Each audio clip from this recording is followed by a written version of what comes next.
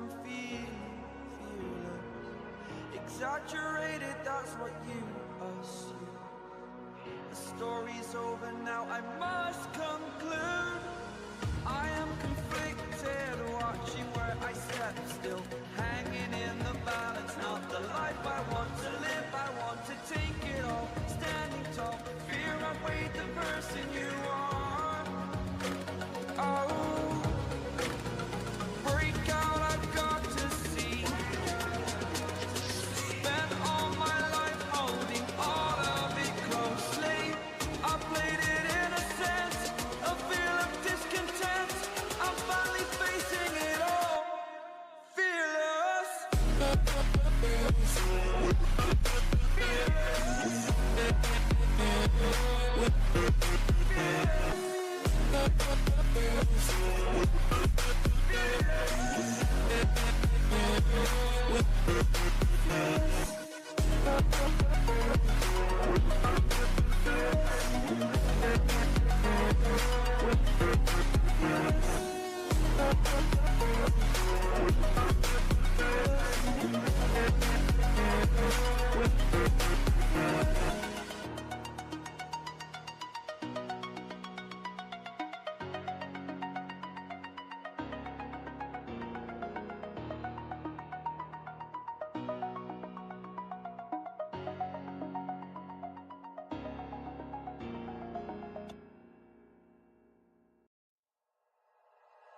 Like you, be strong to hold the powers of the sun.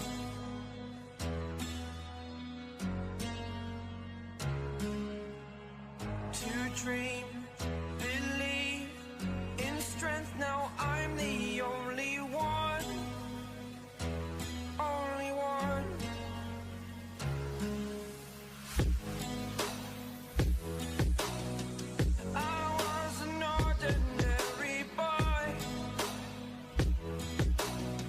Until I broke the rules, my life destroyed.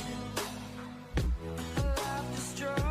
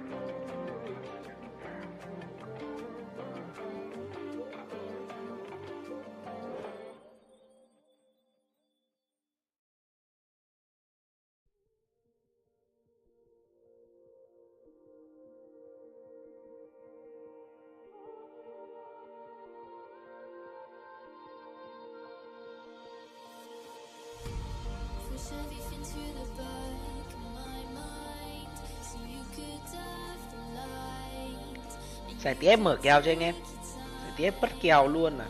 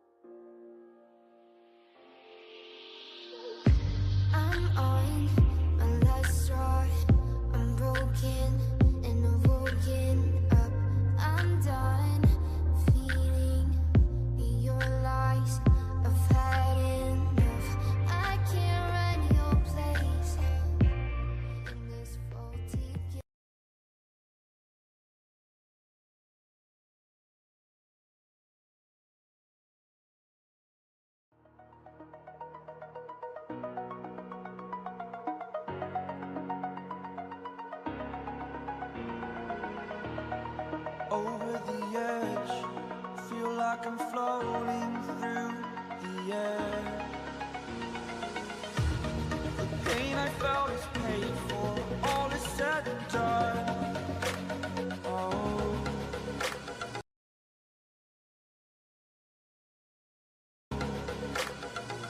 I am restricted, fixed upon the web. I need to kick the habit that my mind is breathing in. Break out, I've got to see.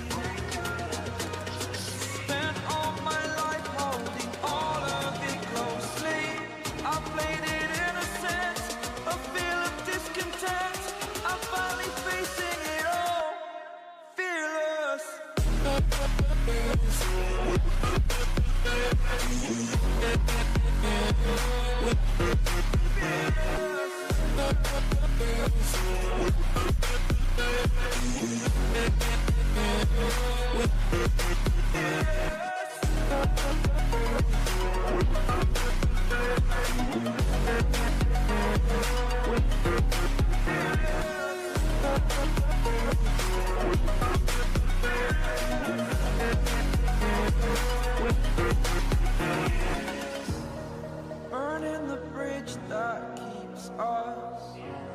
I'm here and I'm feeling fearless. Exaggerated, that's what you assume.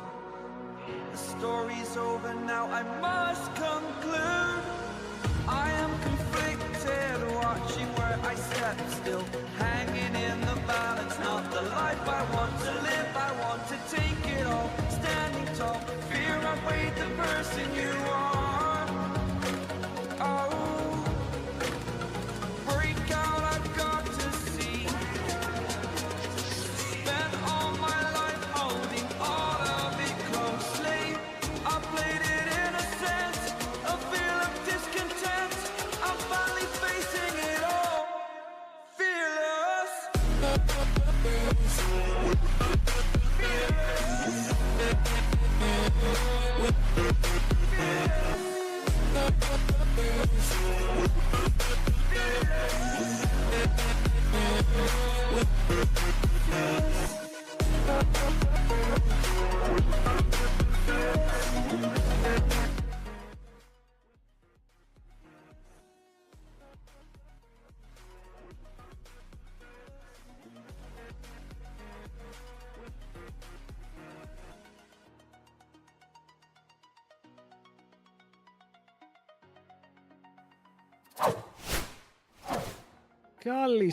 Καλησπέρα στην πανέρου παρέα του HLL. Εδώ για άλλο ένα cast, το τελευταίο cast του EMEA Masters και τα finals. Μαζί με Owner, πως είσαι, έχουμε ένα πολύ ωραίο best of 5 σήμερα μπροστά μας. Καλησπέρα. Έχουμε και κρυφό και τον Ντρόγκο, δεν έχει μιλήσει ακόμα. Έχουμε διπλό παραθυράκι προς το παρόν. Ορίστε.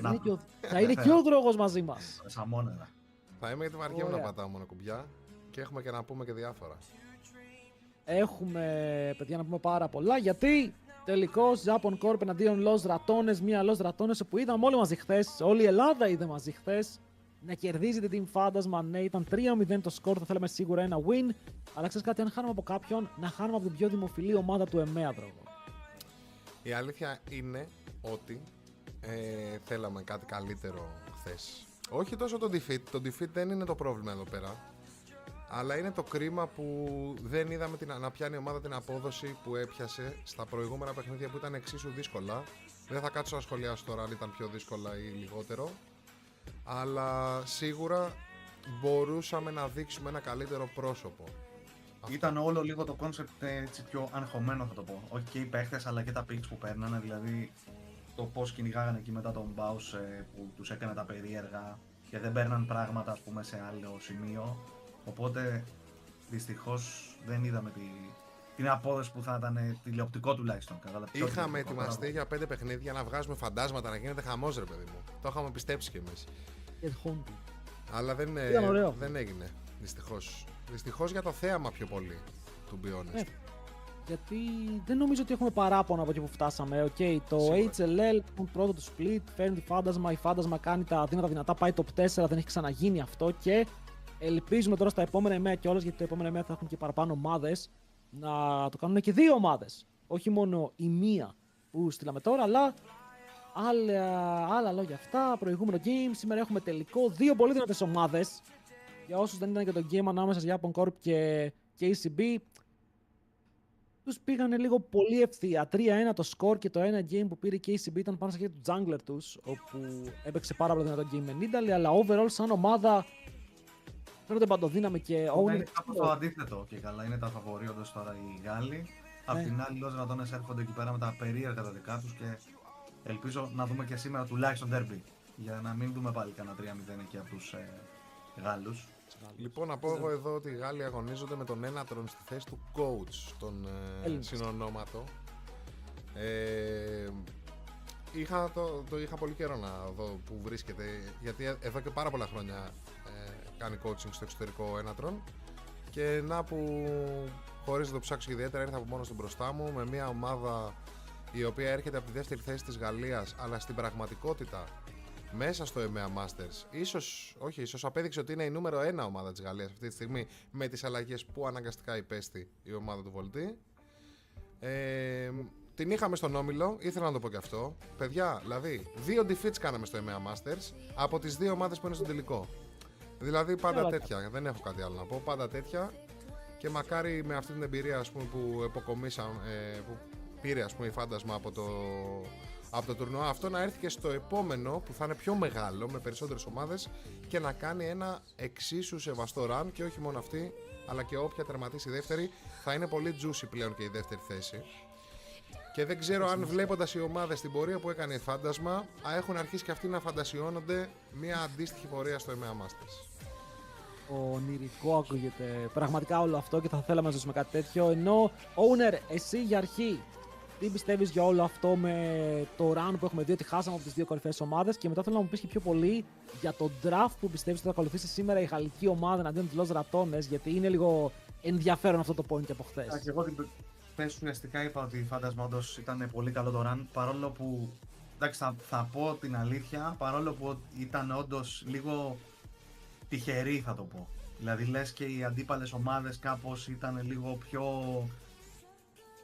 μας υποτίμησαν λίγο, όπως και να έχει, εν τέλει τα καταφέρανε και με καλές ομάδες, με budget τα οποία ήταν πολύ περισσότερα κιόλας από τους Team Φάντασμα, με μεγάλη διαφορά. Που όντως αυτό, ρε παιδί μου, δείχνει ότι αν όντως το πάρουν σοβαρά, δεν είναι αίτητες αυτές οι ομάδες που είναι σε αυτά τα league, οπότε πιστεύω ότι είναι ευκαιρία τώρα και οι υπόλοιπες ομάδες, ας το πούμε, από την Ελλάδα που θα μπορούσαν. Τώρα στέλνουμε 2, σωστά, στην επόμενη φορά. Το επόμενο 2, ναι. Ναι. Άρα σου λέει τώρα, δίνει και ένα εξτρά κίνητρο σε κάποια άλλη ομάδα η οποία ήταν εκεί στο top 4 για μας τουλάχιστον, να πάει και αυτή πιο σοβαρά, τουλάχιστον να μπει στο EMEA Masters. Αυτό συμφέρει τις ομάδες για πολλούς λόγους, για όποιον δεν γνωρίζει. Δηλαδή, αν κάποιος παίχτης, επειδή υπάρχουν κάποια συμβόλαια, πάρθει από κάποια άλλη ομάδα, αυτό σημαίνει ότι η ομάδα θα βγάλει λεφτά, οπότε θα έχει μεγαλύτερο budget για τα επόμενα split, να νικάει και να παίρνει ακόμα καλύτερους παίχτες, ας το πούμε. Δεν ξέρω τώρα πώς θα το χρησιμοποιήσει κάθε ομάδα το budget αυτό.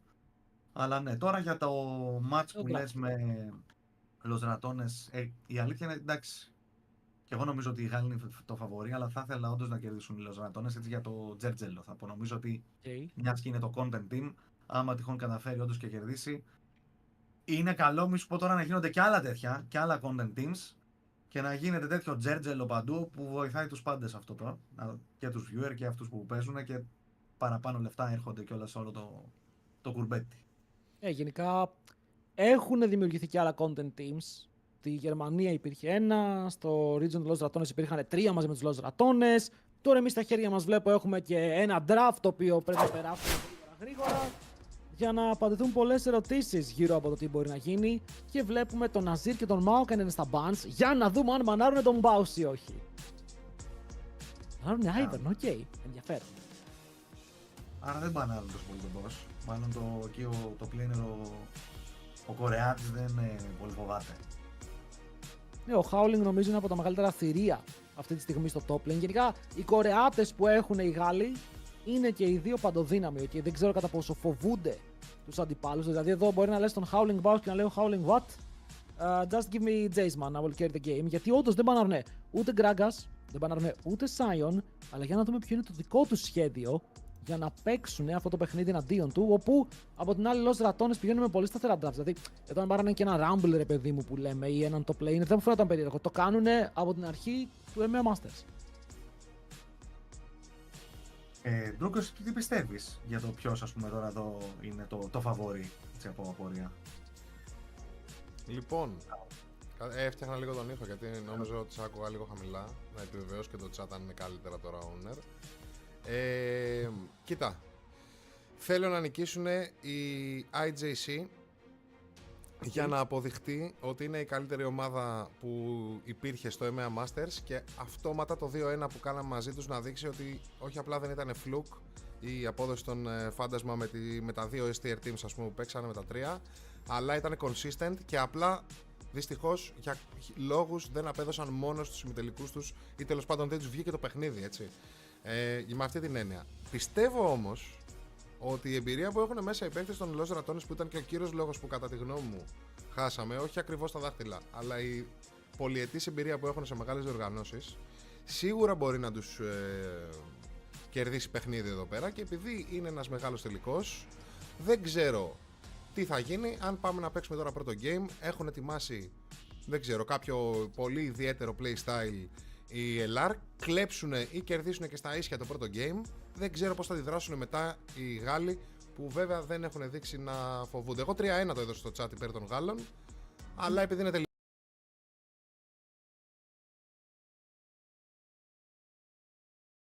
που βέβαια δεν έχουν δείξει να φοβούνται. Εγώ 3-1 το έδωσα στο chat υπέρ των Γάλλων, αλλά επειδή είναι τελικός ποτέ δεν ξέρεις. Θα ψιλοσυμφωνήσω με το 3-1, αλλά για να δούμε τι μπορούν να κάνουν οι Los Ratones. Για τώρα έχουν αφήσει open τον Rumble, κάτι που δεν κάνανε εναντίον μας χθες. Τον Rumble τον είχαν στο banlist και εννοεί το Howling το λοκάρι, ο Baus παίζει το counterpick του εναντίον του Rumble που είναι ο Γκάλιο, το έχουμε δει αρκετές φορές, και μετά παίρνουν και το Jin. Αλλά κατευθείαν η Japan Corp λένε: OK, θα πάρουμε Skarner MF. Έχουμε σετάρει ήδη ένα insane combo που είναι πολύ κλασικό. Πολλές φορές το παίζεις ή με Vice στο jungle ή με Maokai στο jungle. Αυτό το παίζουν με Skarner, γιατί ο Skarner τι κάνει? Πουλτάρει τους πάντες, τους φέρνει πάνω στα ulti σου και πεθαίνουν από αυτά. Ισχύει αυτό. Τώρα να δούμε τώρα. Viego πήραν εδώ πέρα. Είπαμε το θέλουν ψιλοπράει όλοι για κάποιο λόγο από την προηγούμενη φορά. Δεν του άρεσε το Μύρο. Θα δείξει τώρα.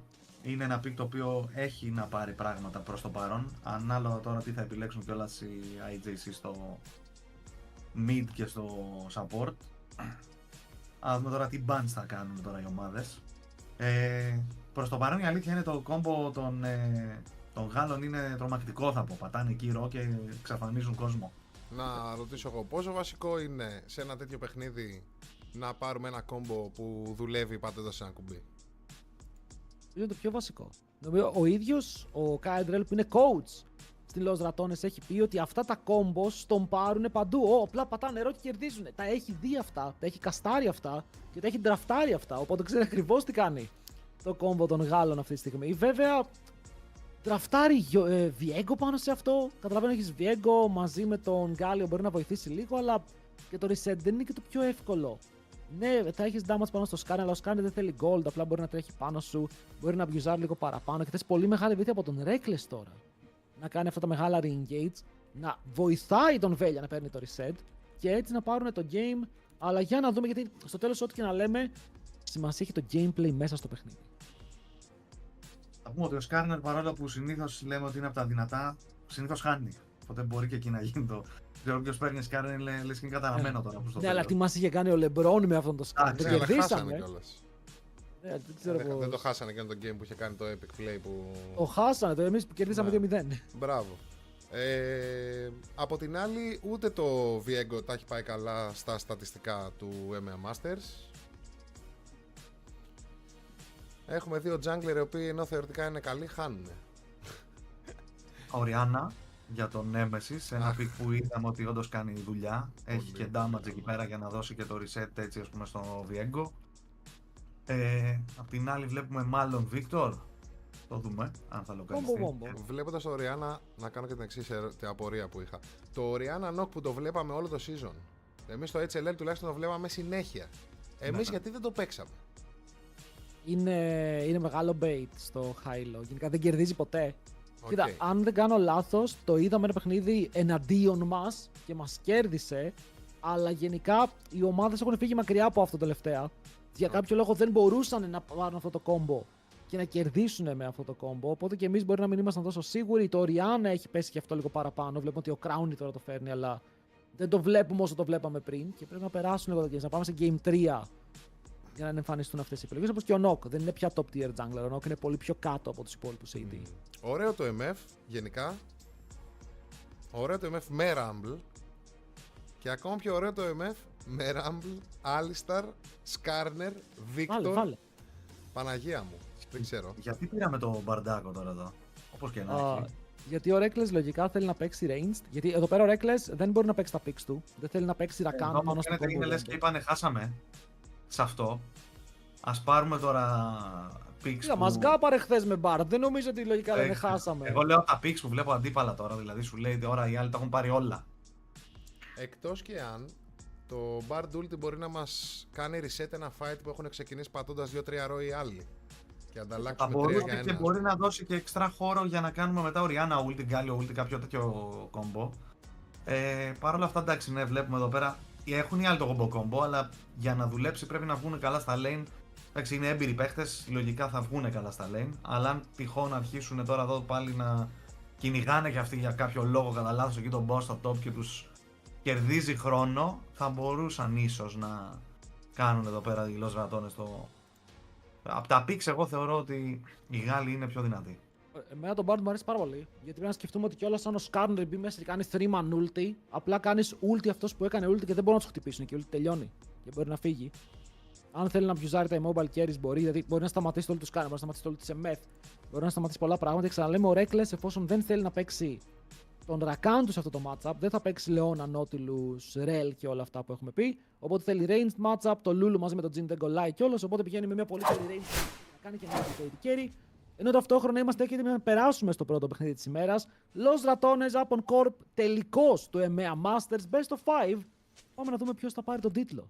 Ένα prediction εδώ να δώσω, να πούμε εδώ για το chat που ζητάνε. Άμα μπορεί να ανοίξει κάποιον. Και περνάμε μες στο game. Ναι.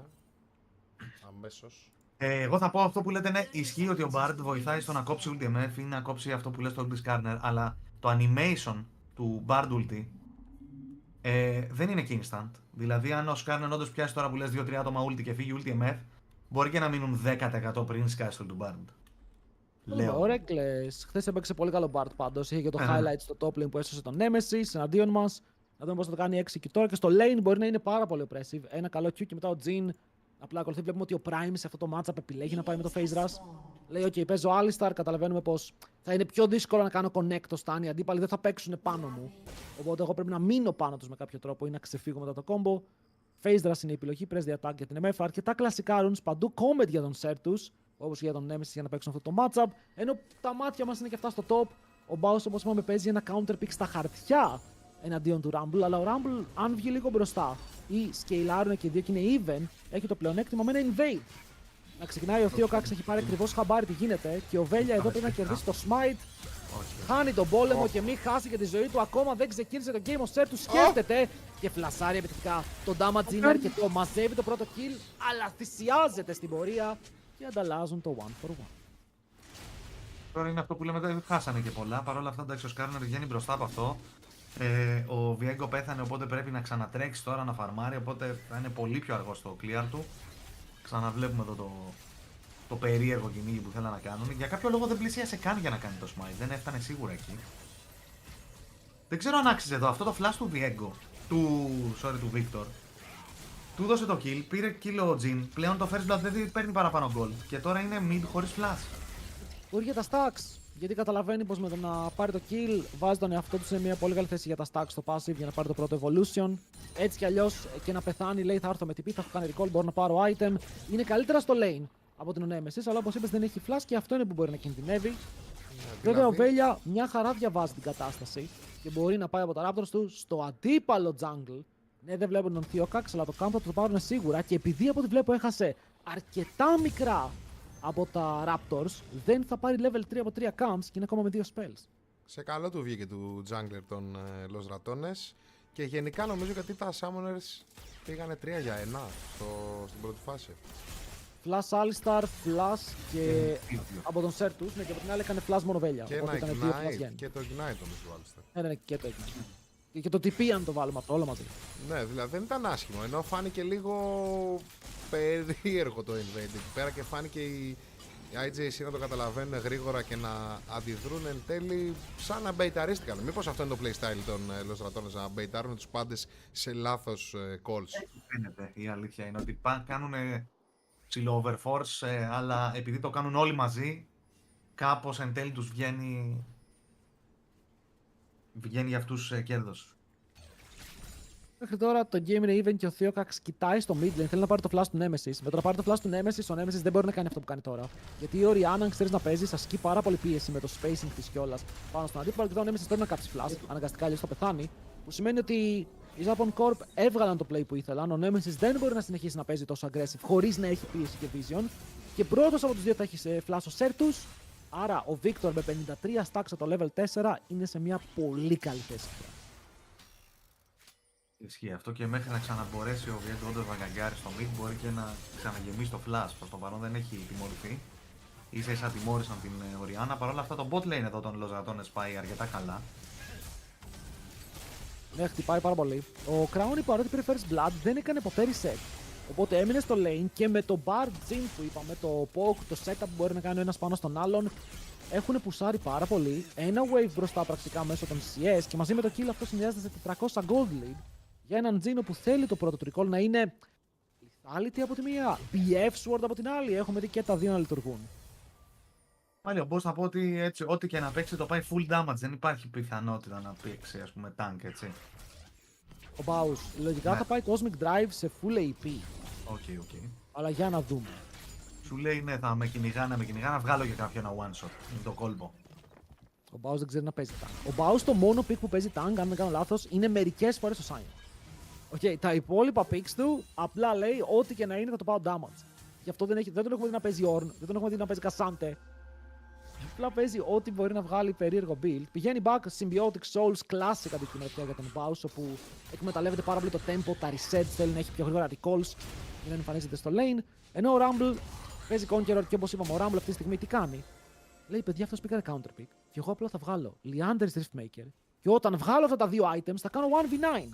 Αυτός είναι ο σκοπός του και έτσι θέλουν να παίξουν μέχρι να πάνε σε κάποια μεγάλα team fights.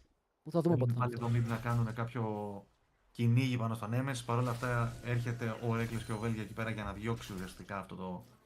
Ίσως και dive να θέλανε να κάνουν στην Orianna η οποία δεν είχε το flash της και δεν έχει ακόμα level 6. Και ξεκινάνε δράκο εδώ πέρα οι Λοζρατώνες. Απ' την άλλη ο Skarner παίρνει τα Voids. Κλασικό trade. Κάποιες ομάδες παίζουν πιο πολύ προς τα κάτω. Ανάλογα πώς θα βγει και το παιχνίδι δηλαδή. Νομίζω το Prio το έχει ο Δράκος. Έχουμε δει ότι πηγαίνει καλύτερα σαν objective μέχρι το τέλος του παιχνιδιού. Βέβαια εντάξει, άμα πάρεις τους δύο πρώτους Δράκους που συνήθως αυτοί που θα πάρουν τον πρώτο συνήθως παίρνουν το δεύτερο. Δεν πάρεις grabs, αρχίσεις χάνεις το παιχνίδι. Τα grabs θα βοηθήσουν πάρα πολύ στα push, ας πούμε, στα side lane για να γυρίσεις. Είναι ένα trade ας πούμε, που κάνουν οι ομάδες συνήθως, το ένα και το άλλο. Μ' αρέσει πάρα πολύ που βλέπω κάποιους από τους junglers στο εμένα να κάνουν αυτό που κάνει ο jungler των Los Ratones τώρα. Με κάθε ευκαιρία γνωρίζοντας που είναι ο αντίπαλος θα μπει, θα του πάρει το camp, δεν το σκέφτεται καθόλου.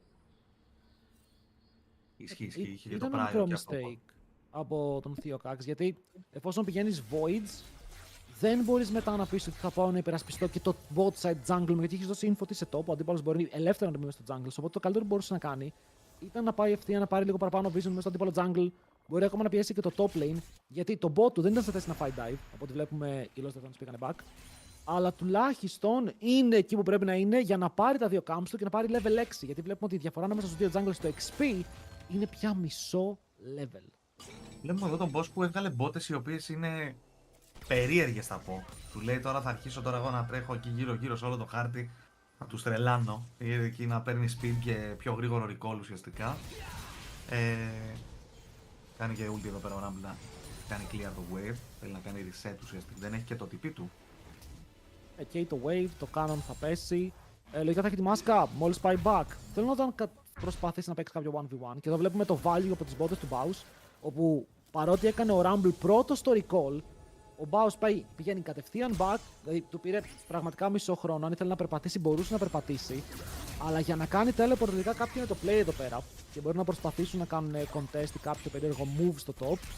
Γιατί βλέπουμε ότι ο Crown μόλις δει το combo δεν κάθισε να φάει καν damage. Φλάσαρε μακριά, θέλει το HP του να μείνει ψηλά, ώστε να μην φάει κάποιο dive αν έρθει ο Skarner. Νομίζω ότι θέλει να πάει πίσω από το tower τώρα. Τον έχει πιάσει τρέλα αυτή η κλασική του Baus από ό,τι φαίνεται, αλλά μάλλον είδε το Skarner εκεί πέρα. Και σου λέει άστο τώρα καλύτερα.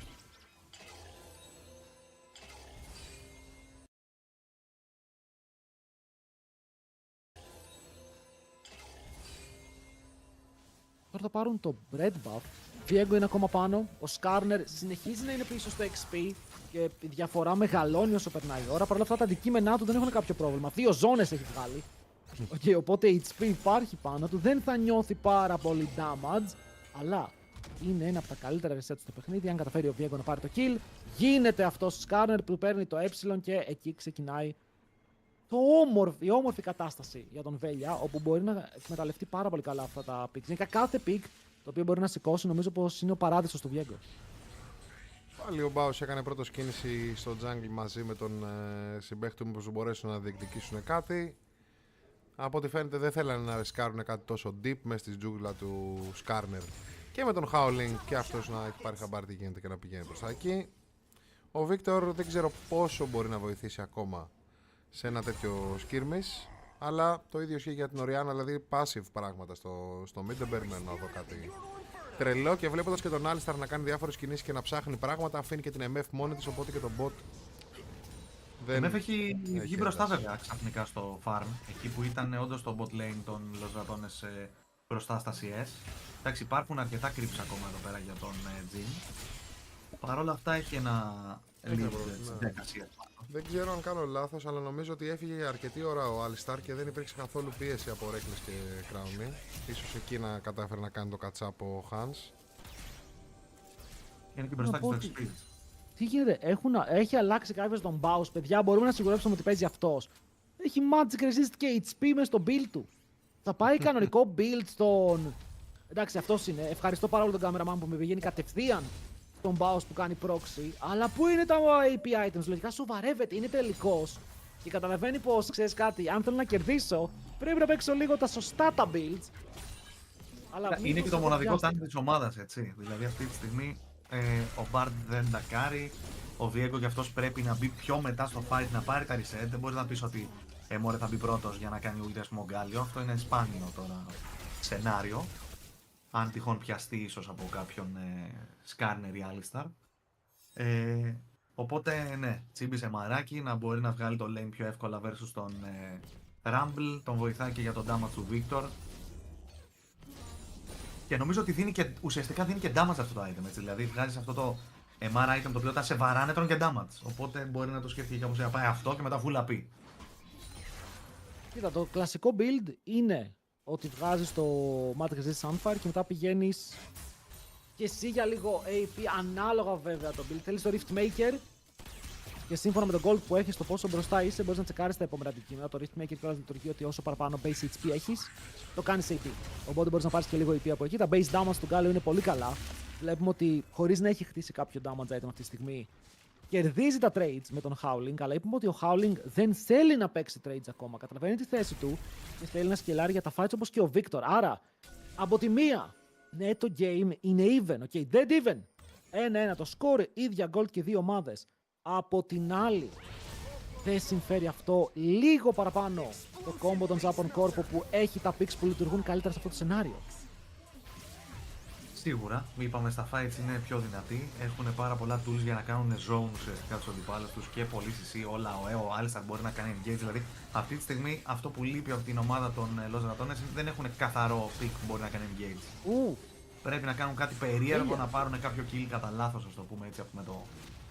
Να κάνουν λάθος ουσιαστικά πρώτα οι Γάλλοι για να πάρουν το kill. Εν τέλει τους διώχνουν όμως.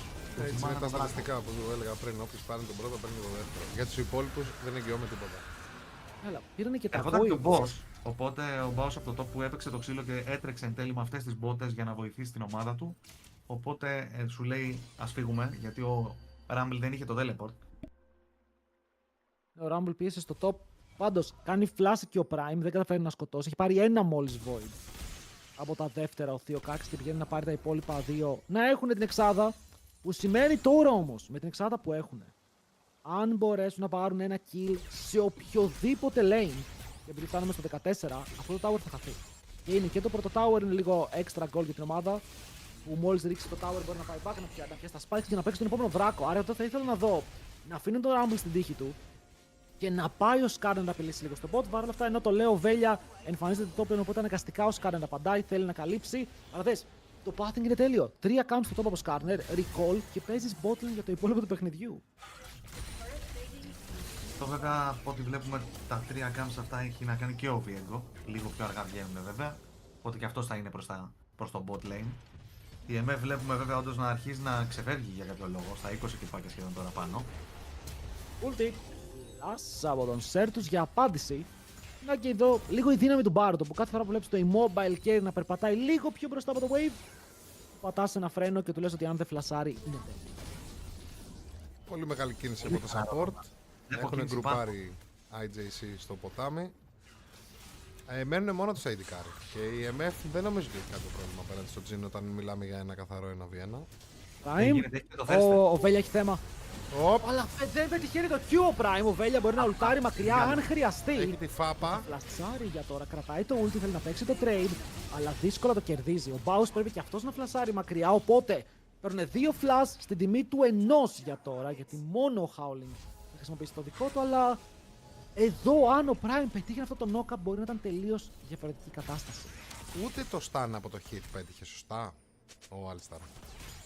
Έκανε W και μετά απλά έτρεχε ευθεία. Οπότε δεν ξέρω αν βρήκε τον Baus με το stun. Παρ' όλα αυτά ο Βέλια έτρεξε μακριά. Αυτό είναι το πιο σημαντικό. Έχω την αίσθηση ότι δεν έκανε κανένα stun ο Alistar. Και επίσης έχω την αίσθηση ότι αυτά τα παθαίνουν μόνο όταν παίζουν ενάντια στους λοζρατώνες οι ομάδες. Αυτή είναι η αίσθηση. Εγώ θα πω ότι πάτησε, νομίζω, δεν είμαι σίγουρος αν ξαναδείξει το replay, ότι ο Viego πάτησε W και έγινε ουσιαστικά, έφαγε αυτό το mini stun πάνω στο W του Alistar και δεν πρόλαβε ουσιαστικά να κάνει το Q του. Είναι Raids. Θα έχουμε κάποιο 4v4 μήπως εδώ πέρα το οποίο πάει να ανοίξει. Στίο Κάξ, ακόμα δεν έχει ulti, παρόλο που ο Βέλια δεν έχει flash. Περιμένει στο Prime. Το combo είναι καλό και μετά ο Βέλια θέλει να φύγει μακριά με το ulti του πια πάνω από τον τοίχο. Θα το καταφέρει για αρχή. Παρόλο αυτά ο Σκάρνερ δεν έχει πει τελευταία κουβέντα. Φλασάρει μέσα, πετάει πέτρες. Ο Βέλια είναι πάρα πολύ low σε HP, αλλά ο Handsome Day δεν βλέπει για να βαρέσει.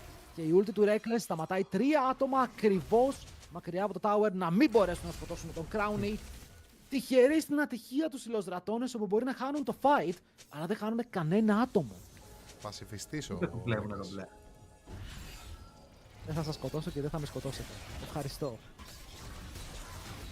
Τους σαλεύουν λίγο θα πω εγώ τους αντιπάλους. Αυτό είναι το κόλπο, δουλεύει από ό,τι φαίνεται. Φεύγουν όλα με κάτι 1 HP, μία δεν βγαίνει το stun για λίγο. Κυνήγια, πέφτουν ούλτες μπάρτ μετά, reset. Χαμένα τα ρο από την ομάδα από τους Γάλλους. Και το trade είναι για το ρο του Reckless που νομίζω θα εντάξει, καλά θα δουλέψει. Δεν είναι τόσο κακό το... Καλό είναι το μπάρτ που έχει ενδιαφέρον. Και ο Sam διέκαψε και το flash. Η MF δεν έχει flash, πήγε να κάνει flash auto και να σκοτώσει τον Βέλια. Δεν τον έβλεπε μέσα στο start. Και τώρα να δούμε λίγο τον bot. Βλέπουμε ότι έχει πάει εκεί ο Βέλια, βάζει πίεση στον Victor που αγκαλιάζεται tier 2. Αλλά επειδή βλέπει τον Jhin να βρίσκεται στο mid, καταλαβαίνει πως θα πάνε να παίξουν εκεί. Δες τα steps που κάνει. Σημαίνει ότι έχει backup για να το κάνει αυτό. Πώς διώχνουν εδώ πέρα το Herald, γιατί το Herald μαζί με 6 void σημαίνει ίσως και 2 tower ευφία. Και θα τους βοηθούσε κιόλας στο να κάνουν κορδές στον τρίτο δράκο που θέλουν να παίξουν και οι δύο ομάδες. Σίγουρα δεν θέλουν να το αφήσουν αυτόν τον δράκο στους λοζρατώνες, μιας και είναι και mountain, είναι και soul μετά, point. Παρ' όλα αυτά, από ό,τι βλέπω, 30 δεύτερα και κάνουν με πιο αργά recall, οπότε θα πάνε λίγο αργοπορημένοι εκεί. Σε πόσο είπαμε είναι σε 20 δεύτερα. Ο Rumble TP έχει, ο Γκάλιο δεν έχει, οπότε ο Γκάλιο θέλει να πουσάρει το wave, να περπατήσει προς τα κάτω και να κάνει ulti μετά. Ο Victor, για να δούμε λίγο, 79 τα stacks, έχει πάρει κάποια evolution σίγουρα, ίδια αντικείμενα οι δύο mid laners, ίδιο gold. Βλέπετε ότι οι μόνες διαφορές στο gold είναι junglers και AD carries. Στο AD carry φαίνεται, γιατί ο Jhin έχει πάει για το crit cloak, αλλά μήπως το Nemesis θα πρέπει να φλασάρει. Τον πιάνουν με το knock-up, αλλά ο Reckless για άλλη μια φορά δημιουργεί χώρο και επιτρέπει στο mid του να κρατήσει το summoner για να παίξει το επόμενο fight. Για να δούμε όμως αν μπορεί να το χρησιμοποιήσει. Ο Rumble επισκέπτεται το bot lane. Τώρα και οι 10 παίκτες είναι μαζεμένοι για να παίξουν το fight. Όσο ο Prime κοιτάει με το κανονικό του flash για να βγάλει engage. Το portal έχει γίνει spawn από νωρίς. Το shockwave είναι καλό. Δύο άτομα που πιάνουν τον howling. Αυτό στρώνει το χαλί και μετά μπορεί να μπει σε overhit. Όσο ο Βέλια φεύγει από το τείχο και ο Baus μπαίνει μέσα στο fight. Είναι μόνος του και ο Theo Cax μπορεί να ταγκάρει τις σφαίρες. Αλλά ο Δράκος είναι ακόμα alive. Έψαχνε την καλή τη σφαίρα τελευταία για να κάνει το slow. Να πούνε μαζί. Ο Cax πιάνεται. Δεν μπορεί να παίξει το fight. Αυτό μπορούσε να είναι reset για τον Βέλια. Αλλά το call είναι πάμε Δράκο. Όσο αυτό τον Baus. Ο Baus πιάνεται από τις σφαίρες και μετά θα πεθάνει. Ναι, αλλά έχουν πάρει το soul point και 3 δράκοι με την ομάδα των Los Ratones. Μάλιστα. Και χωρίς το ult του Bard. Θα πω πολύ ωραία το παίξαν εδώ πέρα. Δημιουργήσαν χώρο όντως και με το Orianna Ulti. Προσπάθησε ο Σκάρνερ να μείνει εκεί να το κλέψει. Παρ' όλα αυτά πήραν το Δράγκο οι Λοζρατώνες. Χάσαν μόλις ένα άτομο. Να ξαναδούμε εδώ το fight. Και εδώ τον κολλάνε ουσιαστικά οριακά στον τοίχο. Δεν πρόλαβε να περάσει. Αλλά δεν είναι αρκετό το damage να το σκοτώσουν. Μιας και ήταν μόνο η Orianna που βάραγε. Κάνει πολύ ωριακό ulti. Ο Σκάρνερ τραβάνε τον Baus και η MF τον αποτελειώνει. Όμως, όπως είπε και ο Νίρο, εδώ πέρα το ζητούμενο για τους Λεos Ρατώνες ήταν να τσιμπήσουν τον τρίτο δράκο και αυτό το κάνανε. Και σκέφτομαι και το σενάριο που έχουν την ulti bar για αντίστοιχες περιπτώσεις και σταματάνε, ας πούμε, το fight λίγο αφού παιχτούν τα βαριά cooldown των Γάλλων και σίγουρα κερδίζουν χρόνο για να τσιμπήσουν τα objective και να νικήσουν το παιχνίδι κάπως έτσι μέσα από το map pressure και control, το οποίο στείλουν πάρα πολύ καλά οι Ρατώνες. Θα πω στα πρώτα 20 λεπτά του πρώτου παιχνιδιού του τελικού, αφού δούμε εδώ πέρα το dive. Οριακά το αποφεύγει εκεί πέρα με το flash του βέβαια. Παρ' όλα αυτά εδώ πέρα βλέπουμε ότι οι IJC παίρνουν τον Herald, το οποίο σημαίνει σίγουρα τα οεράκια, μιας και έχουν και 6 voids. Εκτός αν Reckless με το ulti εκεί πέρα έχει το κόλπο να το μπλοκάρει, η αλήθεια είναι. Θα δούμε τώρα. Όσο παίζουν με το ίδιο composer που δείξανε και στα προηγούμενα τους παιχνίδια η LR, πάρα πολύ καλό ομαδικό gameplay, δεν έχουν να φοβούνται τίποτα από τους IJC. Και ενώ στην αρχή λέγαμε για, δεν ξέρω, για εύκολη νίκη των IJC, εγώ δεν το βλέπω τελικά. Εγώ το είπα ότι το δίνω στους LR. Παίζουν πολύ ωραία. Παίζουν πολύ ωραία το παιχνίδι. Θα δούμε. Έχουν κρατηθεί. Σέρτους θα κάψει το ulti για να ποσάρει το wave. Θα πρέπει να έχει item για να το κάνει αυτό. Αλλιώς θα το έκυγε 5 δεύτερα πιο νωρίς. Γιατί δεν βλέπω τι θέλει να κρατήσει. Γιατί χρειάζεται να κρατήσει το tempo τόσο ψηλά για να κάψει το ulti του και να πάει προς τα εκεί. Στο τέλος πηγαίνει back. Δεν αγοράζει τίποτα. Οπότε θέλει λίγο ακόμα gold. Απλά ήθελε να πάει προς το top lane. Ο Atakan έχει βγει. Θα έχουμε soul σε 2,5 λεπτά. Και η μεγάλη ερώτηση είναι πόσοι παίκτες θα έχουν 2 items στα επόμενα 2,5 λεπτά. Και νομίζω πως τα AD carries θα έχουν, οι mid laners θα έχουν και τα μάτια μου πάνε στο τόπο που αυτό το δεύτερο item, το spike του Howling, μπορεί να τους δώσει και το fight που ψάχνουν. Εδώ βλέπουμε να είναι πρώτοι κιόλας στο top. Κάποιο trap ίσως θέλουν να κάνουν. Έχουν κρυφτεί εκεί πέρα στο μπουσάκι. Έμπειρα. Λες να πιάσουν εδώ το σερ τους. Μόνο κόλπα. Τέλειο το ulti από τον Reckless. Θα βρει στόχο. Ετοιμάζουν το setup για τον damage. Στον αέρα ο σερ τους, αλλά θα μείνει ζωντανός. Φτάνει εκείνη τη στιγμή ο Σκάρνερ. Για να δούμε αν θα βρει κάποιο καλό angle να συνεχίσει αυτό το re-engage. Δεν θα γίνει. Ουσιαστικά απλά τους διώχνουν πίσω και οι Ρατώνες χάνουν λίγο χρόνο εδώ. Και δεν ξέρω τι άλλο μπορούν να κερδίσουν οι IJC. Close, εδώ πέρα ο Σέρτους λέει δεν θα φλασάρω το ulti, θα φλασάρω στο δεύτερο χρόνο. Θα με μαζέψουν πίσω με το shockwave. Αλλά πάλι επειδή είδαν τον Σκάρνερ να έρχεται και ο Nemesis δεν έχει flash, δεν μπορούσαν να πούνε ότι πάμε για αυτό το ένας για έναν. Γιατί δεν θα ήταν ένας για έναν. Αν ο Σκάρνερ είχε την MF πίσω ή οποιονδήποτε άλλον για να βγάλουν damage στο tower, θα ήταν πρόβλημα. Κερδίζουν και στο mid push. Γιατί η MF πήγε στο wave πάρα πολύ γρήγορη, πάρα πολύ damage. Βλέπουμε τα αντικείμενα είναι full AD και 6 voids. Οπότε αυτά τα towers πέφτουν. Θετικό το play για αυτούς, δεν παίρνουν κάτι τρελό, αλλά ο Σέρτους τώρα δεν έχει flash για το επόμενο fight που θα είναι και το πιο κρίσιμο. Όπως είπαμε, θα είναι ή Atakan ή Sol. Βλέπουμε ότι ο Βιέγκο θέλει να κάνει εδώ κάποιο κόλπο. Παρ' όλα αυτά είναι μόνος του. Ίσως περιμένει την υπόλοιπη ομάδα. Ξέρει ότι ο Βίκτορ δεν έχει το flash του. Βγαίνει από το μπουσάκι. Πετυχαίνει το stun, αλλά ξεκινάει το teleport και ο Βέλια εδώ πρέπει να τρέξει μακριά. Το Summoner παρόλα αυτά το bait και βλέπουμε ότι οι Lost Ρατώνες είναι ok με το να παίρνουν μικρά wins. Μικρά wins τα οποία στακάρουν. Γιατί τώρα ο Aus στο bot είναι μόνος του. Και δεν είναι μόνο ότι θα πάρει tower. Είναι ότι θα βάλει όλα αυτά τα waves μέσα στο tier 2 των Japan Court. Ενώ θέλουν να παίξουν για το Δράκο σε λιγότερο από 1 λεπτό. Άρα όλο το bot lane τους ανήκει. Αν θέλουν να wardάρουν εκεί, μπορούν να wardάρουν εκεί. Όλα αυτά παίζουν ακόμα λίγο παραπάνω στο top. Δεν θα ξεκινήσουν να περπατάνε στο bot ή απλά θέλουν να πάρουν το wave. Και πραγματικά θέλω να δω πώς θα αντιμετωπίσουν οι Γάλλοι μια περίπτωση που μου φαίνεται να τη χάνουν ό,τι και να γίνει. Βλέπουμε τώρα το Victor Ανεμπότ έχει κλείσει προς το mid το Baus. Είναι περισσότερα άτομα αυτή τη στιγμή. Βέβαια ο Nemesis δεν έχει φτάσει ακόμα. Έχει το teleport του άμα θέλει να ακολουθήσει. Και τώρα ένα Sol το οποίο αναγκαστικά πρέπει εδώ να παίξουν. Γιατί δυσκολεύουν πολύ τα πράγματα αν τυχόν πάρουν αυτό το Sol εδώ πέρα οι Λοζρατώνες.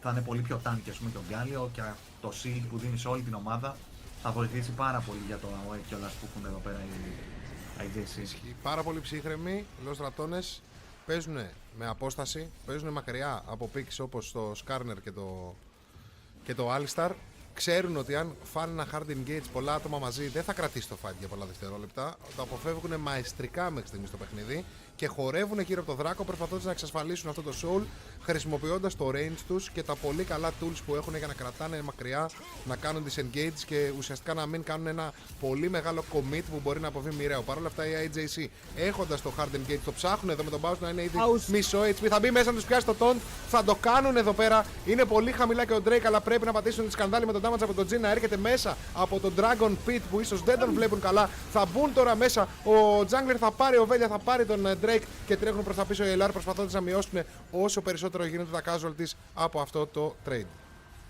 Πολύ καλό το fight. Γιατί οι στρατώνες δεν τρώνε bait να παίξουν μέσα στα κουμπιά και είναι περίεργο. Γιατί αν θέλει εδώ πέρα ο Howling να ρίξει το ulti, ο Prime να φλασάρει από πίσω και να πετύχει τον knock-up, μπορούν να το κάνουν αυτό. Αλλά οι Lost στρατώνες έπρεπε τόσο πολύ όπου στέλνουν τον Baus ευθεία και λένε αν φαϊτάρετε, θα φαϊτάρετε πάνω στον Γκάλιο. Οπότε εμείς μπορούμε να κάνουμε ό,τι θέλουμε. Και βλέπουμε ότι παρότι ο Γκάλιο δεν έσκασε τίποτα, υπήρχε τόσο backup damage με το range από τον Jin, από την Arena Bard. Τους πίεσε μακριά, παίρνουν το soul. Δεν χάνουν τίποτα. Και το gold.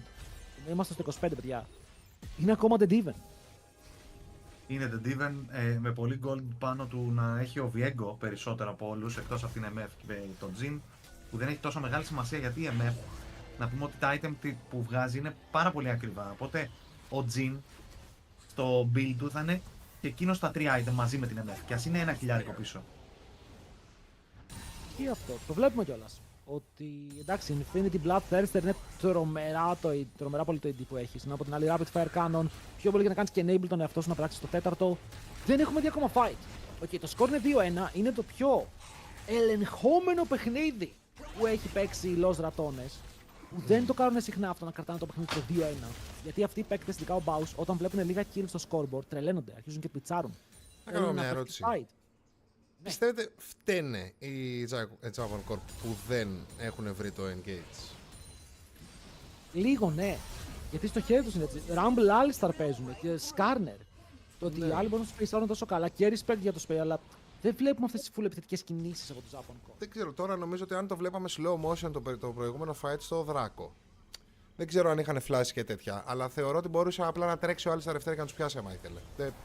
Ειδικά με το που πάτησε το ρο ο Jin, δεν γίνεται να μπορεί να το πιάσει μάλιστα. Ήταν στο μυαλό τους να πάρουν οπωσδήποτε το δράκο από το να παίξουν ουσιαστικά το fight και εν τέλει νομίζω ότι αυτό τους τύχησε και τα δύο. Ακριβώς. Και θα πω ότι ο Ρατώνας εδώ είχε ανοίξει ο Jin ulti, κράτησε το τελευταίο shot για να το ταϊμάρει μαζί με τον jungler του και να κάνει ulti πάνω στο δράκο και σμάει το Velya με το Viego, οπότε πήρανε κιόλας αυτό το δράκο. Βλέπουμε να έχουν το πράιο και στον Ατακάν αυτή τη στιγμή. Το συζητούσαμε πριν, αλλά τώρα ο Prime πηγαίνει μόνος του σε ένα μαγικό ταξίδι. Handsome D. Ανοίγει το ultimate, το damage όμως δεν είναι πάρα πολύ και τώρα ο Prime είναι αυτός που θέλει να βάλει το damage για να πάρει μισέ πάνω στον Alistar. Τρέχει μακριά, ο Velya μπορεί να σηκώσει την αγελάδα και να παίξει μέσα το fight. Το ult είναι καλό από το Skarner, το damage είναι πολύ για να πάρουν ένα kill και μετά ο Velya ξαναμπαίνει μέσα από το HP που δεν είναι αρκετό για να ζήσει και θα κάνει και αυτός 2 kills για τη Japan Corp. Όσο ο Baus σπεϊσάρει καλά, φλασάρει μακριά, αλλά δεν μπορεί να κρατήσει 3 kills για την ομάδα των Γάλλων μαζί με τον Άτακαν και όσο καλό και να ξεκίνησε το fight έπεσαν στην παγίδα για να παίξουν πάνω στα cooldowns τους Lost Ratones. Κάποια στιγμή θα γινότανε και αν μην γινότανε κάποια στιγμή θα καταλαβαίνανε πιστεύω οι IJC ότι πρέπει να τρέξουν και να πατήσουν το flash τους επιθετικά.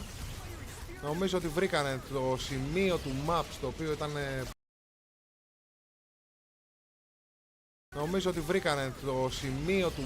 οποίο ήταν καλό να γίνει, σε ένα πολύ καλό σημείο του map, κλειστό σημείο του map. Τα πατήσαν όλα μαζί και είδαμε τι έγινε. Έκανε εκεί πέρα το δόλωμα, ο Alistar μπήκε μέσα, έγινε ulti MF, βλέπουμε εδώ το engage, μπαίνει μέσα μαζί με τον Bard και εδώ ουσιαστικά μπεϊτάρονται να γυρίσουν να τον φαν, αλλά το MF ulti δεν μπορούσαν να το ταγκάρουν, αναγκάζονται να φύγουν πίσω, κερδίζουν δηλαδή χρόνο εδώ πέρα. Και δυστυχώς παρόλο που φάγανε τον Alistar, ο Viego μέχρι να μπει μαζί με το ulti του Skarner που είναι σε σωστό το timing, καταφέρνουν, παίρνουν τα kill, μεγαλώνει κιόλας το ulti εδώ πέρα του Victor και το damage είναι πάρα πολύ ώστε να το αντέξουν μετά και δυστυχώς είπαμε αυτό το AOE combo και όλα τα pick που έχουν, το damage που έχουν είναι πάρα πολύ. Πρέπει να γίνει ψηλοθαύμα σε fight. Φάγανε τον bait να κυνηγήσουν, νομίζω ότι έπρεπε να σταματήσουν στον Alistar, δεν έχουν το combo για να αρχίσουν να τρέχουν πάνω στους IJC. Ένα μικρό λάθος εδώ πέρα, μαζικό μικρό λάθος από την Los Dratones, με την έννοια ότι κάνανε 3-4 βήματα παραπάνω και στοιχίζει αμέσως όλο το tempo του παιχνιδιού που χτίζουν μαεστρικά τόση ώρα και τώρα βρίσκονται πραγματικά πάρα πολύ πιεσμένοι με ένα all-in combo απέναντί τους. Δύσκολα τα πράγματα για defense, δεν μπορείς απέναντι σε ένα all-in να κάτσεις στα εξωτερικά tower. Οριακά δεν ξέρω αν μπορείς να κάτσεις και σε αυτό μπροστά από το inhibitor. Με πάρουν και 6 voids, έτσι. Και πρέπει να πούμε ότι τώρα φαίνεται λίγο η διαφορά στο draft αυτή τη στιγμή. Ότι ας δούμε λίγο το fight, το Prime πηγαίνει ευθεία. Επειδή όχι μόνο έχει το ultimate, υπάρχει και ο Atakan. Οπότε να πεθάνει δεν θα πεθάνει. Οπότε εδώ ο Crown πιο πολύ θέλει να στείλει πίσω τον Prime για να πάρει τα 200 gold. Αλλά ναι, φαίνεται η διαφορά στο draft ότι είναι πολύ πιο δύσκολο οι Los Dratones να παίξουν τον draft που έχει δοθεί.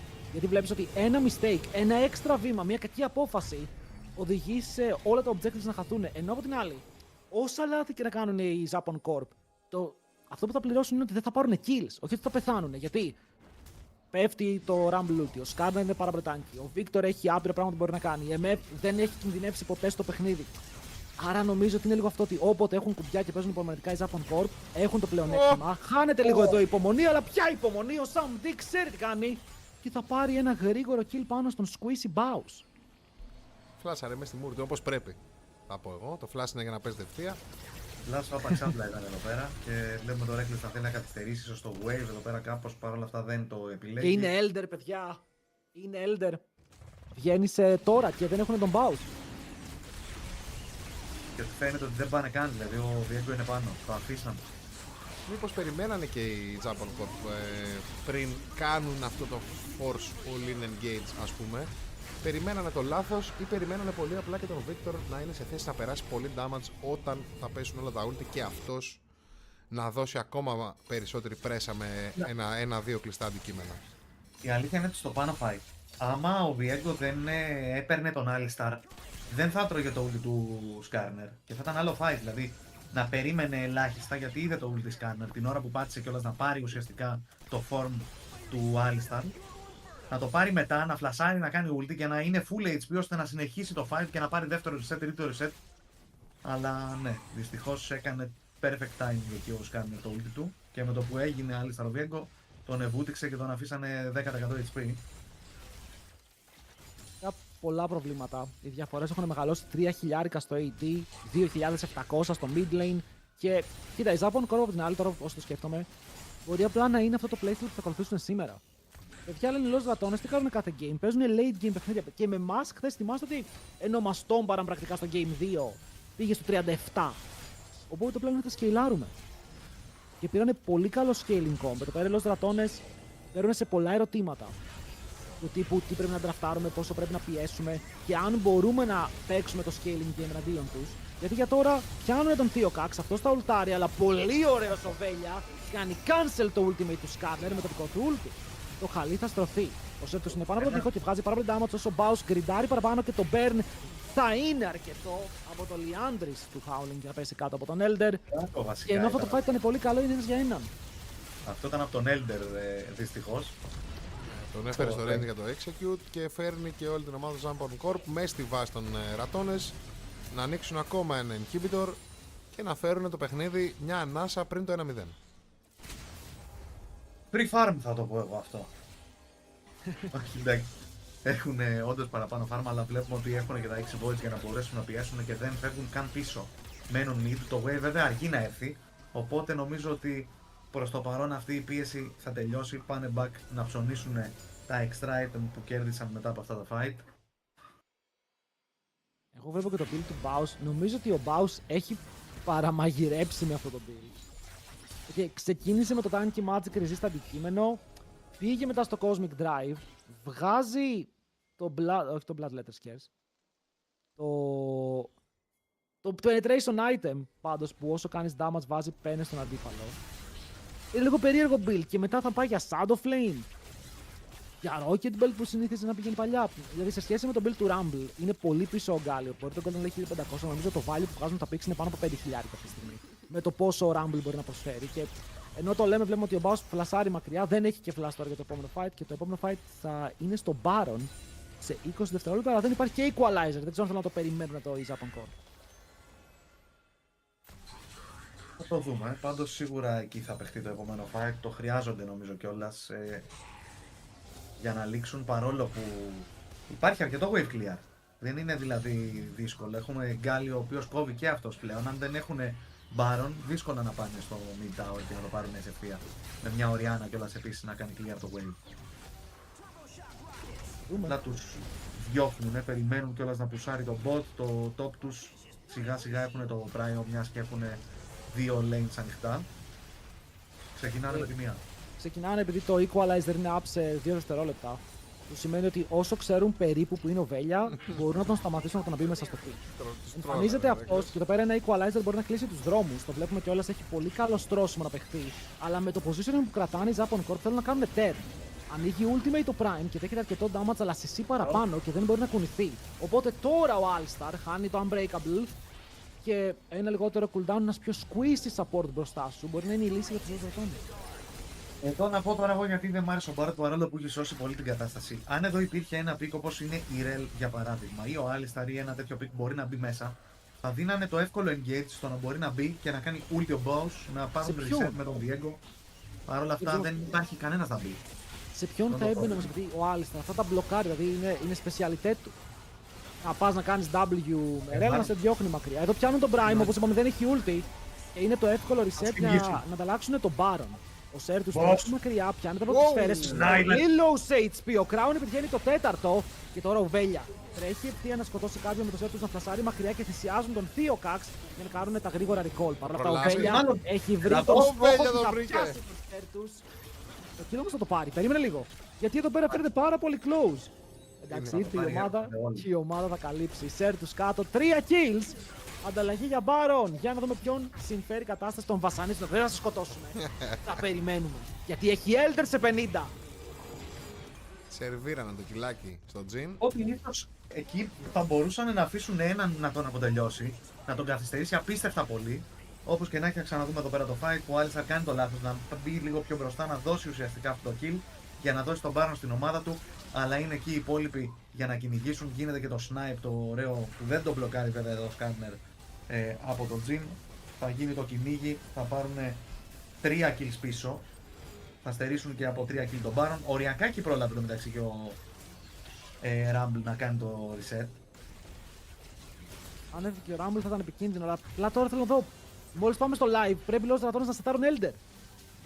Όχι, παρόλο που ο Elder βγαίνει τώρα, έχει 10 sec ο Victor να βγει και νομίζω ότι θα προλάβει οριακά. Το ξεκινάνε με τη μία. Το objective είναι ήδη στα 10k. Ο Victor δεν έχει κάνει ακόμα spawn και ο Theocax πρέπει να βγάλει λαγό από το καπέλο με ένα insane smite. Ο Crown κρατάει τέταρτο. Θα παίξουν κόμμα μαζί με το smite, μπαίνουν πάνω στον Βέλια για να πάρουν αυτό το kill. Ενώ ο Βέλια φεύγει από το ring και μετά το smite. Δεν έχουν smite μέσα, μπαίνει. Τον παίρνει μέσα στο Βέλια. Κερδίζει το smite με το δικό του flash και τώρα υπάρχει Elder στα χέρια των ρατώνες. Το fight φαίνεται καλό. Όσο Sam είναι low σε HP μετά ένα-ένα όλοι οι Γάλλοι πέφτουν κάτω και μόνο Howling όρθιος. Κατάφεραν να φλιπάρουν τον Elder, να πάρουν τον Elder και να πάρουν και το παιχνίδι από τη φαίνεται για να δούμε αν έχουν αυτό που χρειάζεται. Οι Lost Ratones με τον Βέλια προστάτη κερδίζουν αυτό εδώ πέρα το objective. Insane. Είναι 30 δεύτερα ο πρώτο και ο Alistar 20. Σκάρνερ μετά στα 26 αυτή τη στιγμή δεύτερα. Πες να λήγουν το game. Μετά στα 26 αυτή τη στιγμή δεύτερα. Πες να λήγουν το game. Jungle Deep. Εδώ ο Βέλια έκανε το play του αιώνα. Κατάφερε να ζήσει από το lock που τον κάνανε οι αντιπαλοί του και να ξαναμπεί για να κλέψει το δράκο. Και οι Ρατώνες όντως με 38 λεπτά παιχνιδιού που χάνανε 37 λεπτά από αυτά χρειάστηκαν ένα fight γύρω από τον Elder. Ένα κακό πλέον από τον Core και τιμωρούν, παίζουν τέλεια το combo. Και αυτό το smite του Βέλια νομίζω ότι θα είναι αυτό το smite που θα θυμούνται όλοι για το πρώτο παιχνίδι. Δεν είναι μόνο το smite, δυστυχώς μπήκε ο Σκάνερ πάνω του για να μην του κάνει ούλτι ο Σκάνερ, τον τραβήξει φλασάρι από τον τοίχο πίσω. Ξαναμπαίνει μετά μέσα με ουλτάρι βασικά φλασάρι μέσα με smite, δηλαδή ήταν τώρα... Ήταν τηλεοπτικός. Και βλέπουμε εδώ, είδαμε λίγο Bounce, είδαμε λίγο Nemesis. Μετά από αυτό το win, σίγουρα πρέπει να ανεβαίνει λίγο η διάθεση της ομάδας. Γιατί θυμίζονται ότι μερικές φορές μπορεί να πέφτουν λίγο ψυχολογικά όταν το game πάει τόσο άσχημα. Αλλά με αυτό το comeback, με αυτό το move, με ακριβώς κάθε δευτερόλεπτο να δουλεύει. Γιατί ως και ο Σέρτους οριακά δεν μπορούσε να είναι στο fight για 4 δεύτερα. Πάνε όλα για αυτούς. Λύνουν το πρώτο game και τώρα η Japan Corp είναι ήδη πίσω και δεν έχουν βρεθεί ποτέ πίσω. Εντάξει, έχουν βρεθεί μια φορά με εμάς, στο 1-0. Και να δούμε αν θυμώσουν το ίδιο τώρα. Τι άμα. Άμα θυμώσουν όπως θυμώσαν με εμάς όταν τους κερδίσαμε ένα game, μετά μπήκανε μέσα και απλά μας πάτησαν. Για να δούμε αν κάνουν το ίδιο, γιατί πάλι είναι πίσω. Και αυτό που λέγατε στην αρχή, που έλεγε ο Δρόγκος εκεί πέρα την ιστορία με τους. Και οι δυο μας κερδίσαν αυτές οι ομάδες. Η μία μας κέρδισε 3-0, στην άλλη καταφέραμε και πήραμε ένα kill. Οπότε.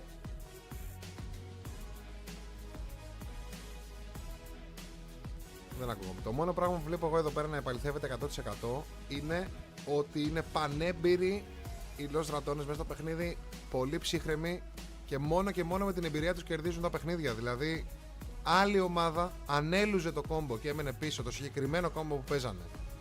Δεν νομίζω, άλλη ομάδα από το EMEA Masters που είδαμε, δεν νομίζω να μπορούσε να κρατηθεί μέσα στο παιχνίδι και να το γυρίσει. Εδώ πέρα η ψυχραιμία ήταν τεράστια. Τεράστια ψυχραιμία οι Los Ratones και ξέρανε ότι το παιχνίδι κερδίζεται. Αυτό είναι το βασικό. Οι άλλοι τα είχαν πάρει τώρα όλα μαζί. Αυτό σημαίνει κιόλας τώρα ότι πάρα πολλά πίξ από αυτά τα οποία ήταν, βοηθάνε σε πολλά κόμπο, ότι έχουν αφαιρεθεί αυτή τη στιγμή. Και δεν νομίζω να ήταν και τα τέρμα main, δηλαδή πάμε τον Γκάλιο, δεν νομίζω να είναι το ατού, ας πούμε, του Baus. Το παίζει, είναι ένα που παίζει, αλλά είναι και ωραίο counter που φύγει ο Rumble. Τον κάνει να νιώθει πάρα πολύ άνετα συχαίνεται να παίζει versus Rumble. Αλλά τώρα, με αυτό το 1-0, σίγουρα πιστεύω θα έχουμε μεγάλο series, ok. Δηλαδή δεν θα πάει, δεν το βλέπω να κερδίζουν 3-0 σήμερα, να το κάνουν Los Ratones. Είναι ξεκάθαρα η καλύτερη ομάδα του EMEA. Παρ' όλα αυτά, πάμε εμείς να κάνουμε τον breakάκι μας, ξέρουμε εμείς πώς πάει όλο αυτό και επιστρέφουμε μπαμ για το Game 2.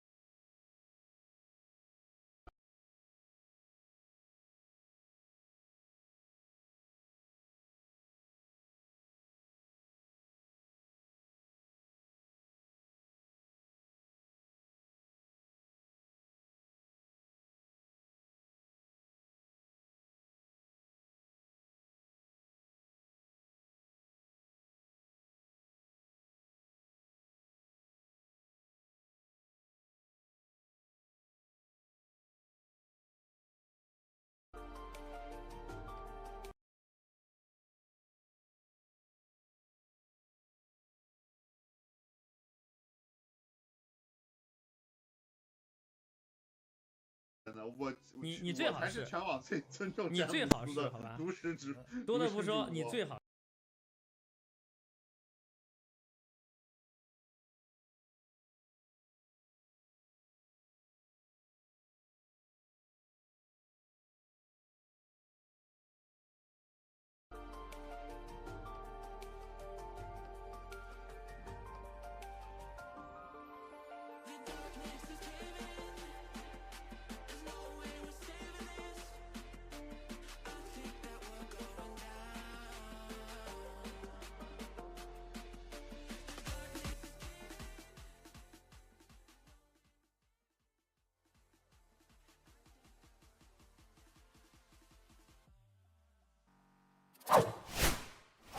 Γεια σας και πάλι, επιστρέψαμε για να δείξουμε κι άλλα games για το τελικό του EMEA Masters. Το πρώτο παιχνίδι, για όσους το χάσανε, οι Los Ratones κλέψανε το win και μέσα από τα χέρια των Japan Corp σε ένα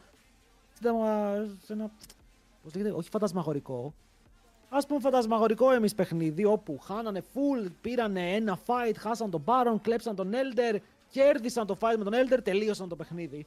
Ήταν πάρα πολύ ωραίο και τώρα καλύτερα να το κάνουν αυτό άλλες 2 φορές αν θέλουν να στεφτούν πρωταθλητές του EMEA. Για να νικήσανε με αυτό το pick, που για μένα ήταν πολύ κακό.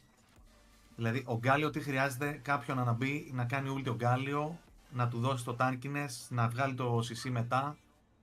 Και ας πούμε ο Viego είναι ένα pick που ήθελε reset. Δεν είχαν κανένα να μπαίνει. Ωραία. Για να μπορεί ο Γκάλιο να κάνει σε κάποιον το ulti που να είναι όντως χρήσιμο. Για να νικήσανε αυτό το pick, άμα πάρουν καλύτερο pick που τους βλέπουμε κιόλας, γενικά παίρνουν καλά picks, όπως είδαμε τουλάχιστον χθες versus στην Φάντασμα, και έχουν και αυτό το late game combo. Φύγανε και πολλά από αυτά τα picks για τους IJC, οι οποίοι βέβαια δεν ξέρω τώρα αν πάρουν πιο early picks εκείνοι πώς παίζουν. Δεν είμαι σίγουρος άμα μπορέσουν να κάνουν, ας πούμε, έτσι ένα πιο γρήγορο game. Τους είδα να παίζουν και εκείνοι αργά, θα πω, ότι αν παιχτεί έτσι όπως παίχτηκε τώρα στο πρώτο game, θα το πάνε μη σου πω και 3-0. Βαρύ statement. Πολύ βαρύ statement. Θέλω να δω και τι θα γίνει με το side selection, αλλά τα pocket picks υπάρχουν εδώ πέρα ακόμα και δεν έχουμε δει τα special του Baus, όπου επέλεξε να πάει με Γκάλιο και έφυγε και το μεγαλύτερο του πρόβλημα που λέγεται Rumble. Μόνο το Jace έχει μείνει τώρα open.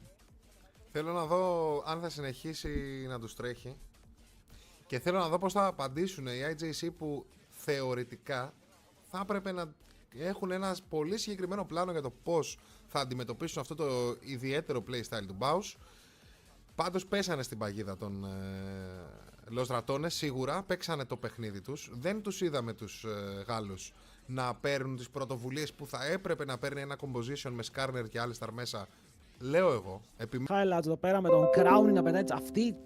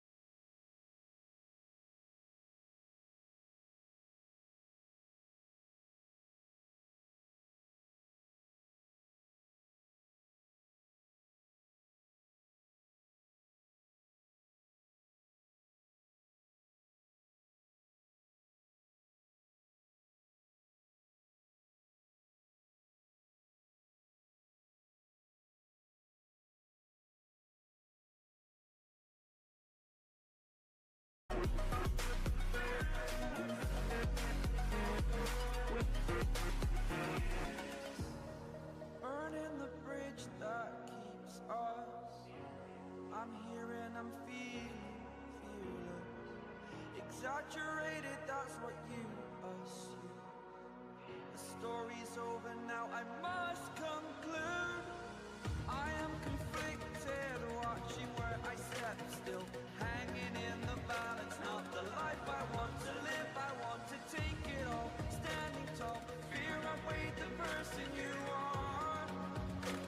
Oh, break out, I've got to see. Spent all my life holding all of it closely. I played it in a sense, a feel of discontent. I'm finally facing it all, fearless.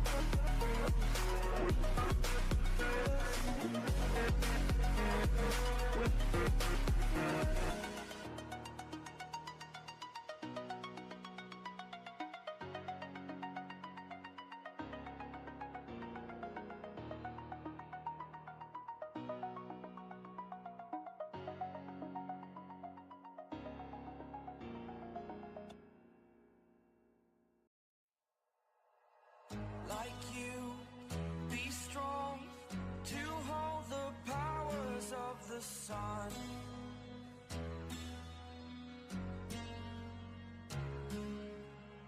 To dream, believe in strength, now I'm the only one. Only one.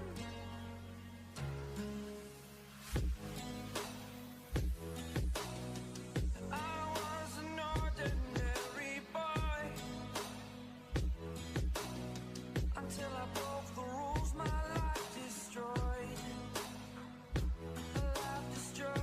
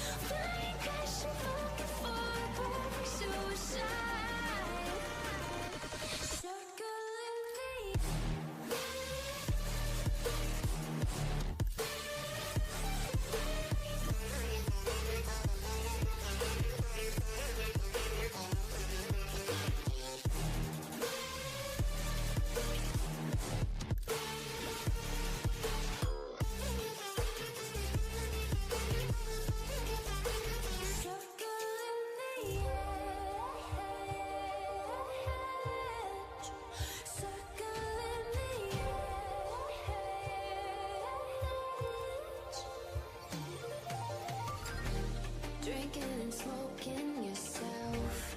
Don't even wanna try. Make room for somebody else.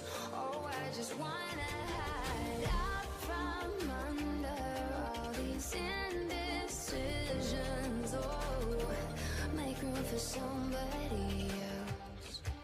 Circling the edge, way up high. Don't know if I'll ever have a useful alibi. Gone too far to stop. Yeah, I'll try. Flying, crashing, looking for a perfect suicide. Circling the edge.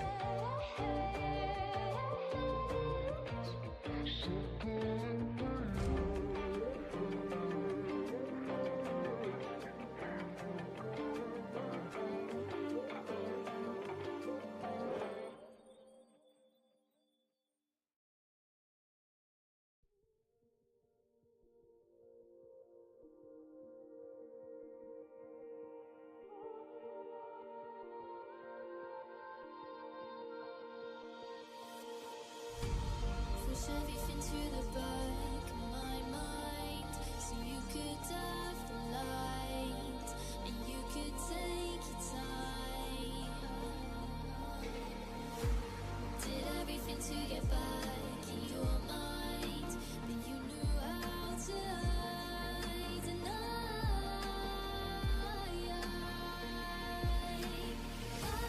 can't let it go.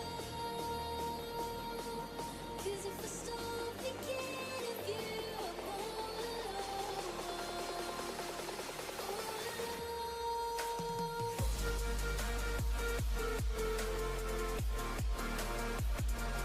'Cause if I stop thinking of you, I'm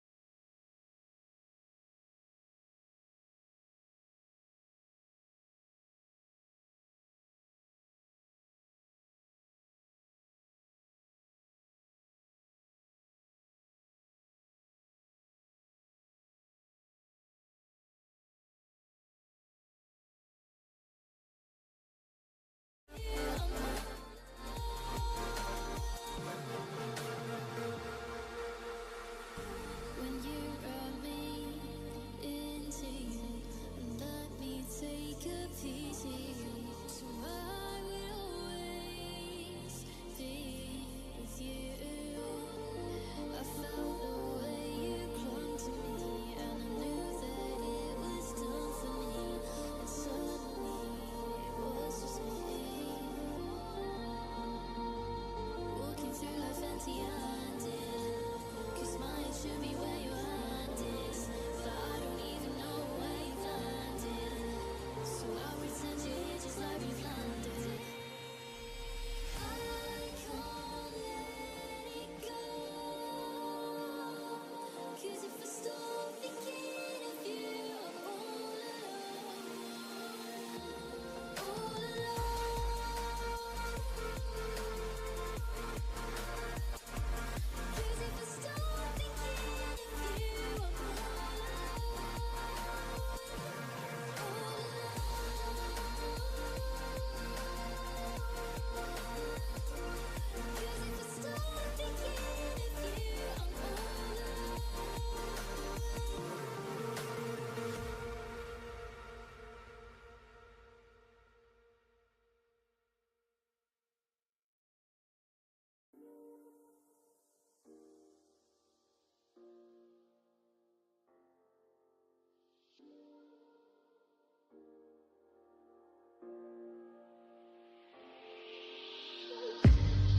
on my last straw. I'm broken and I'm woken up. I'm done feeding your lies. I've had enough. I can't run your place in this faulty game.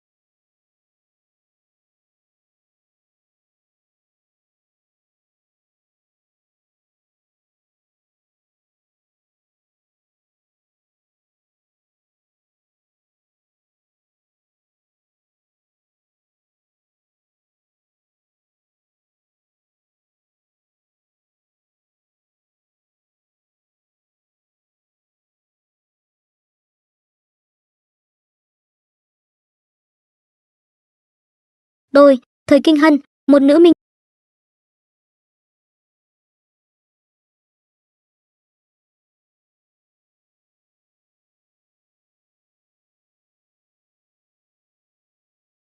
Đôi, thời kinh hân, một nữ minh tinh chuyên trị vai phản diện, bị anti-fan bủa vây khắp mạng xã hội. Chuyện là tôi cùng rap. Đôi, thời kinh hân, đôi, thời kinh hân, một nữ. Đôi, thời kinh hân. Đôi, thời kinh hân, đôi, thời kinh hân, một nữ minh tinh chuyên trị vai phản diện, bị anti-fan bủa vây khắp mạng xã hội. Chuyện là tôi cùng rapper đỉnh lưu Cố Trạm tham gia. Đôi, thời kinh hân, một nữ minh tinh chuyên trị vai phản diện, bị.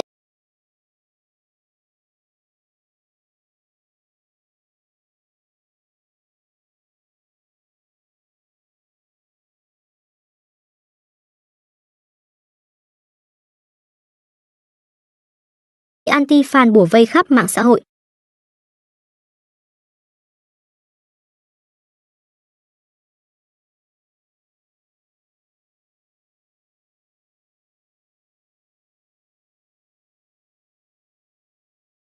Chuyện là tôi cùng rapper đỉnh lưu Cố Trạm tham gia một show. Chuyện là tôi cùng rapper đỉnh lưu Cố Trạm tham gia một show. Chuyện là tôi cùng rapper đỉnh lưu. Chuyện là tôi cùng rapper đỉnh lưu Cố Trạm tham gia một show.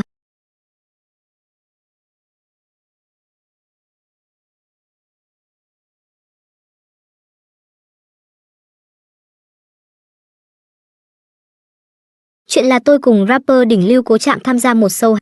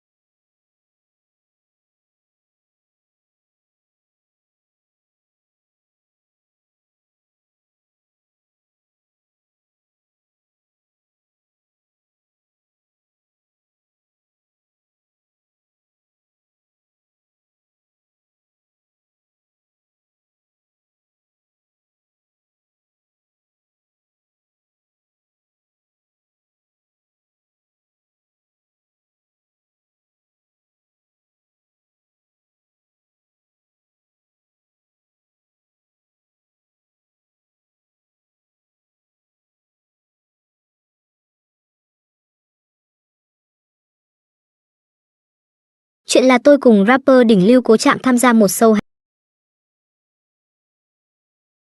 Chuyện là tôi cùng rapper đỉnh lưu Cố Trạm tham gia một show hẹn hò. Ban đầu tôi cứ tưởng anh ấy sẽ thích kiểu nữ idol Bạch Liên Hoa cơ, ai ngờ đâu khả năng soi trà xanh của anh ấy còn cao siêu hơn cả tôi nữa. Sau một loạt màn phối hợp vạch mặt trà xanh đỉnh cao, hai chúng tôi leo thẳng lên top hot search. Cư dân mạng bắt đầu tích cực chèo thuyền cho chúng tôi. Anh chàng nóng tính và cô nàng nóng tính, minh tinh xinh đẹp và rapper hoang dại, căng thẳng tột độ luôn.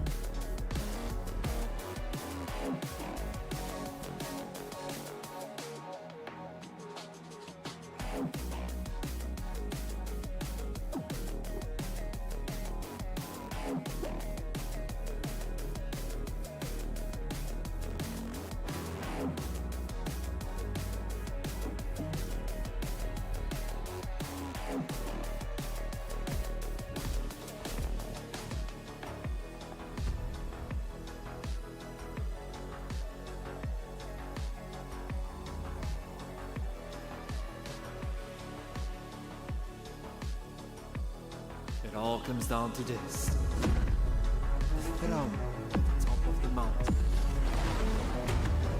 One final step. Reckless is holding fast, and he finally goes down. What is the ultimate anti-angle? The blizzard approaching.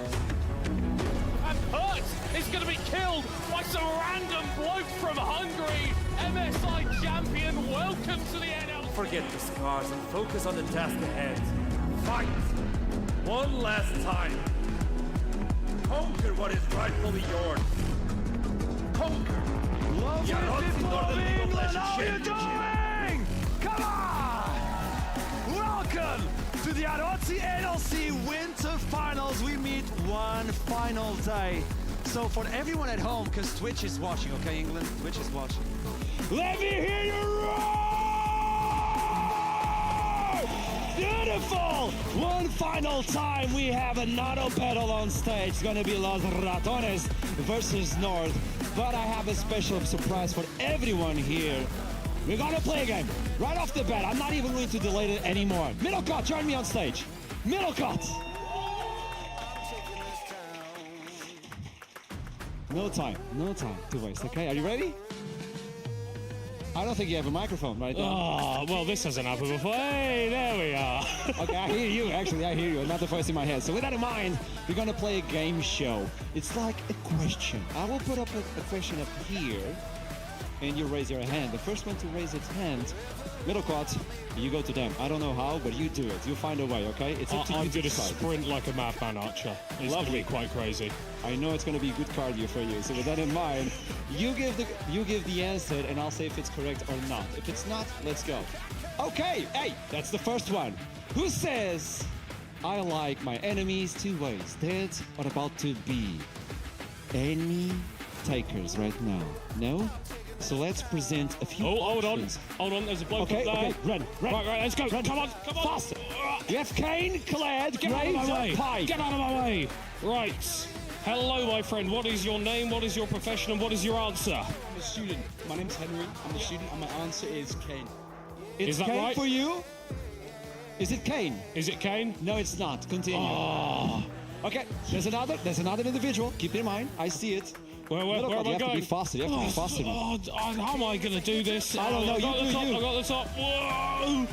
Get out of my way! Oh, God, not you again. Hex Flash Garen guy. Right, what do you reckon? I think it's Pike. You think it's Pike? Yeah, that's why we play Garen. It's not. Another one! I mean, we're running out of options. Come on, There you go. Oh, let's go. Come on, cameraman, don't fall over, please. That'd be quite embarrassing. Right, hello, my friend. What is your name, or what do you think the answer is? My name's Ben, and the answer is Graves. It actually is Graves, and I love that shot. Hell yeah! It is Graves! What does he get? As his prize, Ben receives a minion plushie. Hey. Is this the greatest thing you've ever received in your life? It's one CS I will not miss. Hell yeah, let's go! Second one, let's go to the second question. Which champion has the ability called a bloodlust? The options are... Oh, we've got one. I think this person knows. Come on, Roman! I see a lot of LR. Oh my God, you are so inconveniently seated, my friend. Right. Sorry. I apologize. Sorry. How are you doing? What's your name, and what do you reckon the answer is? Well, my last week would be Warren, but it's not on there, so it's elected. Oh my God! Can I say if it's correct or not? Well, I know the answer, so I know it's not renekton. It's not renekton. Okay, another. Oh, there you go. Ari's there. All right, let's go. All right. Hello there. What's your name? What do you reckon the answer is? I'm Ari, and I'm pretty sure it's Trinidad. Trindabeer? It is. Hell yes! Minion plushie for you. Thank you very much, Lee. Roman, don't fall.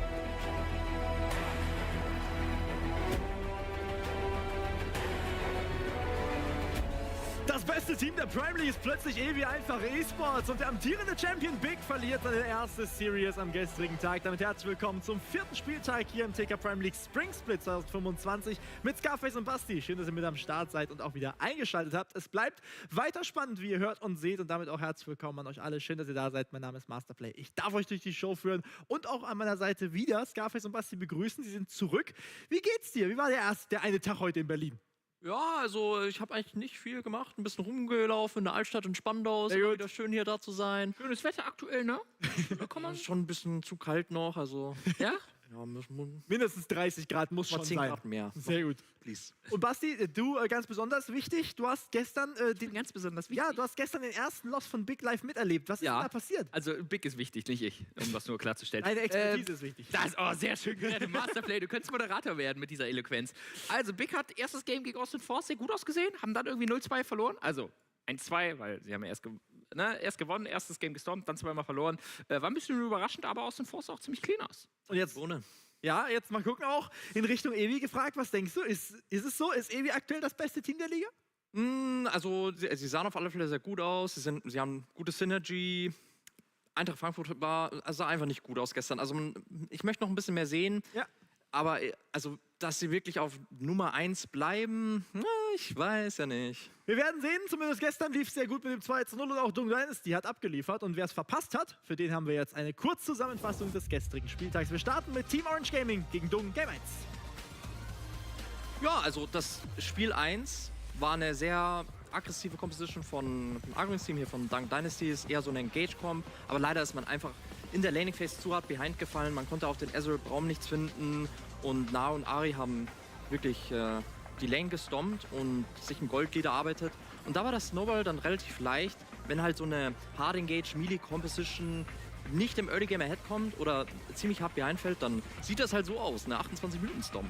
Zweites Game war dann sehr, sehr spannend. Wir hatten viele wilde Picks, wie zum Beispiel die Quinn Midlane, die eigentlich als Counter gegen Tristana Midlane gedacht war. Problem war, Tristana hat sich dann einfach gesagt, ey yo, ich gehe einfach Botlane und Quinn gegen Asia sah nicht so richtig gut aus. Das war aber auch kein Problem für Phantasm, weil er glücklicherweise ein insanes Jungle ADC-Duo hatte. Reptile und Arguin, wie wir auch hier im Replay sehen, haben beide gemeinsam fantastisch aufgespielt. Man konnte über die Bot-Side sehr gut snowballen und die Drake stacken, was dazu geführt hat, dass Dung Dynasty die Teamfights einfach sehr, sehr gut spielen konnte. Reptile hat immer wieder von Arguin Raum erkauft bekommen und die One-Shots ja quasi serviert bekommen. Über den Killerinstinkt ist er dann in die Backline gedived und konnte die Teamfight auf seinem Signature-Pick der Kaiser sehr gut spielen. Sender auf der anderen Seite hat einfach eine solide Weak-Side gespielt und auf der Poppy gegen die am besten ein gutes Matchup bekommen und ansonsten nicht viel falsch gemacht. Damit konnte dann Dynasty Game 2 ausgleichen und es stand 1:1. Und jetzt zum allentscheidenden Game 3. Ich fand TOG's Comp ziemlich gut für eine Red Side, aggressive Composition. Ich meine, man sieht hier Aphelios, Jenna, sie haben alles versucht, diese Aphelios und Jenna Kombination zu punishen. Haben sie auch gut geschafft. Dadurch haben sie sich auch viele Dragons geholt. Gleichzeitig hat aber Arguin einfach sein Ding gemacht. Ne? Die Void Grubs geholt, den Herald geholt, Topside Advantages geholt und sich so langsam, aber sicher auch mit so einem wirklich mit Skirmishes auch versucht, um Botlane irgendwie so ein Lead zu bekommen.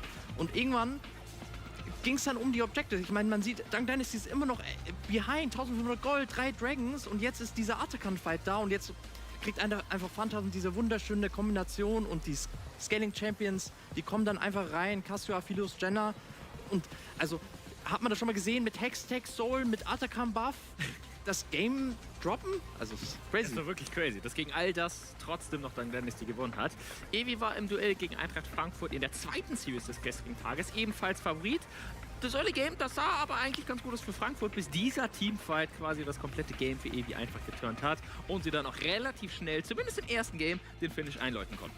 Ja, und das zweite Game, das war der 50-Minuten-Banger. Also Frankfurt war über das Spiel hinweg die ganze Zeit ahead. Also eigentlich hat nur Relatives Victor sie noch im Spiel gehalten. Und man würde einfach denken so, okay, das Game geht doch sicherlich in das dritte Game. Aber nein, Evi holt einfach Drache nach Drache, Mountain Dragon. Frankfurt versucht 20 Minuten lang in der Gegnerbase irgendwie das Game zu beenden. Da wurde man einfach ein bisschen unruhig. Und and all those teams move on to playoffs. And regarding your placement, you'll get a attribute a seeding, and those who don't get any win whatsoever will be on the lower bracket, which means they only have one shot, one opportunity. But for that in mind, you have an opportunity to join us for the live event. Yes, it was beautiful to watch it on Wednesday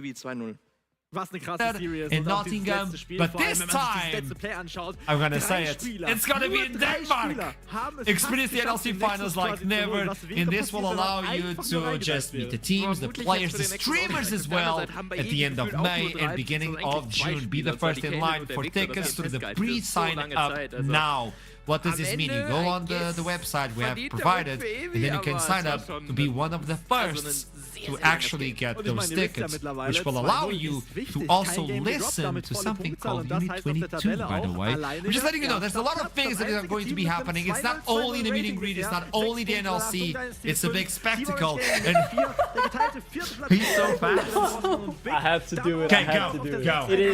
It is the culmination, it feels like, of many years of the NLC. We had our finals in Nottingham, but now we are bringing it to the best country in the world, in one of the best cities in the world. It is Denmark, it's Copenhagen. Copenhagen is a storied venue, and I cannot wait to see all of you there, the Danish League of Legends community, be united for love for the NLC. I'm so excited, man. I am over the moon. As you can see, my hair can even not deal with this anymore. It's gonna be absolutely phenomenal. Solani, what do you have to say about this? Are you gonna wear the same hat if we go to all together to the finals? Because I need to see you in that hat in real life. Yeah, of course. I'll bring Can I you get all. one too? I only have one, but I'll have a look around. I'll get all of you guys Danish gear. I'll get all of us Danish gear, so we can all be proud to be in the peak League of Legends, in the heart of Denmark. This is being streamed right now, Duckling. I have a question, Mr. Denmark, by the way. That's your name on the stream, by the way. I have a question. Can you open up finals wearing a full outfit of Denmark? Like as Danish as you can. Massive, like even socks. Can he be any more Danish than he is now? Yes, I think we can pull it. Yeah, we can raise the level. Is it there possible? might be ways to figure something out. I know you can get full Danish suits, so we can look at it. We can twirl on the idea, and I'm sure we'll be opening up with a lot of Danish pride at the Flip it, finals. send it. It's now a promise. Thank you, Duckling. Mr. Denmark, we're gonna have finals on Denmark, so we hope to see you there because you get to meet all the teams, you get to enjoy the show, and there's gonna be a lot of streamers and actually performances as well. My dream is to open up the stage with the flamethrower. Yes, record it, send it to production, so I'm allowed.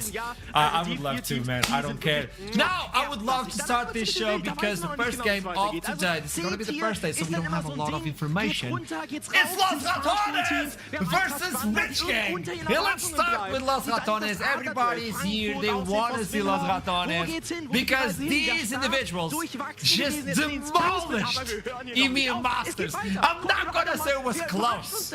It was theirs for the taking since the beginning. Yes, a few oopsies here and there. It doesn't matter. Los Ratones demolished EMEA Masters. They are the team to look out for.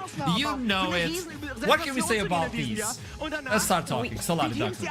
We can say so much about them, honestly, but the first thing we have to say is a huge congratulations to them because they have done things that haven't been done before in the history of NLC, and they continue to do so. The most amazing thing about this team at this moment is that they have set up the records, and they have more records to beat, and they're on the right path to do so. They finished the NLC first in the previous split. As we said, they went through EMEA Master Story insanely well. We finally didn't have any LFL versus LFL finals as much as we love LFL. We love NLC more, okay? And we finally had the NLC finals. We had them win them. Now, what is the most interesting thing is that so far in the modern history of NLC, we haven't had a single team that took the crown 2 splits in a row. We've had teams trying to do so, but nobody has done it before. And Los Ratones can make yet another history if they do it this time. Yeah, there are more records to be broken. You're completely right, Solari. It has been a monstrous achievement for them, right? They've come in, they've swept everything up. The pride they have brought on themselves, the trophies they have added, and the pride they have brought on the NLC region,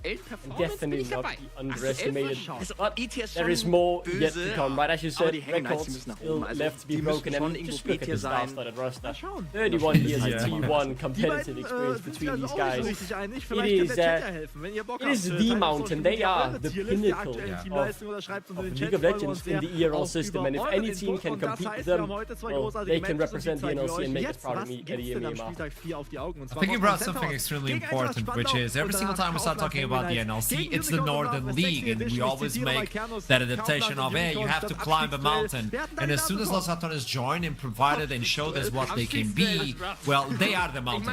It's not a team that is climbing the mountain. They are a mountain right now, and any team who wants to go against them, well, it's going to be rough. Velia was also the MVP of finals. I don't know if you got to see that. Baus is the boss. He totally took control of the interview, and he's going to be a father. I'm just waiting for that. Like, he's achieving life at the speed run as well. This team is unstoppable, but also they only had one loss during the entire split. Only one game.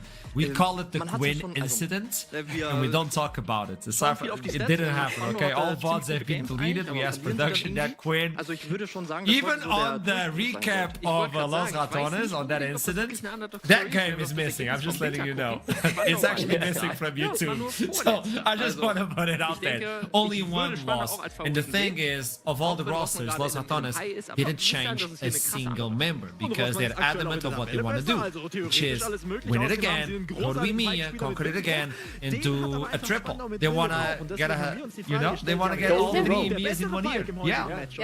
Ridiculous. And they want to do it with the same roster, because I think this is pretty much the only team that hasn't changed a single thing in their roster. No, one of like 2 teams, I think. I would need to check my stats, but in Group A, for example, we have so many teams that have completely reshaped what they are, who is playing for them. Los Ratones have an idea that they want to keep the same roster for the whole year, and so far they've been sticking to it, and it's been working for them amazingly. Yeah, so, you bring that up, tell me, Tugsley, because before I move on. Yeah, I just shortly wanted to add to that. There is, as you said, sorry, one more roster. Bulldog Gaming, we saw them at the LAN finals. They haven't changed anything either, but Los Ratones and Bulldog are the only 2 remaining. And for Los Ratones as well, right? Started working since November together, so that means they've now worked almost half a year. And they are just, head and shoulders above anyone else. I know Bulldogs is going to show up to the party. We're not talking about them now, and I think Bulldogs is going to be a contender. But we'll talk about that later on in the future. For you folks at home, you know everything about Los Ratones. Let's be honest. You're watching this, and you know the Wikipedia, you know their address, you know everything about Los Ratones. Which means we need to talk about the other teams. You need to know who they're fighting against. I'm not going to be gentle. Rich Gang stepped in Winter Split. Completely dominated Group B and then fell short. But this is an entire new team. And if you look into these faces, you're gonna be like, who are you? And that's the question. We know a little bit, but we don't have sufficient information to talk about Rich Gang. So we need to see their first game. I don't think this is gonna be easy. I don't think this is gonna be close at all. We need to be honest, so that's why we're keeping expectations low, so when they show up, we are surprised by this team, Rich Gang. Now, it's really important to say they want to invest in this talent, in their young talent, but Solari, you brought something up when we were talking about this team, which is a top player that is really, really young, and sometimes that may be a concern, but Exopane is 17. And he completely destroys stages. So, just saying. Exopane is 17, but Conan, the top laner for Rich Gang, is only 16 years old. 16? And he got the Challenger last year, he was only 15, and his LP was absolutely insane. His rank was so high, and he's so young. And I feel like this is the pinnacle of what this team is going to be about, how we're going to be talking about them going into this split and hopefully into the next split as well. This is a developmental team. This is a team that has brought in very fresh talent, some like Conan having no professional experience, the others having a little bit, but mostly around Division 2. This is going to be the beginning of a road for them. This is a roster that wants to grow up together. And yes, they are unfortunately starting with a trial by fire by playing Los Ratones as their first ever game of the split and as this roster. But hey, if you want to start with the biggest challenge, and then hopefully everything else is going to be a bit easier for you. Yeah, it is. I completely agree, Star. It is such a change of pace of what we saw from Rich Gang last split, right? As you can see from the results, 5-6, that's not really anything out of this world. But as Arsha, you said as well, they were dominant dominant in the group stage, absolutely unbeatable in Group B. When they came into playoffs, they didn't practice as much as the other teams. They had the star players, but they didn't have the dedication to really focus enough on the game, and that led to the other teams catching up. Now this time around, you have the talent, you have the dedication, but you start from a lower point. Solari said they need the time and they need the patience, because I believe they can bloom into something special, but the first game of the split against Lost Tones, I'm not expecting them to perform miracles. That's the thing, they don't have that experience, they don't have that much in-game play, like scrims. It's gotta be hard pulling a new talent team and say, hey, let's get scrims. Who are you scrimming against? Scrim bubble is extremely important. Solari, you want to say anything? I just wanted to say that even though, yes, this is in Roast and this is really hard to start the split with Lost Tones for them, you gotta remember that Lost Tones just ended EMEA Masters. And since they won EMEA Masters, they had to play for such a long time that they had very limited time to do any scrims and any preparation for the split. So maybe that's something that Reachgang have in their sleeves, hopefully just having a little bit more time to prep. You know what scares me the most about Los Ratones? On the interview with Bals, before we move on, production, these musics are just, I'm just enjoying this. I'm like, this is headbanger after headbanger. I'm just enjoying this. Thank you so much. No, Los Ratones, we finished. I asked Bals for a sentence he heard at the end of the game that he could bring into the conversation. It was instantly Crowny saying, hey, on that wave at 15 minutes, we could have slow pushed a little bit better. We need to work on it. You're winning EMEA Masters, and then already thinking, I'll have to improve in Scrim yet again. I know Reckless was like, boss, we just need 2 days off. But after we're done, we go again. Tell me that. It is very much that perfectionist mindset, right? That, yes, we just won the best tournament we can currently win in terms of the ecosystem we're playing in. But we did mess it up. The game wasn't perfect. They got a kill, guys. You could have played that fight better. You could have gotten the straight 6 minutes in. Like all of these small little decisions that ended up not mattering at all. They 3-0'd in the finals. But they were still, you know, it wasn't quite perfect. So they still have another gear to them. And yeah, I really like that mindset. It just shows how far this roster can really get. One thing we need to highlight as well is there, by the way, just getting information that Champion Select is a little bit delayed. Don't worry, as soon as we can, we jump into the game. We just want to make sure that all players are fitted correctly. Yeah, come on, Duckling! I'm sorry, I'm working on it. I'll start the game, I'll start the game. One of the things is, it's the best of one. And curiously enough, I think Los Ratones roster or champion pool or ocean is so hard to beat because they can adapt to anything. Yes, it's true. You see a Shogath and you're like, yeah, it's his top, maybe it's mid, we don't know. Maybe that Volivar is jungle, maybe it's top because you have Baus, you have Nemesis that can adapt really well. But with Reachgang, it's a question mark. So this might give them the lead, at least on the best of one, to pull something crazy, where Los Ratones are not expecting, go a little bit wild on any sort of tactic they can implement and try to steal the game. Because if you get a win from Los Ratones on seeding stage, that means your team will skyrocket in terms of placements. Yeah, I think it's a really good point, right? It is a best of one. It's not a best of 3 or best of 5. If you've been sprint and trying some weird tactics that's really been working and will throw teams off, this is the game to try it in. No one are expecting to come in here as rookies and play a clean game of League of Legends against the EMEA Masters Champions. You know, maybe just try your best, try something different and see if you can choose your ways. Maybe an early game lead, maybe even you get a Baron, or in a Dreamland scenario, you win the game. There is one thing that we've been all waiting for during the previous split, and that is, when is somebody going to realize that playing around Baus and killing Baus non-stop is never going to win you game against Lost Ratones?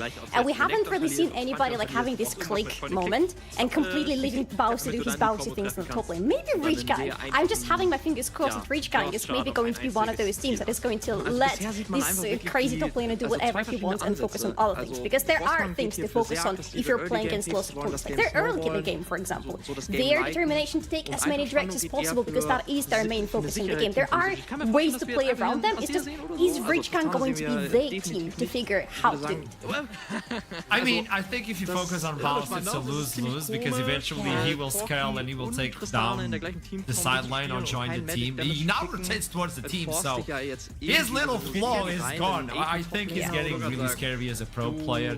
But one of the things I'm excited about this game is Conan, 17 years or 16 years right now, 16 years, really high in solo queue. This means he likes to challenge the enemy. And if he brings something like really high in challenges, bounces by himself, maybe that's the cue, maybe that's the dream. Leaving the young kid who's challenger to just take down boss as a solo queue game. I mean, Duckling is like, what, 15 years for like 10 years in a row, I don't know. And he never got challenger. Is that a beard? Looks like eyeshadow to me. Looks like I thought it was like low resolution or something that was giving low resolution beard, yeah. I'm still a few years behind on that. Compared to you, 144 but no. webcam that got you that, I don't know, tell me. I will say this though. If you're a 16-year-old Wonder Kid, right, coming in from the solo queue, very high LP, we're excited to see what you can do. What are you hoping for to play against your first game? Some veteran who you know how will play, you know, that's been around forever, or the weirdest guy in all of competitive League of Legends, one of the biggest things currently in League of Legends esports who is just so weird in his gameplay, his spouse. I mean, what a debut you will have here, right? Backs against the wall, you're 16 and now, the first opponent you get to play against is spouse, and I mean, how are you going to deal with that? Probably played against him in solo queue a few times, but this is very different. And a full team is playing Bounce. That's something you get to tell your kids about. My first ever competitive game was against Bounce. Can you top that? Yeah, and if he wins, you know, everybody's gonna be like at home, like, hey, take notes. This is how you play versus boss. This is because nobody was able to get the reality or at least the secret ingredient to play versus boss. Even in EMEA, even when they lost versus KC Blue, it was like, okay, we now know what happened to boss or what happened to the team. We adapt. Then we got to Supermassive, which was one of the most beautiful series, by the way. No, we're not buying time, by the way, people at home. We're not doing that. This is part of the pre-show, obviously. I'm just getting information that the game will start really soon, as soon as Duckling allows us. Yeah, don't worry, you know, my PC's lagging a bit. I forgot to update the client, so that's why we're a bit delayed. Yeah, I'm just getting in and there, getting ready to press the buttons, right? That's what us casters do. Duckling start game. Don't call me out, man. No, yeah. Hopefully we get underway soon. I'm excited to see how the meta has developed, how the guys fit into the championship. I think for the jungle in particular, right? In a theory, I'm excited to see if that will go through. Win is absolutely disgusting at this point in time. Both in top and jungle, so there's a high priority flex pick that we could probably see someone like us maybe without. So a lot of options, some changes have happened, and I'm excited to see what that brings into the draft. And, you know, it's the best of one. Healers don't really matter, so all the strong champions are on the card. I really hope Rich can bring out Nathiri, because those Switzerlanders have screamed against her a couple of times. She always catches them by surprise with what she can do after this mini rework that Riot have pulled out just in the recent patch. She's insanely fun to watch, and I hope that Rich Gang are going to have their eyes on her. Or maybe on Ahri, for example, because there's apparently a new tanky air build, Bruiser Each build for Ahri flowing around, which is doing some crazy numbers. So there are a lot of fun things to look forward to in terms of champ select. So fun to watch 8B range champions bring grasp of the Undying. Lovely. Also, I think Nafiri is a boss champion. I'm just saying, boss, come on. You know you're gonna pop off if you bring that champion. No, I'm just saying Nafiri top. I think he could pull it off. It's boss. He plays the supremacy. Like, he plays top, okay? Gwen though, jungle. Velia has been playing the Gwen, and he's extremely good with the Gwen, so keep that in mind. No!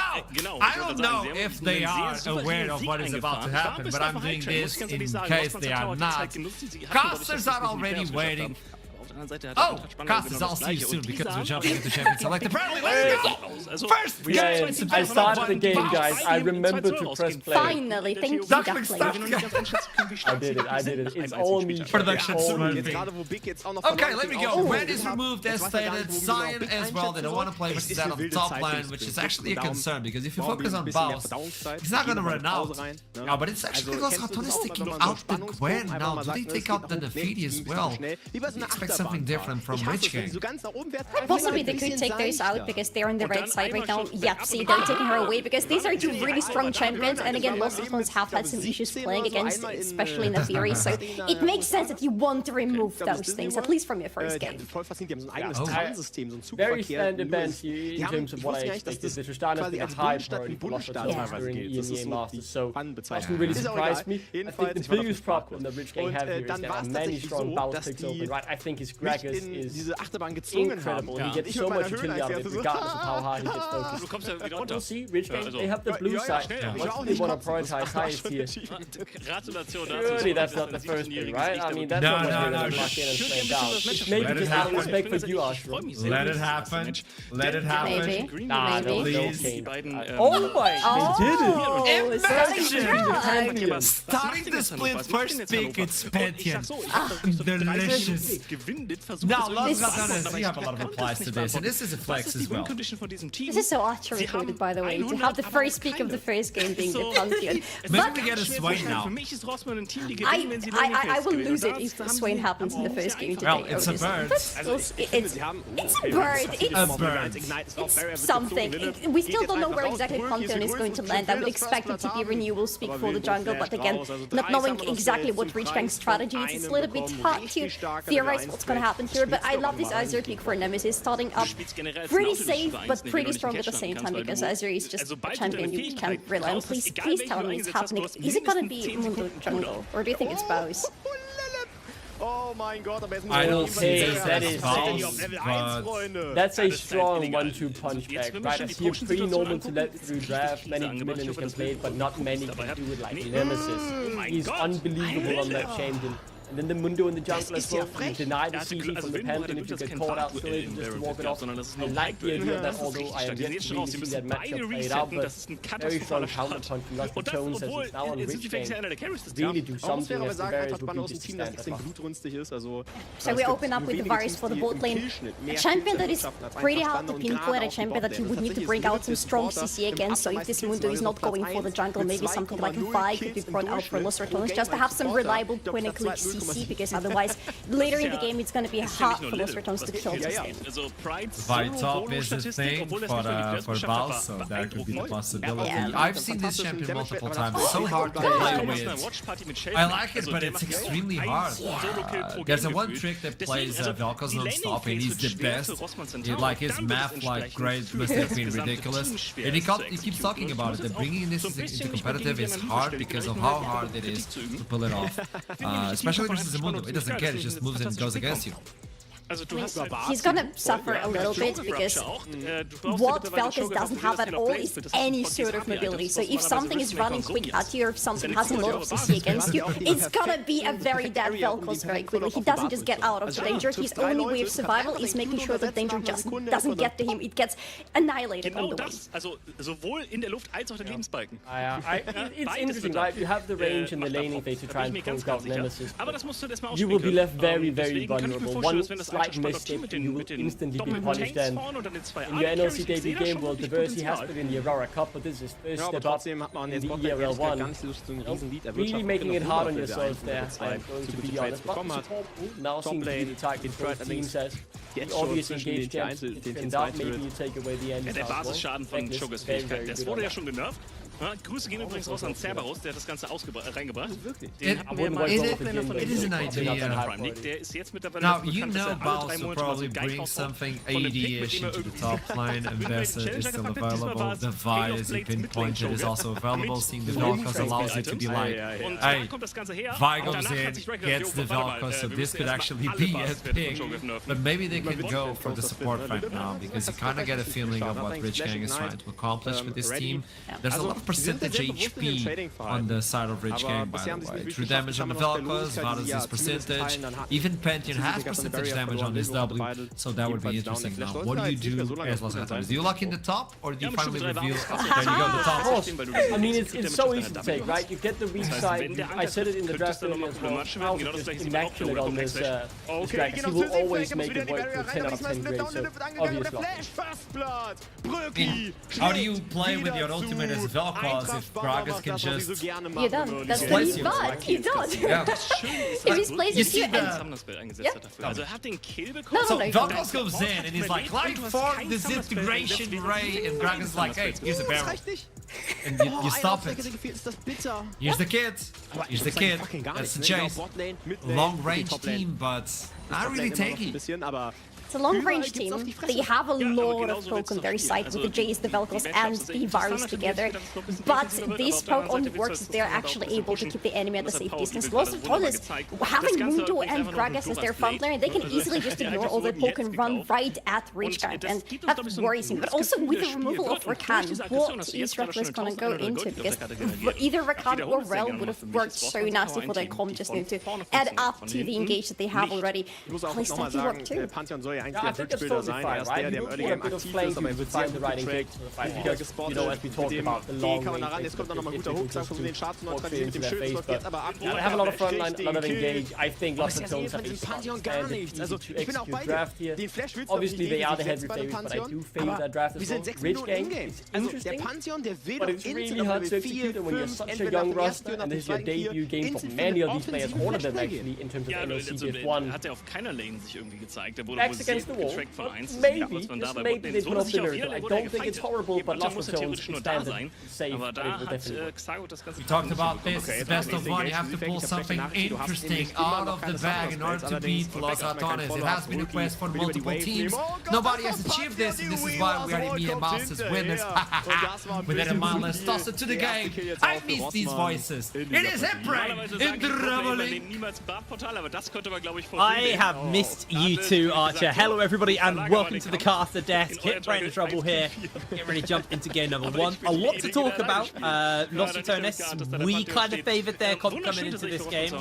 Trouble, I think you can highlight these issues a little bit more. You were quite vocal about some of what was going on in this champ select. Das bedeutet, kann halt jetzt einfach dafür gehen und das Ganze wird noch ein bisschen delayed. Ja, aber ich glaube, die Grubs werden natürlich trotzdem Trouble's muted once again. I am muted once again, okay. It wouldn't be NLC! It wouldn't be NLC without Trouble being muted immediately. Ashram was muted too. Anyways, on blue side, when Varus has been picked, usually his best iterations is Hella Blades or Comet and you go full pop Varus. However, when you pick it on blue side, usually the right side will tend to go super tanky to force the Varus to go on deep build, which doesn't leave him as dominant in lane, and you can usually just win lane versus Varus to push him down. However, right here, seeing how they're gonna go Vel'Koz, this is a great pick right there, and Jace for top lane, which it's a very safe range speaking to Baus. I feel like this Varus, if he doesn't go poke, he's sort of gonna struggle to find his place in a full poke composition. However, 4 squishies into a full bomba Gragas in the top lane. Rage-Gang is gonna need some help displacing their bodies around to not get hit by the barrels. It's gonna be a hard one, to be honest, for Rage-Gang. They've got a lot to do here, and like you said, the biggest issue is just gonna be a lack of damage, and typically that's the biggest problem with a poke team is if a poke team falls behind, it feels turbo bad. It's really, really hard to play as a poke team when you're behind, and you're gonna have this massive brick wall in the Mundo blocking all of that damage, and you know, how are you actually going to get through him and kill him without it being a one-hit Varus? Then you know, you become short range. Yeah, it's going to be a tough one here for Rage-Gang. You know, they're coming in off, you know, winter wasn't particularly great for them. They struggled, didn't really make it far into the playoffs of the season, and you know, they're starting off hard. There's no denying playing versus Los Atones is your first game back. It's always going to be a bit of a rough one. I don't feel like they particularly set themselves up for success off the back of the draft, but like you said, when you do look at the mid lane, you look at the Vel'Koz and the Azir matchup, that is potentially a window to kind of crack and punch a hole through Los Atones, which then you can look to punish through. The question is are you going to be able to do that? I mean, it's Nemesis. Nemesis is just been this brick wall. He's been so solid, and you know, there's a lot of players we've been highlighting and getting excited about. Obviously, Baus being probably one of the main ones on the side of Los Atones. You know, all through winter, all through EMEA, been very, very hyped by this player, but Nemesis has always been that stable kind of player, stable laner for the team, been able to control his lanes and not give up too much, which has then afforded Baus to be able to play how he plays. So it is going to be an incredibly tall ask for them. Honestly, Gap mid so hard on this matchup, but suddenly everything else kind of just falls out of place for Los Ratones. Okay, I feel like even if you Gap mid with the Velcros, which again, it's a great pick, it's got more range than the Azir, and traditionally it is quick to counter the Azir in terms of like the Azir cannot make plays, you can push out of lane, you've got a lot of push, a lot of wave clear, so that's great. However, my biggest question is, Rich Gang started fantastically in 4-0 in Group B, ended up being the placebo group because apparently the whole group just fell apart once playoffs started, and it was only Group A moving forward. But now they're sporting a whole new roster, full of rookies. And their first task is to bring down Los Ratones. This is one of like the most difficult tasks you can ask for. These guys lost one game. One game the entire first split, and that was due to Kato's drafting. Okay, I'm not even gonna blame the players right there. Yeah, no, you're totally right off the back of that. I don't know. I guess like if you are Rich Gang, regardless of the outcome of this game, you've kind of got one of your hard games out of the way now, and you can focus on everyone else. But again, you know, new team, new roster, kind of getting to grips with each other. You've definitely given yourself a hard draft to play out versus a very hard team to beat. So, if anything, for me, this game's going to be a real tale of mental fortitude for Rich Gang, because if you can fall back and bring this back, incredible mental fortitude. If you lose this game and then come back and, you know, win your next 3 games, also incredible mental fortitude. If they pull the win out here, you know, if this team does get ahead, obviously that Mundo is always going to be an issue. But you can still look to blow up and kind of poke out everybody else. It's just getting around that brick wall for Mundo. You can find windows and avenues into this game, but there's so much engage on the side of Los Ratones. There's so much frontline. The Alistar is going to be a menace. And we saw Reckless perform on this champion consistently throughout last split. In fact, we saw a lot of our supports perform on the Alistar. It's been a very stable pick here in the NLC, just in League of Legends for this year anyway so far. So you've got a big front line to get through. You've got a very consistent back line as well. Azir, you know, sure gets outranged by the Velcros, but in the chaos of a team fight, those Sand Soldiers just more than anything by space. You don't want to be standing on top of them, especially when Azir hits kind of 2-3 items. So this game one, I don't think anybody is in denial that this is going to be a tall ask here for Rich Gang, especially off the back of the draft. But I don't want to completely count them out because I feel like that would just be almost too biased. But they have definitely given themselves a rough hill to climb. And as exciting as the first game of our spring split is, we're going to give many reasons to get excited because Los Ratones are back. They just won EMEA Masters. This is the first game back into the competitive season. We're going to have to throw it a very quick break. We are dealing with a few technical difficulties, but once we're back, we're going to jump straight into the reef. Don't you dare go in. Hat sich Brügge überlebt. Ja, der ist einfach weg. Der kommt Teleport. Das heißt, die verlieren ja nicht mal was. Das ist schon stark. Also, ich bin mir nicht ganz sicher, ich kann nicht wirklich beschreiben, welches Team hier gerade diese Schlammschlacht startet, weil beide Teams wirklich... Man hat sich darauf geeinigt, man geht einfach rein. Das ist ein Schlammbad. So, deswegen, aber es gibt einen klaren Gewinner. Und zum aktuellen Zeitpunkt ist das eigentlich spannend. Das Einzige, wo sich Rossmann so ein bisschen dran klammern kann, sind die 2 Drachen. Aber mit der Comp, die du hast und den AD-Carries, den du hast, du wirst am nächsten Drachen vermutlich 2 Drachen haben. Absolut. Wir hatten ja auch über die Warcrafts unterhalten. Der Snowball-Faktor, gerade jetzt mit diesem 3000er Gold-Lead, über die gefeedete Tristana und auch Brülke ist gut dabei. Lilith ist überall. Er hat sogar Liandry's First gebaut. Also er geht hier wirklich auch auf AP, will ich einfach mal so sagen. Das habe ich auch noch nie gesehen. Aber ich liebe alles daran tatsächlich. So, und jetzt hat man hier einen fetten Siege Snowball über 6 Void Grubs. Top-Lane fällt der First Hits, das heißt noch die Feats of Strength werden jetzt in der Tasche stecken von Eintracht Spandau. Die müssen hier allerdings ein bisschen aufpassen. Ross ist zugegen mit dem Team. Keine Pantheon-Ultimate. Wildenbruch kann immer noch, da wahrscheinlich beide Teams haben wirklich ein gutes Pick-Potenzial. Wenn ein Spieler da gecatcht wird, bist du sehr schnell in der Unterzahl. Spannend wird es halt, wenn 5 gegen 5 Teamkämpfer aufeinandertreffen, weil du dann den einen Pick nicht mehr so gut machen kannst. Dann denkt Nautilus, er hat einen Pick, aber durch den Hook zieht er sich selbst ran und ist dadurch selbst der Pick. Weißt du, das ist ganz verrückt, was hier noch passieren kann. Und jetzt nochmal auf das zurückzugehen, was die Analyse gesagt hat. Ich habe das Gefühl, der Schaden, der fehlt hier nicht. Auch der Damage-Split fehlt hier nicht. Und selbst wenn du später einen Tank hast, ja, dann macht Shogav, was hat der später? 800 True Damage? Das ist krass. Also, freut mich, dass du Resistenzen hast. Also ich finde es wirklich spannend, aber ich glaube, das ist genau auch die Idee dahinter, weil du hast natürlich mit diesem AP-Joker, von dem du vorhin gesprochen hast, den gewissen AP-Damage ja so oder so schon, aber schwierig. Wir haben jetzt gerade schon auf das Trading-Volumen auf der Toplane gesehen so. Und dadurch, dass jetzt auch schon das Leandris fertig ist bei Lilith, der ja die ganze Zeit auch schon reinpokt, immer wieder auch in den wichtigen Situationen mit dabei ist, wird das Damage-wise, glaube ich, vom Split überhaupt gar kein Thema sein. Selbst Joker mit Sejuani hat ja ein leichtes AP-Burst-Potential. Wenn er die Ult hittet, davor vielleicht mit der die passive stackt und dann ist ja quasi ein kleiner Assassin. Ja, itemtechnisch, Shurias, Into. Mehr Movements sind normalerweise in der Solo-Queue würdest du jetzt Deadman's Plate bauen, dann läufst du mit so 516 Movements wieder über die Map. Ich glaube, wir müssen kurz mal Nice Guy bei den nächsten Tod angucken. Ja, mal gucken. Also der Dive ist ein bisschen mutiger, aber ich glaube, Joker ist tanky genug, von wegen mutig, der Kill ist easy. Und dank den Void-Grubs übrigens, weil sie hatten keine Minions, aber dadurch, dass jeder mal den Turret gehittet hat, waren da am Ende, ich glaube, 6 Void-Jense unterwegs. Wir nennen sie hier liebevoll Void-Jense. Okay. Wo kommt das her? Ich glaube, zum ersten Mal, als sie eingeführt wurden, haben wir überlegt, sollen die einen Spitznamen bekommen? Ja. Und dann, ja. Wow, also Rossmann investiert sogar nicht mehr auf die Top-Lane. Das bedeutet, dieser T2-Tor wird einfach noch in Power of Evil gehen. Krass, ne? Das ist der Spieler ist unfassbar reich. Wir können uns ja mal anschauen, wie reich. 8000 Gold, sind 1100 Gold näher. Das ist ein Schmackofatz in Minute 16, sage ich dir. Also 8000 Gold. Da kannst du einiges von kaufen. Witzig ist nur, dass Kanin halt auch nicht arm ist. Kanin ist der zweitreichste Spieler in der Partie. Ja. Er hat trotzdem 1100 Gold weniger als Power of Evil. Ja. Auf Evil muss jetzt auch überlegen, wie er das Gold investieren möchte. Das ist noch nicht geresettet. Und ich sehe für Rossmann Tower keinen Weg, wie sie das gleich spielen können. Und die Frontline ist einfach zu dick mit Joker, der ja die Early Game Kills bekommen hat. Das bedeutet, er hat jetzt schon 3000 Leben. Und Sejuani hat ja den großen Vorteil der eigenen Passive, wodurch sie auf den ersten Tag diese erhöhten Resistenzen hat. Das bedeutet, auch der Catch auf Sejuani ist unfassbar schwer zu spielen.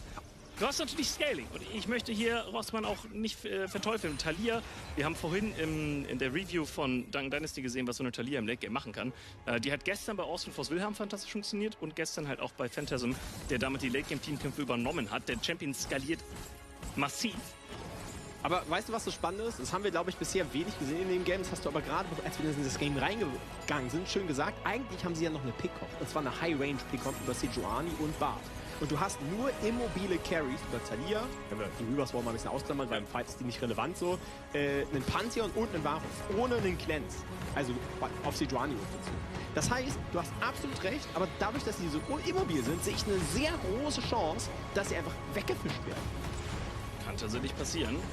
Auf der anderen Seite aber genauso, wenn so eine Nautilus Hook trifft, egal welches Ziel, die Mobilität bringt dir da auch nicht wirklich was, vor allem wenn der Knockup direkt hinterherkommt. Wenn diese C-Chain erstmal drauf ist, dann kommt das Fass, dann kommt der Pantheon, kommt die Talia. Also die Varus Ultimate alleine ist schon ein Engage-Tool für das, dass du ja nicht mal am Gegner dran sein musst. Der Follow-up darauf ist halt gut. Aber du musst halt diesen ersten Kill hinbekommen und ich sehe das halt problematisch, wenn das Sejuani und ein Showgirl davor stehen, vor allem weil Pride es halt richtig liest, sich die Teamkampf von Rossmann Tower anguckt und sagt, ja, Magieresistenz ist wirklich nicht schlecht hier als Stat. Hello everybody, we are back. Apologies about the delays there. It wouldn't be NLC without some pauses, without some delays. Also, the absolute nightmare fuel that is going on behind Trouble. What is going on in that cabinet? You're talking about my Labubus? Nightmare fuel? Yeah. Nightmare fuel. That is an absolute nightmare fuel. In 7 Sekunden. Das Timing hier ist we're on camera, we can talk about this. Right Yeah, now, we can. we're not on camera. Luckily, we are in game for our first game of the spring split. And our defending champions and EMEA champions, Los Fatones, on that red side. They're actually already getting a little bit of scouting going out. Renewal just looking to see if he can deny something. Oh, hold on. Nemesis getting chunked out, though. He's going to back off. Did have to burn a flash. From the looks of things, no one on the side of Rich Karen did have to burn a flash either. So getting that flash down, we already talked about it. The one lane that we're very confident in right now is this Diverse versus Nemesis lane. The Vel'Koz being able to win that matchup. Now having that flash advantage, it's going to do some wonders for them. I tell you what, that level 3 Pantheon is looking at that mid lane. However, I will say that Vel'Koz is being picked into the Azir to perma push the wave and not allow Azir to get out. mid lane. You can pressure command the tower, you pull command the tower. You're actually like very oppressive as a champion into the Azir. So I don't know if Nemesis is going to give much area for Renewal to be able to gank mid lane underneath the tower. However, what I wanted to bring up is that Veli's playing a very interesting champion. Natinak right now, who is the new Ruddy jungler, is third overall in junglers and fourth overall in the US in the ladder, playing Mundo jungle, having about a 72% win rate in about 170 games, which is absolutely freaking nuts. The champion is pretty broken, the clear is fine, and you can also pretty much set up ganks by slowing and throwing your briefcase in this particular skin for the Mundo, but primarily you're just creating yet another wall in front of your back. You do hit a point on the Mundo, or playing against the Mundo, where he genuinely feels unkillable unless you find him completely isolated and like 4 or 5 people jump on him. That kind of CC immunity from the passive, health regen he'll get from the ultimate. It can be a miserable experience playing versus him. And like we said, Riskang have a lot of poke. It's not that consistent damage to kind of whittle and chip away at that Mundo. So it's going to make life harder. And looking at Riven's summoner spell choices here, not summoner spell, root choices here. Going for the Meteor, no surprises, but it's going to be going for that poke for Varus. So your best shot at kind of being able to whittle down a Mundo has been heavily shut down off the back of that.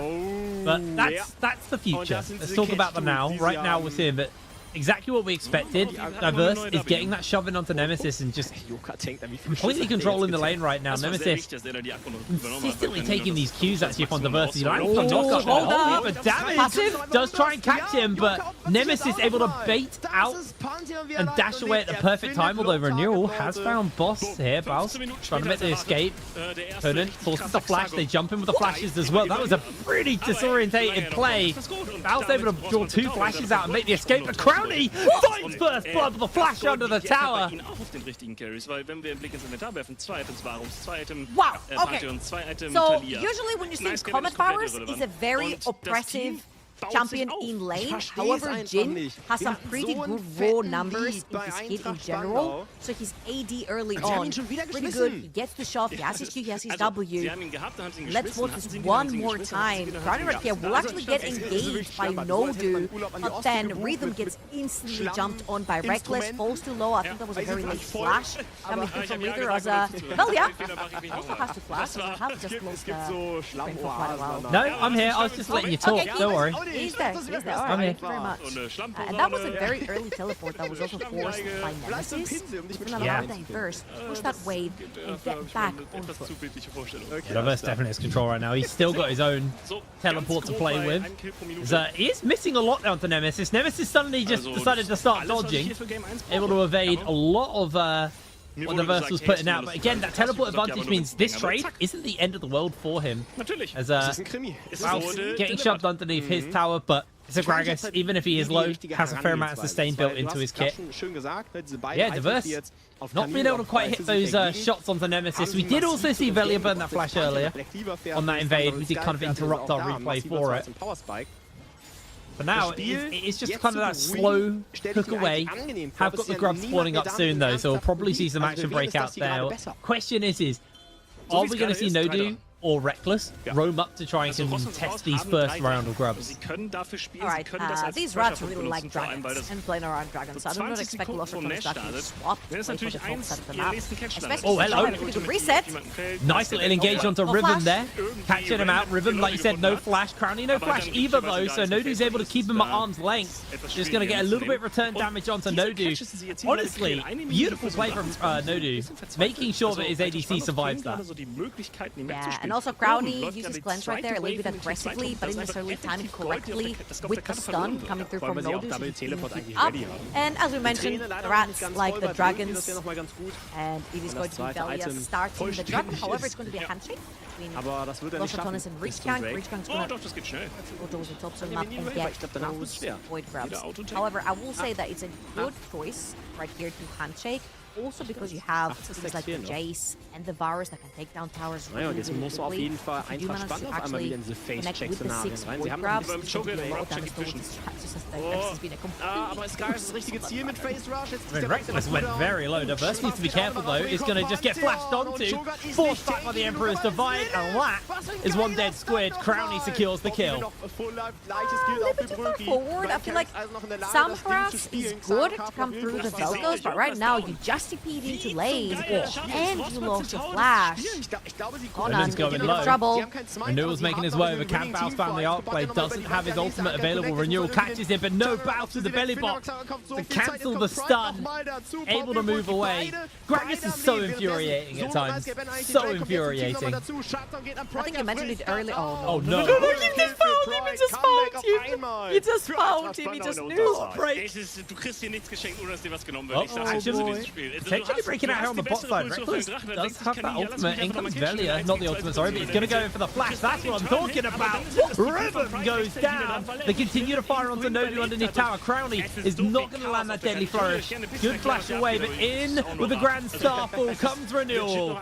Makes that trade a 1-for-1. And I absolutely love the fact that Crowny has gone to Swifties. We kind of mentioned the fact that a couple of kills got away from them in the early game because they just couldn't reach. And now you've got so much movement speed onto this Jhin. That's also got fleet.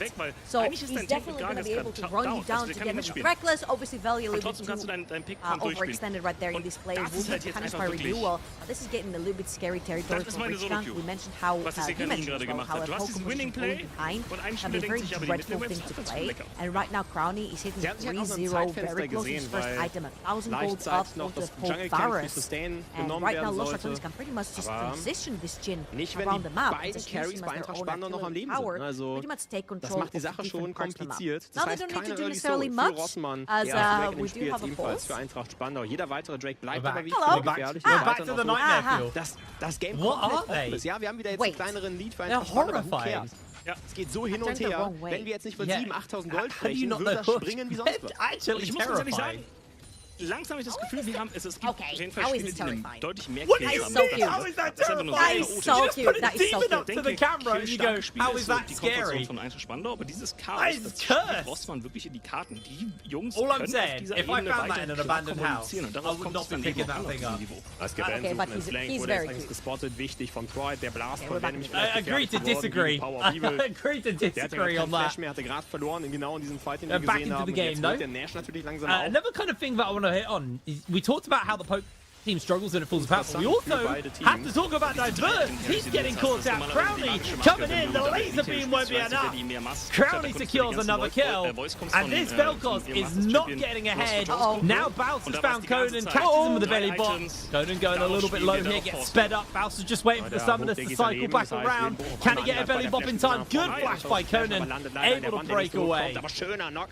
First of all, great roam by Crowny and Reckless. They knew that they would catch the bot lane because the wave wasn't pushing us hard enough from Rhythm and Nodu, so they didn't have time to go past that mid lane where Diverse had just blocked his flash, trying to harass around that dragon down the bot lane, and then Baus is doing Baus things. I feel like Gragas has been one of his scariest champions to play over the tops of the map. Renewal. He's in danger. He's going to catch the slow off, but they're going to flash onto him. Renewal tries to close that gap. That's going to be the spear to secure the kill, but in comes Velia, full HP, ultimate ready to fire. They got the flash as well. Conan going low. There's the flash wall from Velia, able to secure the kill. Ultimate ticking away, and that Mondo is going to be so hard to kill. Looks like they're just going to back off a 1-for-1 on the top side. Und ich glaube, da wird es dann spannend, That's weil going mit to diesem be Rupture it. und der Bart Ultimate Renewal has been picking up all the kills pretty much from the side of Richgang.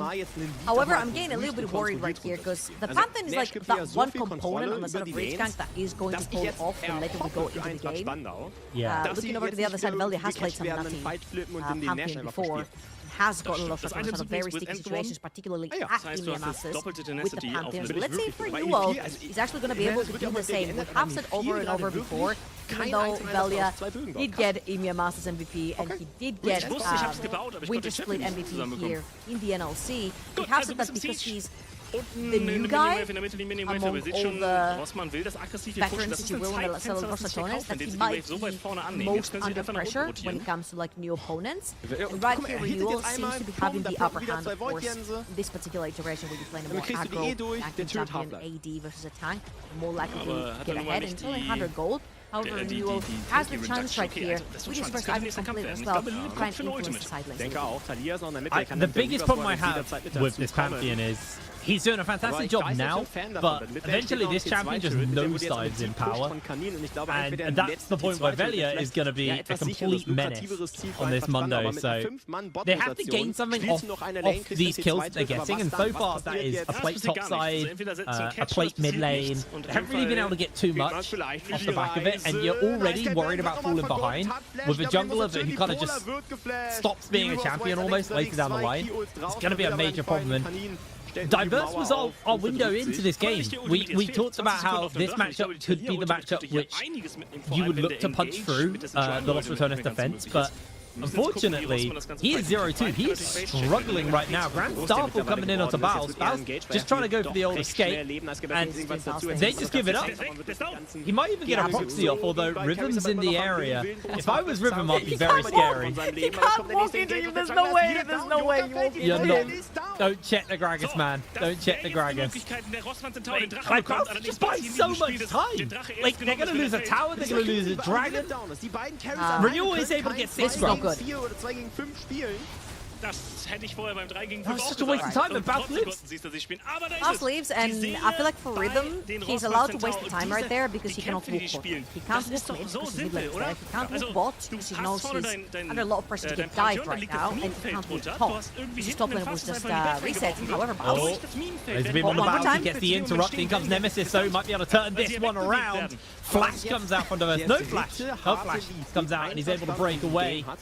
But ultimately, this is what we talked about a lot last split with Baus. He's so hard to deal with, as Crownium instantly cleanses the chains. The amount of time that Baus just bought so many plates, so much pressure over the Los Ratones, and the gold lead, almost 2k now for the bot side. Rhythm maybe finding himself getting dove under. Teleports are coming in, and Los Ratones is just going to walk away. Velia, no flash, but ultimate available. I don't think that Rich Gang are going to be able to kill him here. They are bringing Renewal in. Velia doesn't have that passive. He's going to have to pop the ultimate here, but now he comes to fight. Knockup comes in from Reckless, and that's going to be a shutdown given over to Crowley. He is 5-0. Rhythm will be taking shot after shot coming in. And that was absolutely flawless from Los Ratones. Don't lose a member. Reckless finds the next one, and Rhythm goes down. A double kill for Nemesis. A 4-0 fight to Los Ratones. Aber sie fischen viel, sie forcen Rich Gang are dispatched of with clinical precision, and Baus is trying to do his own Baus things. Just going on the top side. No flash for either. No, he does have ultimate, but he's going to use it. No way. Conan can't close the gap. Agragas is no way. Insane. Baus is out. Los Ratones on a 4,000 gold lead at this point in the game. That Jin is invincible. Nash also completed onto Nemesis Azir.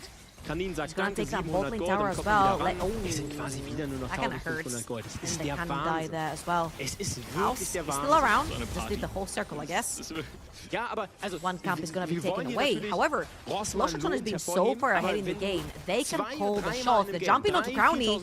Yeah, Crowny needs to make a run for it. Doesn't have cleanse, remember. Renewal's able to open up, get a big chunk out. Crowny continuing to run away. Renewal's able to chunk him, but it's not enough damage to one-shot, and that is just a massive cash out just sitting around. Like, Crowny's worth so much money through shutdowns right now. Couldn't actually get a summoner or anything out of Crowny right now. Reckless can be found in that bush on the side. Right here, Los Ratones should be playing for the next Dragon to come. It's going to be a Cloud Soul on the ring. So Los Ratones, they already have 2 secured as Conan. He's gonna take that top lane tower. Conan right now is the only one in the gold lead. He's pocket, he does have that eclipse onto the Jace as well. This is again a full open position coming out from Rich Gang as Rhythm. Have him on his sides, he's on the ramp, not the ramp. He has to flash away though. Velia continues to put the pressure in, and this will be a kill onto Nodu. Are they going to find the shot onto the Jin? Apparently not. Velia is going to secure the kill. They tried to get the kill over, but unfortunately not going to be enough. Bows is opening up onto Diverse. Diverse throws the laser beam down. No ultimate available to Bows, but he goes down. Diverse is able to kill him. Now there's a fight continuing in the mid side. Velia popping the ultimate renewal on that runaway as Crowdy's coming in with the collector, with the rapid fire, giving the kill over to Velia. Teleport as well as in jumps Conan, trying to deal with Crowdy. Crowdy has to play the flash. Reckless, can he find that knock up in time? Crowdy is going to get the kill over. Goes straight over to Conan. Able to secure the kills. Chains coming onto Nemesis. Nemesis just get the ult back. The Emperor's Divide able to get that one. Velia continues to fire at Conan. They did get the shutdown, but they lost so much more for it. At this point, Lost Adonis is just slapping them with their dollar. They're literally playing catch-up right here from Ritzgang, and that was a pretty imaginative, I want to say, TP coming through from corner, but once you're deep with that Jace, you don't necessarily get out. They do, however, get the bounty on to Crowny, and let's watch this one more time. That was a continuation of a play where you walk onto the ramp, when you're behind, you're gonna get caught. Renewal dead, Rhythm was dead as well. Then first gets caught by Velia down the bottom side of the map, and it's a little bit disastrous. By that time, Corner had TP in, trying to get that shot onto Crowny, which did net him 900 gold. Once Nemesis arrives with his own TP, so we're back in action. Nemesis outside of that laser beam. They already get one. There's the knock up into the Deadly Flourish though. No do under fire from Crowny, but Crowny's going low. That's not going to matter though because the damage is coming in. Renewal doesn't find the hit onto Crowny. Nemesis bags the double. And 4 members of Rich Gang go down once again. This is Dragon number 3. Rich Gang struggling now. Yeah, and I feel like this is not necessarily how a poker position is supposed to be played. With a poker position, you want to take control of lanes, push out your waves, take control of the neutral objective, and then when your opponents are trying to funnel control points to check out these reverse slots, you're literally there just poking them down to death. And right here, Ritzgang just went head deep into the jungle of Velia right there. They do manage to kill him, right? They have Renewal and Nodu around, and everyone piled on top, throwing every ult in there. But once Lost Adonis came about, Avengers assembled, and unfortunately, würde man denken, dass die Spandau-Composition besseres Front-to-Back spielen kann. They're just too far ahead at this point. It's feeling very, very hard. 7,000 gold over to the side of Lost Adonis. Feat of strength in their pocket. They're one off Soul as well. Cloud Soul, you know, not always the most impactful, but Mundo with Cloud Soul, genuinely terrifying. Really, really scary to deal with. Byron honestly looks like a very doable thing for them, although Bounce is finding himself in a bit of danger. It's going to send Conan packing, able to dodge away on a whole heap of the CC. Somehow making a break for it. Bounce should be able to get underneath the tower. Renewal even ults in. Oh, it's not Baron, it's Herald. We're 18 minutes into the game. But Herald over the side of Lost Adonis. You're going to wait about 4 more minutes for Baron to make his appearance in the game, but this is going to be Reef Herald, and I feel like Lost Adonis, if you look on the minimap, the second Bao spotted a second member down that bot lane. Lost Adonis were already moving up to go for that Reef Herald. They're going to take that outer tier 2 top lane tower, and they will catch themselves a squid in the process as well. Take him down. That makes it instantly a 4 versus 5, and Baus has spotted that 2 more members are down there for Rich Gang. This could be yet another bop on the tower. Velia can just take that one mid. Really smart actually there from Velia. Is he going to be able to drive it somewhere else? He might be going bot lane. He's going bot lane. Can they get the damage off? Ja, also wir He's trying to make the escape. Oh, begibt sich so weit aggressiv in Richtung Ross und respektiert it doesn't matter. Baus has walked away then, and they can just collapse their whole team down if they want. Yeah, he used it as a taxi instead. Now the whole quadrant is taken away by Lost Adonis, and this is going to be just as clinical as ever. They do have the items stacked up completely as well for Nemesis. Double items onto Jin, onto Crowny's Jin as well. Baus can take the back right here. 1 Rift Herald, 1 gank down bot lane for Baus. Posted 1 Rift Herald to reach gank, and their entire outer tower defense. That is brutal. That is absolutely brutal. Lost Adonis as efficient as ever with their gameplay. And I feel like these bases may be the final bases of the game here. Everyone's going to spend up that money, get back onto the map, and honestly, with Atakan, you could force Atakan, you could wait for Baron in a couple of moments. You could even potentially siege, because again, you're against the Poke teams.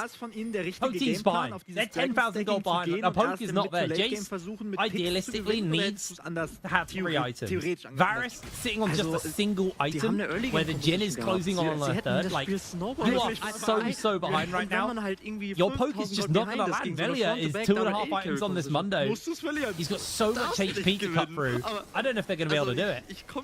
I feel though it's just a little bit difficult because there's a lot of wave clear due to the nature of like the Varus and the Vel'Koz. They've got like inherently a lot of good spells to clear out waves. So I feel like Lost Runners here specifically because it's for Ashes Atakan. I think it's for Ashes Atakan at least.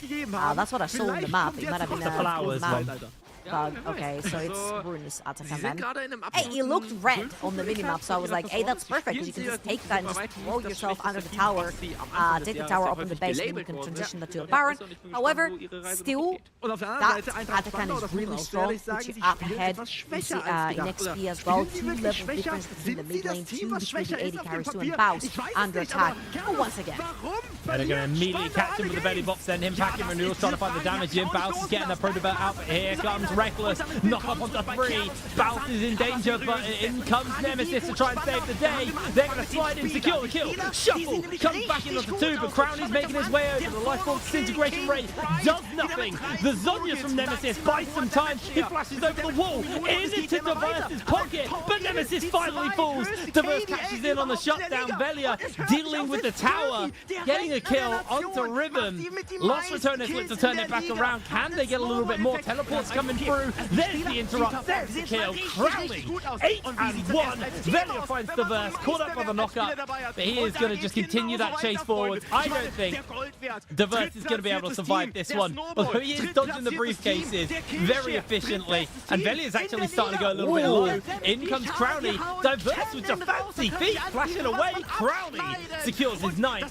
10th, actually. That's going to be sold. That was really fun to watch, actually. The Mundo versus the Vel'Koz. It's like, who has the fancier feet? Who can dodge more skills to get away? Because once you dodge the kill from Mundo, there's not really much else that he has to stick on you. However, this whole iteration of back and forth and skirmishes, he's going to net Rich Gang, a few more grey screens, and Lost Returnus are going to secure themselves the Soul. It's going to be Cloud Soul.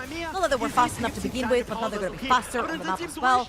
And the Baron is going to be spawning in about 2 minutes and something time as well. Lost Returnus, I feel like they're definitely going to be playing for around that Baron. It does help their siege for quite a bit as well, especially if you don't necessarily have like really great tools on your AD carry side of things to push down towers. You do have Nemesis with the Azir, who's a great tower taker. However, I feel like, again, due to the nature of the Vel'Koz and the Varus being able to push out waves, you definitely need that extra help from that Baron buff to take down the inhibitor towers. Yeah, absolutely. Having a look at the items, Infinity Edge now finished up onto Crowley. 2 items onto Nemesis. He's closing in on that Sonya's though, which was very impactful in the previous fight. Baron coming up soon though. I think that's where our attention is going to get turned as soon as that one spawns up. Because like you said, the wave clear is there. Rich Gang are able to deal with it on the Crowley's damage onto Diverse. Absolutely abysmal. So much health is lost. No dude going to tank those shots, and he should be able to heal back up before the next wave crashes, though, so honestly, not much gain there for Lost Returnus, although they are just going to collapse multiple members onto that top side. Baus just dealing with the bottom side, and the base will now finally be cracked open there from Lost Returnus. 1 million to Baron, but so much HP. If they keep catching auto attacks like this from Crowley, I don't think there's much they can do. 2 towers are going to go down. 3rd tower from an inhibitor defense is gonna go down, and only the inhibitor standing. Baus pressuring bot, Nemesis pressuring top. I think Reach can get a bit dizzy, they don't know where to defend. Well, they were looking for Crowley, but he's able to put the distance out there with those Swifties. Now they're looking for the lockdown onto Renewal. Renewal losing half its HP, jumps into Crowley, immediate cleanse comes out, and Velia secures the kill. Reckless in the meanwhile, just being a menace on the backline. 4 members caught in his CC. Lifeforce disintegration rate interrupted by Baus, and this should just be the ace. Rich Gang goes down. A triple kill over to Crowny. An absolutely flawless fight. Nobody falls. All of the inhibitors fall. Tower will be next up on the menu. Baus holds his life because he needs to jump onto the fountain, take a slurp, and that is it. 24 minutes on the clock. Lost Ratonis, close it out cleanly. Wow. EMEA Masters champions, NLC Winter champions are not here to play. That was a very quick game. I feel like, again, when it comes to Lost Ratonis, every time we talk about them, we're like, they're just so good at playing around their own macro, using Baus, and that's exactly what they did here as well. However, I will say it over and over again, it's not just their ability to play around Baus when he chooses to int on the side lane, it's their ability to straight up strangle their opponents in lane. Like, Reckless and Crowny in this particular game were just invincible down bot lane. They were so clean down in that bot lane. Really just a superb performance from them. It's the only words I can really throw for that. Anyway, we're going to pass it over to the desk to break that game number 1 down. Das ist ihr ganz eigener Spielstil. Ist das wirklich so, Scarface? In Teams, wo man sich gut persönlich versteht, ist man immer automatisch besser? Nee, nicht unbedingt. Okay. Das kann auch unser Team es kommt auf den Coaching-Stuff an. Yeah. Do we need Outram at this point? I'm gonna buy we can you talk about thing. This is not, it's the microphone. I'm gonna hit it. I'm gonna hit it. I think you need the microphone. You can summarize that game very easily. Lost Ratonis did not come to play, they came to dominate, and they did exactly that, right? I think Rich Gang, despite showing signs of life, and I like that they were a bit proactive, not just falling flat, it's Lost Ratonis, guys. I mean, die halt stark aussehen. Yeah, you're just kind of yeah. I was, before the game started, I said that so many of us wanted to see teams that will start not playing around Baus. Unfortunately for us, it was exactly the opposite from Reach Gang in this game. So much attention towards Baus throughout the whole game, especially more towards late part of the games when it felt like a little bit of desperation moves, just trying to get at least something happening on the map. But just leave Baus alone, please. For any other team that is going to play Lost Ratonis next, just let him do these things. Ignore him, please. Maybe something will work out. It's the Baus's law. The Baus's law. He's gonna take it regardless. And even on the late game, when we're trying to do all those things like to take him down, it was okay. Let's start with the first replay. Oh, guess what? This epitomizes what not to do when you're behind against Lost Ratonis. Because the move always from any team we've seen is go for Baus. No. While these guys are dancing around Baus, you managed to survive here. I want to take your attention to the minimap. They're taking a Rift Herald, and after that, Baus is able to survive, and they take a tower with the Rift Herald. I mean, please just stop going after Baus, guys. It will not work, please. But before we continue, I have to say, Rich Gang were looking good at the beginning of the game. They had countless moments where they almost got the first blood. But that's the Vin Diesel quote of if it's a 1 meter or a 100 meter, doesn't matter. As long as you win, you win. And they got the first blood regardless. But there's some signs of life, at least in my opinion, for Rich Gang, which I think is going to be different versus a different team. I think this, for a different team, they would surely get the first blood. They would surely get some leads. They got the grubs as well. There's some sign of life. I want to celebrate that. For the other side, though, they're still clean. I think Crowny and Reckless' performance on the bot lane was just disgustingly beautiful. Yeah, I want to actually disagree with you a little bit. It's not just that they're still clean, they have improved a lot. In previously already, we have celebrated a lot the synergy between Crowny and Reckless on the bot lane, both during the laning phase and later on in the team fight. It just continues to grow and be shaped into something more beautiful than before, because this team fight is an excellent example of that. Look at Reckless, look at how he moves around the team fight, just knowing exactly how to reposition himself so that his team gets a better understanding of who to focus in this fight. Crowny, always in the perfect position for his twin ultimates. Every time you see one on the screen, you know nobody's getting to him and he's getting the shots. And in some other fights, Baus is not here at all. He's doing his Baus with some top lane. But in other fights that we are seeing later in the game, Baus finding those flanking positions towards the enemy's backlink, is completely disrupting them. This team has already been good, but they have improved so much. dann wirken die Teams als die I'm getting Playable für scared das Team, was vielleicht exactly by that. I think they're getting better day by day, and that's kind of scary. Because, yeah, you think they reach a plateau, but they keep improving. And, oh my. Yeah, they are really, really good, right? Brick by brick, they are laying the golden goal potential in the ERL. Need 2 more NLC splits and 2 more EMA Masters and then we're done.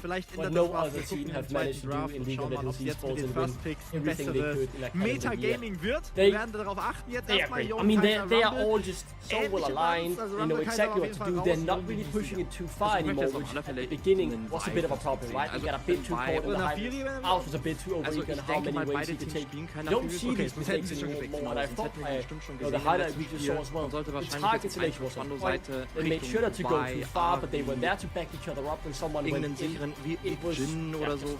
Really executed. You couldn't lay a finger on it and criticize it. I'm gonna say it. I'm gonna say it. Okay. We have a replay. I'm gonna say this afterwards because this is gonna be kind of big. Yes. This is a good team fight, but see, look at Vel'Koz. He does what he needs to do, but then it's the bows. It's exactly the fight I was talking about. The bows finding this angle because Vel'Koz is not allowed to ult at all. The difference between Vel'Koz and Jhin, they're similar in terms of when they ult, they want to be safe, but Vel'Koz just never allowed that safety. That's a ranged up blind versus Gragas, and Gragas gets more damage. Is this legal? He was getting focused. I mean, to be fair, he was fighting all the time because he was getting focused so much. But he also overfarmed everyone. Yeah. What do you mean? Okay, I'm gonna say this before we continue and we have the interview, but I'm gonna say this. I think Belia is listening to this. I believe if a team wins 3 EMEA Masters in a row, they should be invited to Worlds. I'm just saying. Hear me out. Yeah. Hear me out. This should be law. Let's bring in Belia so we can talk to him about it. MVP of finals. Welcome. Oh, you got the hoodie as well. You're looking clean. How are you doing? Welcome to the interview. We get to talk about another one. Thank you for having me. Clean game, wasn't it? It was after when we were destroying the Nexus, I actually asked my team. I think this is the fastest win we did in NLC. Maybe I'm wrong, but it felt really fast. It felt easy. We were on the same page, and yeah, really happy with the performance. Do you agree with us? We were talking about this, but it looks like even after EMEA, the team is getting better somehow. When you look into a team and you're like, oh, they're really good. They still get better. Are you getting the same feeling as you're playing? I don't think that's even a questionable, you know. We're just getting started, right? We were just playing for 3 months. We need to play for a year together. Imagine what we're gonna do. Imagine summer split. So we're gonna get better with spring, but imagine the summer split. You know, I would be scared if I was other teams, honestly. We're getting there, you know. Well, I do agree that if you win 3 EMEA Masters in a row, you gotta get a ticket invitation to Worlds. Like, it has to be a law, right? Like, it should be a law. I think if it's us, yes. If it's us, yes. Looks good. Tell me something, new season, everything is new, like, it's a new game plus for you guys. What's the main objective for you as a player? What's the main objective? Can you repeat, sorry? Like, new season, new split, what is your main goal as a player right now? My personal goal, or?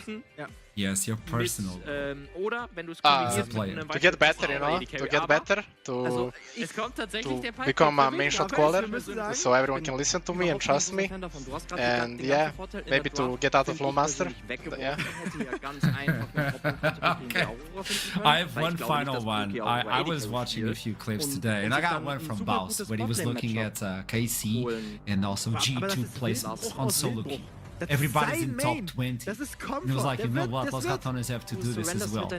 But then he watched his zone Elo, it was like, this might take a while. Do you think it should be an objective for the team to also be like really high in solo queue? Because that's really hard, isn't it?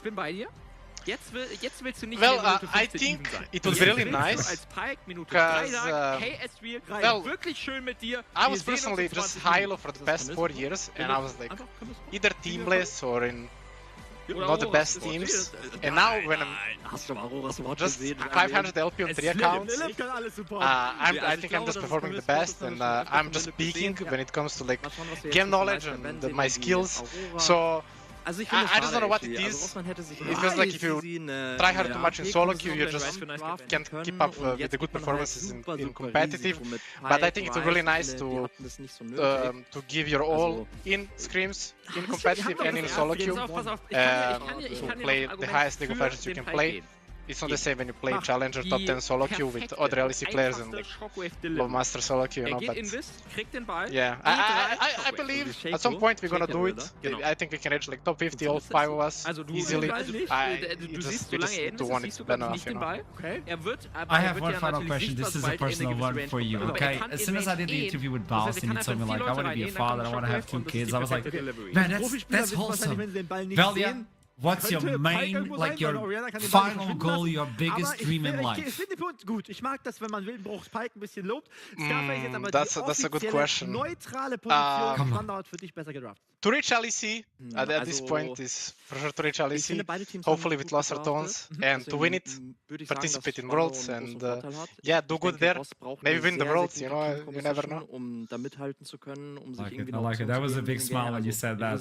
Let's hope it actually comes true. Valia, thank you so much. Good to see you again, and best of luck for this season. You're a big one. Thanks to you guys. Bye-bye. Kann Rossmann eventuell dagegenhalten? That was a... Nochmal ein 2-0 holen, nochmal... Man, I don't know, these songs, man! Rossmann Centers 2-0 einfach Okay, with this in mind, I'm just getting the information just like this. Any final words for this match? We had the worst scenario and the best scenario prepared for Reach Count, and even though they lost this game by a lot, I think it's safe to say that they have reached the best case scenario. I'll say simple domination. What is this? I mean, you're caught up in the tunes, man. Do your job. He's listening to us. We gotta drop like... He's ignoring the analyst and listening to the music instead. No, and he's I'm too much enjoying this. We're gonna have another game after this one. It's best of 1 with choo-choo non-stop. It's gonna be Chaos versus Venomcrest. They have new roster, they have new names, we also have new tunes. You can check them out by watching our VODs and replays. I don't know where else you can check them out. We're gonna do a quick pause so the sponsors can talk with you as well. And we get back for better tunes. I'll see you soon. Wir werden sehen. Viel Spaß mit Pixabis und Kern. Basti ist so ein Pfeifett, oder? Einfach nach dem ersten Game predicten. Ja, jetzt habe ich alle Aufgaben erwischt, dieser Satz auf einmal. Da musste ich auch ein bisschen schmunzeln. Ja, ich auch. Aber ich muss alles, was danach kam, war sinnvoll. Ja, stimmt. Ich lebe übrigens noch. Also ich habe ein paar Chatnachrichten gesehen, die sich Sorgen gemacht haben. Ich lebe noch und wir freuen uns auf dieses zweite Spiel. Ja, immer wenn krass läuft, haben wir draußen ein paar Ventilatoren. Ich stehe auch schon mit so einem Handtuch und wedel einfach immer so ein bisschen die Luft zu der So ein Eisbad ist auch parat. Ja, der Klassiker. Aber einen Körper noch reingemacht. 10 Minuten warst du in der Luft, habe ich mir sagen lassen. Gut, also zweites Game, 1-0 für Rossmann. Eintracht Spandau hat eigentlich die erste Partie dominiert, aber irgendwie zweimal ziemlich heftig an die Wand geworfen. Und Rossmann war uns gruppenlos in den Teamfights. Mal gucken, ob es jetzt in dem Game ähnlich wird. Sie haben, finde ich, mit Pike als Champion, der sollte es ein ähnliches Game werden, sehr gut in diesen chaotischen, blutrünstigen Games ist. Das stimmt. Ja, und also ich gehe jetzt bei den beiden Teams auch nicht davon aus, dass es jetzt anders wird als im Spiel 1, was das Chaos-Level angeht. Aber der Komfort ist einfach super wichtig, den sich hier gerade Rossmann 2000 zusammen gedraftet hat. Also das Team an sich sollte damit gut klarkommen. Jetzt ist die große Frage, ob sie es schaffen, Eintracht Spandau in den Abgrund zu reißen. Weil ich finde, dass zumindest VfL es schaffen sollte, die Ruhe zu bewahren und das Team bei der Stange zu halten. Was ich halt spannend finde, ist erstmal die Ausgangslage, die sie natürlich haben. Mit Victor, mit Aurora, der Nocturne gefällt mir eigentlich auch relativ gut.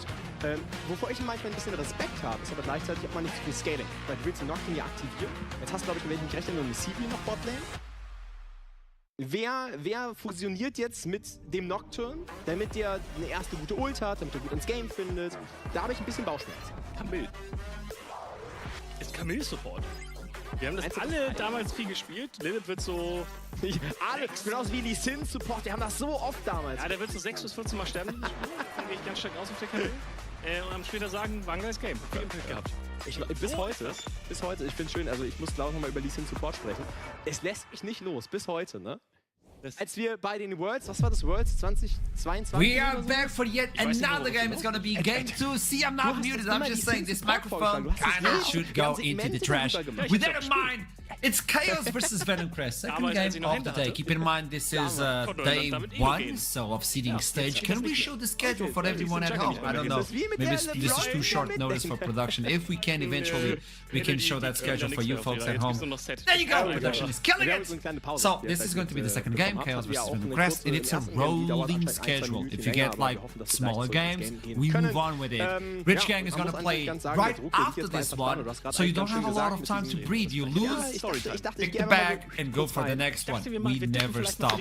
Now, talking about both teams, you have Chaos and Venom Crest. What can we talk about Chaos? Because Chaos is a new team, new roster. They just redid everything. Es gibt ja bestimmt ein paar Leute, die Prime gucken und das erst in den letzten 2-3 Jahren gemacht haben. Das heißt, die kennen ja gar nicht die Geschichte hinter They are still trying to find their footing here in the league. They had some right up, most of the time it was a bit down in Winter. So they've rebuilt from the ground up, they've changed their approach, and while they're trying to find their footing, they're allowing for the rebirth of many former competitive players who will be back for the first time in years on their roster. I am very excited, as 4 out of 5 players are Danes, I have to mention that. I am very excited to see these guys back. The levels are interesting to see because they need to get back, right? There might be some rust. Some of these guys, in particular Vayu, hasn't played competitively since 2020. That is quite a few years ago, if you remember. So I'm excited to see what kind of shape they're in, but I'm sure they'll heat up here.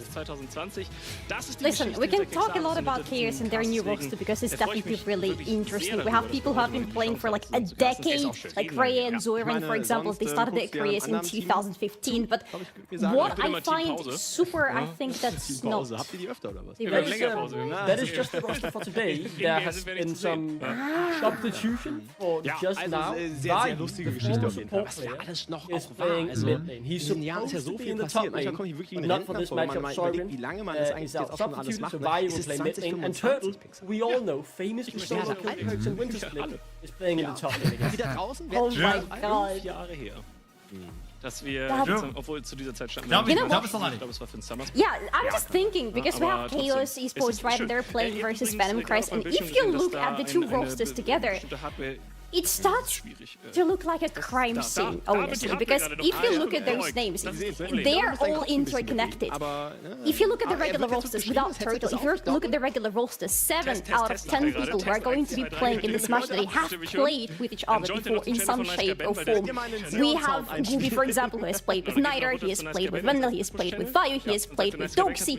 We have Raya, who has played with Vayu, Gooby, Vendel. They are all interconnected, brother. They have all played together for so long in so many different places, including the NLC, by the way. Yeah, it is one big web, right, between these players who have all played together in and around each other in the NLC. Most recently, actually, someone like Niter and Gooby played on Chaos in a one-off tournament with 3 of their current members as well, right? These are players who know each other in and out. I'm sitting there in the chat as well, in the lobby, and they're asking each other, are you going to play this game today? Because they don't need to study for each other. They know each other in and out. They are all very good friends, really, and it kind of paints the picture that it's a bit of friendly fire in this matchup, and I'm excited to see who comes out on top and gets This could actually be complicated because you know the other individual so well, because you already played with him, against him. You have so much information, personal information of the enemy, that leads you to play a different sort of gameplay that you should do on a normal game versus someone you don't know. Apparently, it was like a big web. Solari, I can see there's a visualization of the... Wait, what? I spent way more time on that than I'm ready to admit, okay? But I really wanted to connect all the dots, and that's why I'm saying it looks like a crime scene graphic. Look at that! 7 out of 10 people have played with each other, and that goes on and on. Yeah, it's Detective Solari on the job, right? All of these things have interacted with each other at different times. Some of them have played together on versions, some have played together on different teams, on different things, and one of the things that really interests me with this Venom Crest is not the fact that it's 5 games, it's the fact that ADC rolls up to the jungle, very different role, that I'm excited to see what he does. Of all the graphics we had today, this was the best, by the way. I'm just letting you know. Tell me something. Gooby is such an interesting case here, because we already have a little bit of changes in Chaos, but most of them are coming from the substitutes for today. Gooby has role swapped for good. He has been playing AD carry for so long, and his champion pool for AD carry is a very, very big one.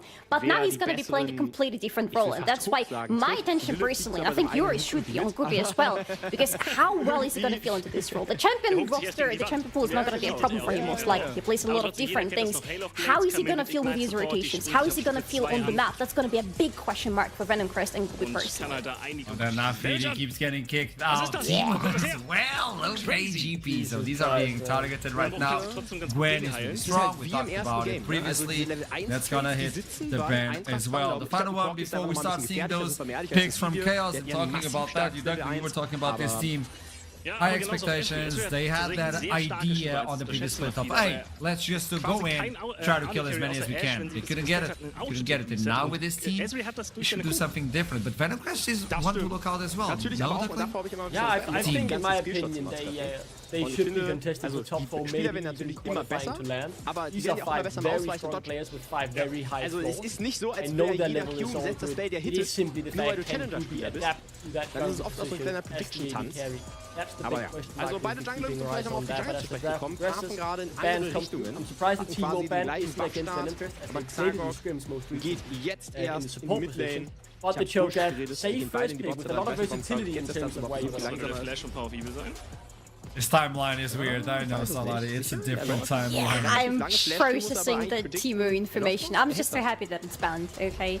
But what will Venomcrest go for? Because have we talked about the fact that we have Colby, the ex-LEC player, on Venomcrest playing in this very game? The timeline is absolutely insane, but he's going to be the one playing Ashe in this one, starting off with her. Braum is still available if you want to go for those, those good combos that you just know that work on the bot lane. I am so excited to see Comment in this game. I'm actually losing my mind right now. Wir reden jetzt von 30 plus. Nochmal diesen extra Schaden mehr dazu hast. Was ich mich halt auch gerade frage, ich bin total erstmal deiner Meinung, weil sie ja auch irgendwo ähnlich wie im ersten Game irgendwo so auch catchen wollen. Aber gleichzeitig finde ich, haben sie auch der Schaden, so ein Front-to-Back-Fight über Victor, über Sivir. Aber dafür fehlt eigentlich die Frontline. Das heißt, Camille, Nocturne müssen eigentlich immer doch für einen Pick schauen. Dann bin ich mir aber nicht sicher, ob Sivir, Victor so der perfekte Match dafür sind. Ja, vor allem pickst du in Vi Rise rein, oder Orianna. Das ist super unangenehm, weil du musst da über den Ball drüber diven, um den Pick zu machen. Und wenn der Ball einfach liegen bleibt, hast du nie ein Follow-up. Das ist so das große Problem. Ich erkenne das. Ich sehe da auch die Probleme. Aber Probleme. Hier im Jungle wird Yoka jetzt erstmal ein bisschen unter Druck. Ja, der muss flashen, oder? Muss er flashen? Muss er tatsächlich nicht. Und somit ein richtig fetter, guter Play für Yoka.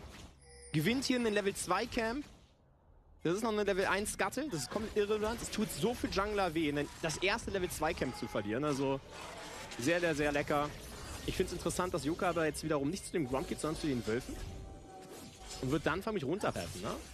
Ja, resetten, ne? Oder cornert er. Also geht er quasi von den Wölfen zum Gromp und havert dann Topside. Das könnte er halt auch machen. Ich glaube, er sollte resetten, ansonsten verlierst du sehr viel von deinem Tempo. Oh, Lilip. Das ist das Risiko der E. Da muss man vielleicht investieren. War da kurz im Türmchen drin? Willenbruch. Slow ist schon mal drauf. Ich glaube, der hat gleich auch vorhin wieder den Hawkshot ready. Lilip sucht gleich wieder den Engage. Flash jetzt auch von Willenbruch drauf. Ignite ebenfalls auf den Kopf. Das reicht zwar nicht. Sissy weg. Okay. Einfach mal mit dem offensiven E in 2 Leute. Aber du musst, wenn du SRL spielst, musst du auch ein bisschen dominant spielen. Das ist alles in Statements, die du da gerade ablieferst. Ja. Sehr, sehr wichtig. Aber, die Botlane ist genau das, was wir sehen wollen. Toplane gibt sich zwar auch ein bisschen ins Gesicht, da haben wir ja vorhin die beiden Flashes investiert, aber Botlane permanent 2v2 geht's rein. Und es wird tatsächlich nicht angenehmer für Sisyphus und Wildenbruch, denn ab dem ersten Reset ist dann SRL nicht mehr so stark wie andere AD-Carries. Ja, stimmt. Wir reden immer noch über den Sivir. Ja, das stimmt auch wieder. Das stimmt tatsächlich auch wieder. Also ich denke, eine Menge Verantwortung liegt so ein bisschen wirklich bei Yoka und Lilip. Einfach, Yoka braucht seinen Paranoia und ich glaube trotzdem, dass er als Follow-up die Unterstützung von Lilip braucht. Das hast du sehr schön runtergebrochen über das Hextech Ultimatum. Leider brauchen Supports dann mal ein bisschen länger, bis sie ihre Ult ready haben. Aber dann hast du halt die Arena, die du aufbauen kannst. Und da kommt dann auch ein Ezreal nicht raus. Das heißt, Yoka und Lilip laufen jetzt ja auch schön, um das nochmal zu verdeutlichen, zu zweit über die Karte. Sie waren meiner Meinung nach aber auch im letzten Spiel schon die beiden, die das hätten tragen sollen. Und da hat es nicht geklappt. Und da muss man natürlich auch dazu sagen, dass Yoka ein sehr junger Spieler ist. Das heißt, der muss es jetzt auch hinbekommen, das Ganze wegzustecken, was da gerade passiert ist. Und jetzt in dieses neue Spiel mit der neuen Verantwortung reinzugehen. Und da finde ich, Nocturne ist ein sehr schwerer Champion. Ich weiß nicht, du hast ja Nocturne auch viel mal gespielt. Aber immer wenn ich den spiele, die Verantwortung reinzuulten, fühlt sich teilweise wie eine sehr große Last an. Ja. Ich meine, ich finde erstmal, was ich sehr gerne an ihm mag, ist, dass er jetzt, okay, Shockwave connected. Lilip aber auch da. Passiert also nichts. Hook trifft, aber man trennt sich damit unentschieden. Ja, ich bin so ein bisschen bei dir, aber ich glaube, auf dem Niveau hat man normalerweise immer den Backup. Also du weißt, was sind die Targets, auf die du gehen willst, in welchen Setups du spielen willst. Aber ich habe halt so gemischte Gefühle und dabei bleibe ich auch. Wer ist denn dieser starke Follow-up für Yoka in dem Game? Die Ori wurde dir weggenommen. Sie hatten vermutlich einen Plan, wenn die Ori weggenommen wird, dass er die Nocturne nicht gefirst-pickt. Apropos starker Follow-up. Wir sehen gerade, dass oben die Grubs gestartet werden. Keine Lane rotiert hin. Pride ist der Erste, der läuft. Das bedeutet, dass gerade Yoka und Xagok im Duell sind. Oh ja, aber jetzt geht's da ran. Flash Q, Xagok geht raus. Er konnte einen Void Grub stealen. Damit kein Stack für die Feeds, aber ebenfalls ist er auf der Top-Side. Das heißt, kein easy Cross-Play, um den First Drake zu bekommen. Das hat mich auch gewundert. Also Xagok ist tatsächlich da geblieben. Normalerweise siehst du, wenn ein Team die Void Grub startet und wir haben gesehen, dass Pride die Kontrolle auf der Top-Side hatte, dass du dann halt auf die andere Seite der Karte läufst. Das ist nicht erfolgt. Trotzdem hat er mit diesem Stil auf die Grubs Stufe 6 getötet. Das heißt, die Vi-Ultimate ist da und das sind diese Crucial Ultimate, genauso wie Evelyn, genauso wie Nocturne, genauso wie Sejuani, wo du sagst, die erste Ult muss eigentlich ein Kill werden. Ja. Das Gemeine ist jetzt nur, dass man so gut wie keine Flashes geforst hat bisher. Pride's Flash ist gleich wieder da, Lilips ebenfalls. Ich glaube, die interessanten Ziele sind vor allem Power of Evil. In der Mehrzahl gesprochen, aber ich glaube, Power of Evil ist das interessante Ziel schlechthin in der Midlane. Das heißt, die erste Ult von Xagok wird vermutlich nur ein Flash sein, den sie bekommen. Aber ja, ich bin trotzdem deiner Meinung, Xagok kann ihn jetzt gerade in der Combo Vi-Ulten zu Shockwave sehr viel gefährlicher geworden. Vielleicht sehen wir das jetzt auch am Drake. Also vielleicht wird man jetzt versuchen, mit diesen Level 6 Spikes, die sie haben, den Drake zu contesten. Weil ich bin mir nicht sicher, wer da wirklich gerade stärker ist. Ich erwarte wenig von der CD im Early Game. Lilip hat noch keine Ult. Power of Evil braucht eigentlich auch Items. Also vielleicht ist wirklich diese Vi-Ori-Combo zusammen mit dem Erserie erstmal stärker. Jetzt kommt das Paranoia, suchen jetzt selber den Catch auf der Seite von Eintracht. Spannender Ignite ist drauf, aber Wildenbruch flasht halt einfach raus. Und jetzt ist eine Ult, eine essentielle Ult raus mit der von Nocturne. Er ist nicht mal geflasht, er ist einfach rausgelaufen. Eben. Also ich glaube, selbst die E war nicht mal ab. Er ist tatsächlich einfach rausgelaufen. Man hat nicht damit gerechnet, dass Xagok in dem Moment, wo Nocturne drauf liegt, direkt neben ihm stand. Und dann ist das Risiko doch ein bisschen zu groß gewesen. Vor allem, weil, wie du schon wunderbar vorgehoben hast, die Camille noch keine Ultimate besessen hat. Das heißt, dieser starke Lockdown ist nicht zur Stelle gewesen. Und die Nocturne Ultimate Cooldown auf Stufe 1, wenn du noch keine X-Plate hast, die ist so unangenehm hoch. Ja.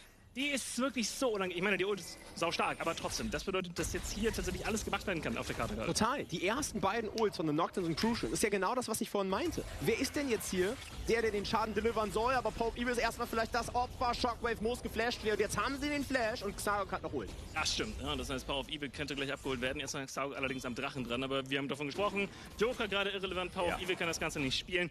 Camille Support muss man immer ein bisschen im Auge behalten. Die kann auch gerne mal einen Jungler soloen. Aber dafür brauchst du Ultimate. Das stimmt. Und die hat aktuell Lilip noch nicht zur Verfügung. Trotzdem kann ihn jetzt hier gecatcht werden. Reicht aber haarscharf nicht aus. Kann man den Drake noch contesten? Xagok muss raus. Der Drake noch auf 2000 Leben. Joker wird jetzt vielleicht versuchen, den zu übernehmen. Hat allerdings keinen Smite. Es ist schon wieder eine Stadt nach Kernos. Ja, aber es ist diesmal ohne Kills. Also es ist spannend. Wir sehen Fights, aber es ist noch keiner umgefallen. Man gönnt sich gar nichts. Es ist wie bei meinem Krass. Ich fall auch nicht um. Noch nicht. Aber jedes Mal habe ich ein bisschen Angst. Ja. Also es ist wirklich, man gönnt sich nichts. Du willst keinen Drachen for free geben, du willst keine Grubs abgeben. Alles wird contested. Überall gehst du hin und sagst, ja, eigentlich kann ich das doch fighten, oder nicht? Ja. Und aber ich schwöre dir, sobald die beiden Supporter Stufe 6 sind, jetzt ist einer auf Stufe 6, Lilip hoffentlich gleich auch, dann wird es noch viel schöner. Aber das ist ein Drake, den kannst du eigentlich nicht contesten. Du hast keine Nocturne-Ult, du hast keine Victor-Ult, kein Level 6 bei Lilip. Also der First Drake in diesem Game, auch wenn er spät fällt, geht wieder an Rossmann. Und ich kann es nicht glauben, dass in diesem Spiel noch niemand gestorben ist. Ich auch nicht. Also es fühlt sich so an, als würde es schon wieder für 5 stehen eigentlich. Oh Gott, Lilip! Der E ist auf Cooldown, jetzt wird er hier vielleicht engaged werden. Wildenbruch kommt auch noch mit dazu. Der hat seine Ult parat. Der Speer, der sitzt. Paranoia wird nochmal gekartet. Jetzt will man noch mal irgendwie helfen. Aber der Flash kommt! Kein Goldshare! Trotzdem das First Blood für Xagok, der jetzt allerdings auf verlorenen Post steht. Pride, Move dazu, kriegt den Kill, verliert aber Topside ein paar Minions. Schöner Late Play von Lilip. Aber wenn da der Execute durchgeht, muss halt Xagok nicht so weit diven, kann die Ultimate noch halten. Der Kampf, da sieht ganz anders aus. Also das war stark gemacht. Allerdings, und dann, das ist jetzt der Kritikerpunkt, wir haben so, Basti hat's gesagt, ich glaube, viele Leute haben es nicht geglaubt. Rice wird gebannt gegen Hannover. Er wird gebannt. Es ist der einzige Rice-Bann auf der ganzen Welt im Jahr 2025. Und das ist Nice Gaben, der jetzt Road of Ages im Inventar hat. Guckt euch schon in der Kamera an. Der chillt komplett sein Leben, hat 3 Platings schon auf seinem Nacken. Auch der CS-Lead ist massiv. Also der Rice, der wird hier zu einem richtig großen Problem werden. Und das finde ich so interessant, weil ich finde, natürlich scaled Eintracht Spanner übel gut. Aber Rossmann muss sich nicht verstecken. Dieser Rice kann zum absoluten Endgegner werden. Auch die Volkers werden schon wieder contested. Der nächste Engage ist in der Mitte. Der Power Evil mega low. Ist down. Hexer Ultimatum geht jetzt raus. Aber Ezreal ult durch 2. Rossmann dominiert jetzt. Da haben wir gerade die Pike-E-Orienna-Ult-Kombination gesehen. Ja, da konnte man das Ganze aggressiv auf den flashlosen Power of Evil spielen. Man wird hier permanent davon tracken, welcher dieser Immobilien-Carries gerade kein Flash hat und welcher halt Flash hat. Okay. Rice Rotation. Wird allerdings nicht genommen. Pride wird verjagt. Also mir gefällt das richtig gut. Es ist aber, fairerweise für mich, immer noch das erwartbare Bild gewesen. Es gibt für mich keine Antwort, wer im Early Game mit Joker auf Lockdown zusammen ist schon wieder, das ist die Void Cops, die gehen nicht einfach weg. Ja. Das ist schon wieder 3 Spieler von Eintracht Spannend, die da hingehen wollen. Ja, also wird es zumindest kein Stack werden. Ne? Sie contesten viel. Dennoch 1000 Gold liegt näher für Rossmann. Nach dem Smite müssen sie eigentlich ins... Joker hat kein Smite! Der kann keinen nehmen! Aber jetzt müssen sie auf Nice Guy Ben so all in. Allerdings ist Lilith alleine gegen Nice Guy Ben. Ignite kommt nochmal niemand, der ihm helfen kann. Der nächste fällt um von Eintracht Spandau. Das ist kein Teamplay hier gerade. Was sind das für Windows? Warum contestet das ist ohne Smite? Der Play muss das sein. Reinsteppen, raussmiten und wieder raus. Absolut verrückt, was hier gerade passiert. Wildenbruch ist jetzt auch wieder zur Stelle, nachdem er vorher noch gerecallt ist und man das Zeitfenster eigentlich nutzen wollte. Oh mein Gott. Ich bin sprachlos. Ich bin tatsächlich sprachlos. Das war gerade das Rückgrat, das gebrochen ist von Eintracht Spandau in diesem Best of 3. Aber ist es trotzdem, also Rossmann ist kein so cleanes, die werden das nicht clean runterspielen können. Das ist nicht das Rossmann, was ich kenne. Maybe. Das heißt, wir werden noch Comebacks sehen und von diesen Comebacks wird wieder Comebacks geben.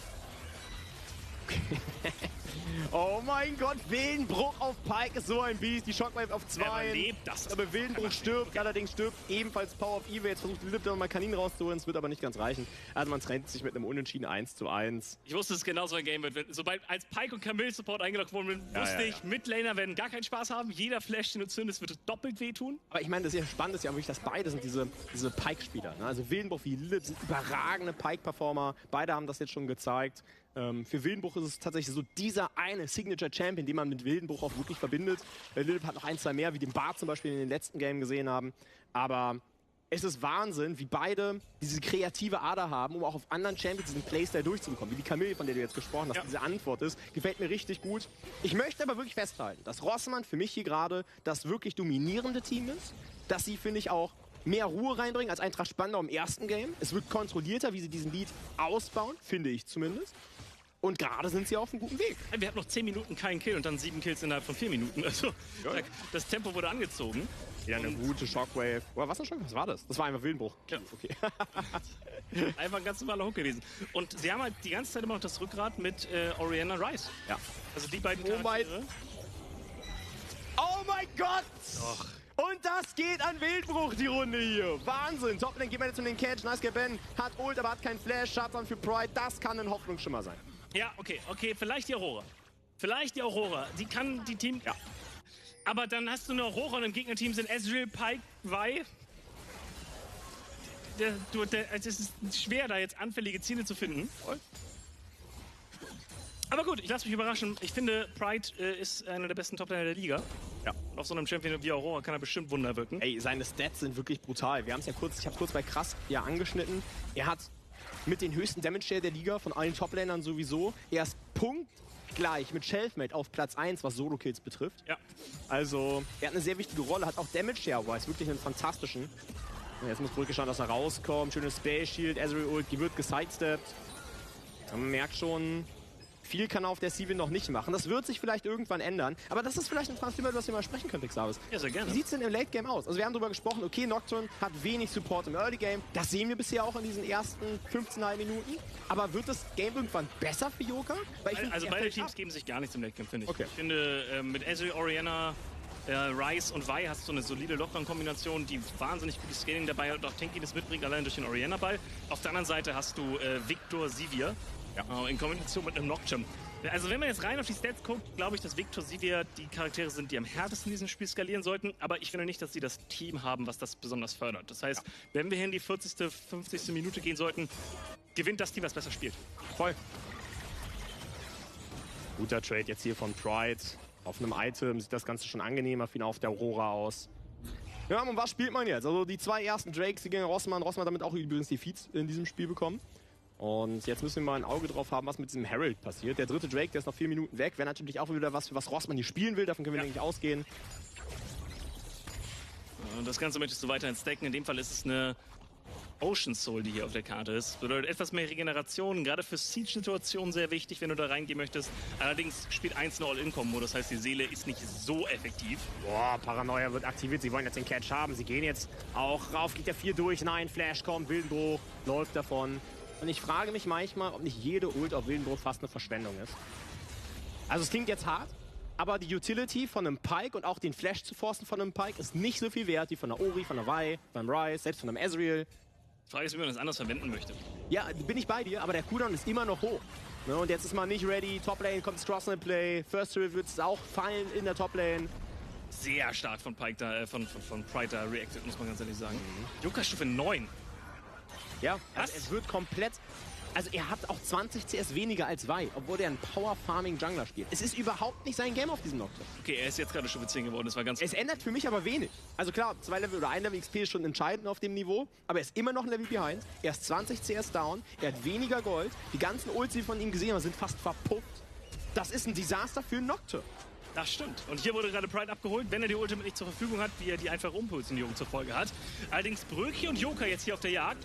Stark hat die Kuh gerade eingesetzt. Bröki flasht sogar nach vorne, er will unbedingt helfen. Das schafft er auch! Bröki, der Held für Yoka in der Situation. Er kriegt sogar den Double Kill. Das ist so wichtig. Eintracht Spandau hat auf einmal hier vielleicht eine kleine Win-Condition. Ja, auf einmal spawnt da Bröki auf der Toplane, flasht in ein Gesicht rein. Und das, nachdem halt alle Ressourcen hier für diesen Kill aufgewandelt worden sind. Und man spielt den Pick und auch die Ryze-Ultimate wurde hier verwendet. Und dann Overchase, geht man einfach ein bisschen rein. Yoka geht hier für den 4, verstehe ich. Den Fehler, den Xao gemacht hat, ist jetzt hier die Q zu casten. Ja, wenn er da mit der Q einfach über die Wand rausgeht, ist das ganze Ding durch. Aber ich glaube, man hat überhaupt nicht auf dem Schirm, dass Bröki von der Seite darauf kommt. Dann die Ultimate, die von NiceGaben eben gerade offensiv eingesetzt worden ist. Ansonsten hätte er hier easy rausulten können. Da macht sie ja auch nichts gegen. Und ein Double Kill für Bröki. Okay, Paranoia, jetzt sehen wir nicht mal die Kombination von Camille Support und Nocturne Jungle. Das ist genau das, wie sie spielen wollen. Picks generieren über diesen High-Range Instant Engage von Lilip und Yoka. Absolutes Kino, einfach Game 1 wieder. Ja. Jetzt gibt es den Schlagabtausch. Jetzt ist auch wieder offen. Ne? Also jetzt ist man goldtechnisch wieder rangekommen. Man steht jetzt auch langsam bei dem zweiten Item, wo sich dann, glaube ich, auch der Victor, die Sivir wohler fühlen, die Aurora. Und dann sehen wir vielleicht auch ein Spiel auf Augenhöhe. Aber ich will noch eine Sache vielleicht mal highlighten aus dem Play gerade von Bröki. Was für monströse Eier hat diese alte Herr eigentlich, mit Sivir Ult Flash auf 2 Targets rauszuballern. Ja, das stimmt. Und vor allem sind das auch nicht wenig starke Targets gewesen. Eben. Hat dann noch 1, 2 Ryze-Qs, glaube ich, im direkten Duell gesidesteppt und damit dann auch das Duell für sich entscheiden können, weil NiceGaben war halt zu dem Zeitpunkt auch schon 2 Stufen über ihm. Ja. Also sehr wichtiger Play von ihm und ich glaube, dass das auch ein schöner Boost jetzt ist. Die Rolle, die er in diesem Team einnimmt, kann ich mir vorstellen, ist tatsächlich gar nicht so eindeutig, dadurch, dass du Power of Evil ja als Veteran und Leader da mit drin hast. Richtig. Und das wird eine interessante Falle. Ja, man geht jetzt noch auf Lilip, schöne Q-Charge, er kriegt immer das Schild raus, bleibt am Leben, hat eine Menge Ressourcen gefressen, verbrennt anscheinend auch nicht ganz. Jetzt kommt die Unterstützung, Teleport ging raus, Pride steht die Arena auf, der Damage, der ist gut, allerdings Wildenbruch mittlerweile auch, der Remob trifft jetzt auch 2 Leute an, Paranoia wird gezogen, aber diven, das steht noch Turret, das ist zu viel, Yoka wieder down, der Schaden reicht noch nicht aus, sie wollen zu viel. Ist so ein riesiges Investment, 4 gegen 3 sieht Bit of the opener, Kobe free firing away in the middle of it, and they have been able to isolate onto one. The bailout gets Scooby's life back to full, and now they're going to continue to chase down this Nyla. Nyla's going to go down, another reset onto Nita, and he secures a double kill for himself. Scooby will get the last 2 grubs, 5 stacks over to the side of Venom Crest, a absolutely tremendous turnaround. Chaos went too far. Look at the bottom of the map. Rhea had already decided he's not partaking in the shenanigans over the void grabs. All Chaos had to do was to walk in, allow Shackle to smite one away, and then go back into whatever you were doing, back into your lanes, pushing your waves, in your jungle. They went a little bit too far. They even went as far as engaging into a fight where they knew they had the disadvantage in terms of numbers and bodies around play, and Venom Crest is instantly punished. Das ist es einfach nicht. I'll have a little look at that play again. Scooby did mess up his flash here, and the ult was on nothing because it's a Scion, but still, really nicely played from Venom Crest. Yeah, that was an excellent play from Turtle right there to press R onto the ultimate from Goody, but the bailout is going to be the bane of Shackle's existence, especially when you're playing reset champions. Having that one ability that will deny you the reset, which means you're done, which means that play doesn't follow up. Like, he looked initially good from Chaos, and he just got outnumbered. Yeah, stacked up too much too quick for them. Did gain a bunch of plates out of Raya though on the bottom inside on that Corki. The problem is now you're playing into 5 grabs on the side of Venomcrest. Like, if this Tristana is left alone, a tower will evaporate to them. Jackal was able to avoid getting caught out by the Hawk shot. Niter now the on-tiles. Wild Arrows in his infantry. Trying to get quite strong. Is there going to be a contest here from the side of Chaos? Niter going to honey through up, make sure they have some health to work with. Got the knock-up from Gooby. It goes wide, and they are able to secure himself the dragon. Gooby puts up a really good steadfast presence. Taxi's out using the crab, and Venomcrest get that uncontested. Really, really nice from them. They even rotate Doxy into mid lane to make sure there's nothing to be gained over there. He will lose maybe a plate on the top side, but Ezreal may struggle to be able to translate this into 2 plays. And this is what I call spectator mode. It's when you're expecting to maybe play around the objective, but you're really hovering, but you don't really have the setup, but you want to play it from your way. This Chaos already had the first one, but then they don't end up pressing any lanes. It was only Turtle up on the top side. He was waiting out his teleport available.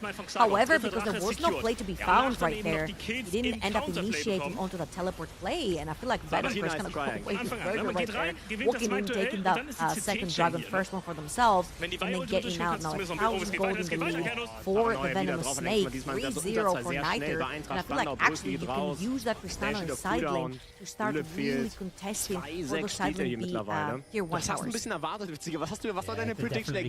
Right now though, right, able to open up onto the tower, the reset's a little bit awkwardly timed. Shackle's making his way over, Kobe not going to be able to catch him. They do actually get a bit of damage onto Riot just to force him away with that Valkyrie. And this is the power of this Cho'Gath. So fast on the map with those boots. Moves over, clears bot side, roams into mid lane to make sure play is as safe as possible for his bot side. And then Venomcrest kind of, they're starting to scratch their heads a little bit. Niter can't keep up with the wave clear coming in. I guess their only real play is to, again, try and throw one of those Ash Arrows out and see if they can catch on to Vayu, who here it comes, here it comes! Getting chased down to. Good flash comes out. The play is thwarted. They managed to get they didn't manage to get him on the first try, the second try. What did he fool me once? Shame on you, fool me twice. Shame on me. Vayu flashes the second one that doesn't get caught by Venomcrest. And good catch right there as well. I feel like Kobe has been very active with his ultimates as well. He's been actually pressuring with the ultimates on cooldown on the Ashe. And I feel like this is the essence of this champion. Every single time the ultimate comes up, it's not necessarily a very long cooldown. If you look over to the right on the portrait, you see that pretty much half of it is already backed up. So pressuring whenever specifically there isn't necessarily a big usual objective to take, that's pretty good because you can get a pick and actually get to pressure more towers, grab a little more diffusion into enemy territory, etc. However, right now, 25 seconds around for that refill to spawn on the top side of the map, and we have some really big item breakpoints, particularly everyone on Venomcrest, but plus the Solari being completed by Wendell right here, will dissuade a lot of the damage coming through from the yeah, it's a really nice little pick up there for Wendell. 2 players of the Wild Arrows as well on them. Kobe and Niter still on the stack up map. I mean, Niter's had it for a while, so the double kill. The biggest point for him is because of how fast Vayu is, I don't think he's been able to really get that many resets off. He's got a massive gold lead, but hasn't really been able to spend that money because every time he's presented with a window, he can't really find the reset because Vayu's going to get back onto the map so fast. Yeah, this is where it becomes like super annoying. Alright here, Gooby. Found Vayu again. Ashar doesn't quite make the connection. They do get the slow this time, and that should be enough for Niter to secure the kill. In the back, there it is. And actually maybe first tower over to the side of Venomcrest, but will come at the cost of that Rift Arrow. Yeah, they are actually pinging on the bottom of the map. And again, Venomcrest, they're allowing the neutral objectives to go way over to Chaos. However, they're taking a little bit more control of the map. If you look towards the bottom of the map, there are 2 wards that went into the bot lane, the bot side division. Inside the jungle, the tower is very crucial as well. If you look on the top side, top right of your screen, sorry, you see that the dragon is spawning up really soon. That tower down the bot lane is very precious because it creates fog of war in favor of Venomcrest. You already have 2 wards inside Chaos' jungle as well. Now Venom Venom Crest can play from ahead, being able to have that vision, walk into the river first, pressure the waves, so that Wendell? Tiger? That might just go out all the window there as Wendell just face check, gets himself taken out. A fair amount of ults were committed, but that could just be the dragon given over off the back of Wendell getting caught. Yeah, I'm not sure what Wendell was doing in the top of the map. We talked about the retro, we talked about the dragon spawning in 20 seconds, and now Chaos might just take both. Yeah, they're going to look to absolutely chunk out that tower. Does go down the tower. Well, the tower stands, the Herald goes down. Doxy's still got teleport. Naito was able to put a fair amount of damage into Shackle, and Doxy will answer out of the tower here. If Venom Crest can get this, actually, whoever takes this dragon gets feat of strength. They're both on that last stack for it. This is their opportunity.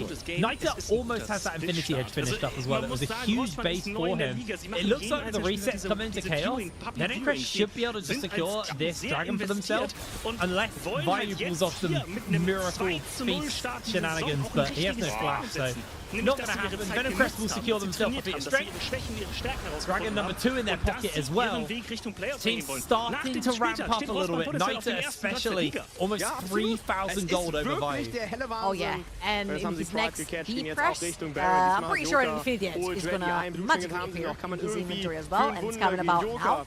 That is great stuff right here again from Venom Crest, and I'll take you all the way back to what I call the domino effect, that bot lane tower falling, the war that we mentioned into the jungle didn't allow Chaos to actually walk in and try to contest for that dragon. Plus they burned quite a few trying to catch Wendell out, which doesn't support from the Venom Crest, so they lost that, they're going to lose feats of strength right here in Venom Crest. They call Chaos sleepy, and team members showing up top. I'll take that mid lane tower for free. Yeah, well, he's going to take a lot of the damage off of it. 5 grubs makes it really, really brutal. Naito back on the map with the Infinity Edge. Also got those upgraded boots now that we have the feat strength over the Venom Crest. Noxy's kind of been on a little bit of an island this game. Hasn't really been able to have too much impact, but was able to secure that tower for his team as well. And once this next tower goes down, this mid lane tower, Venom Crest really open the map up for themselves and can start to play some more aggressive wards and kind of control the tempo a lot more efficiently when your mid tower's up and the enemy mid tower's down. Absolutely, I feel like mid towers. We're not talking about enough about how important they are, specifically when you've got arrows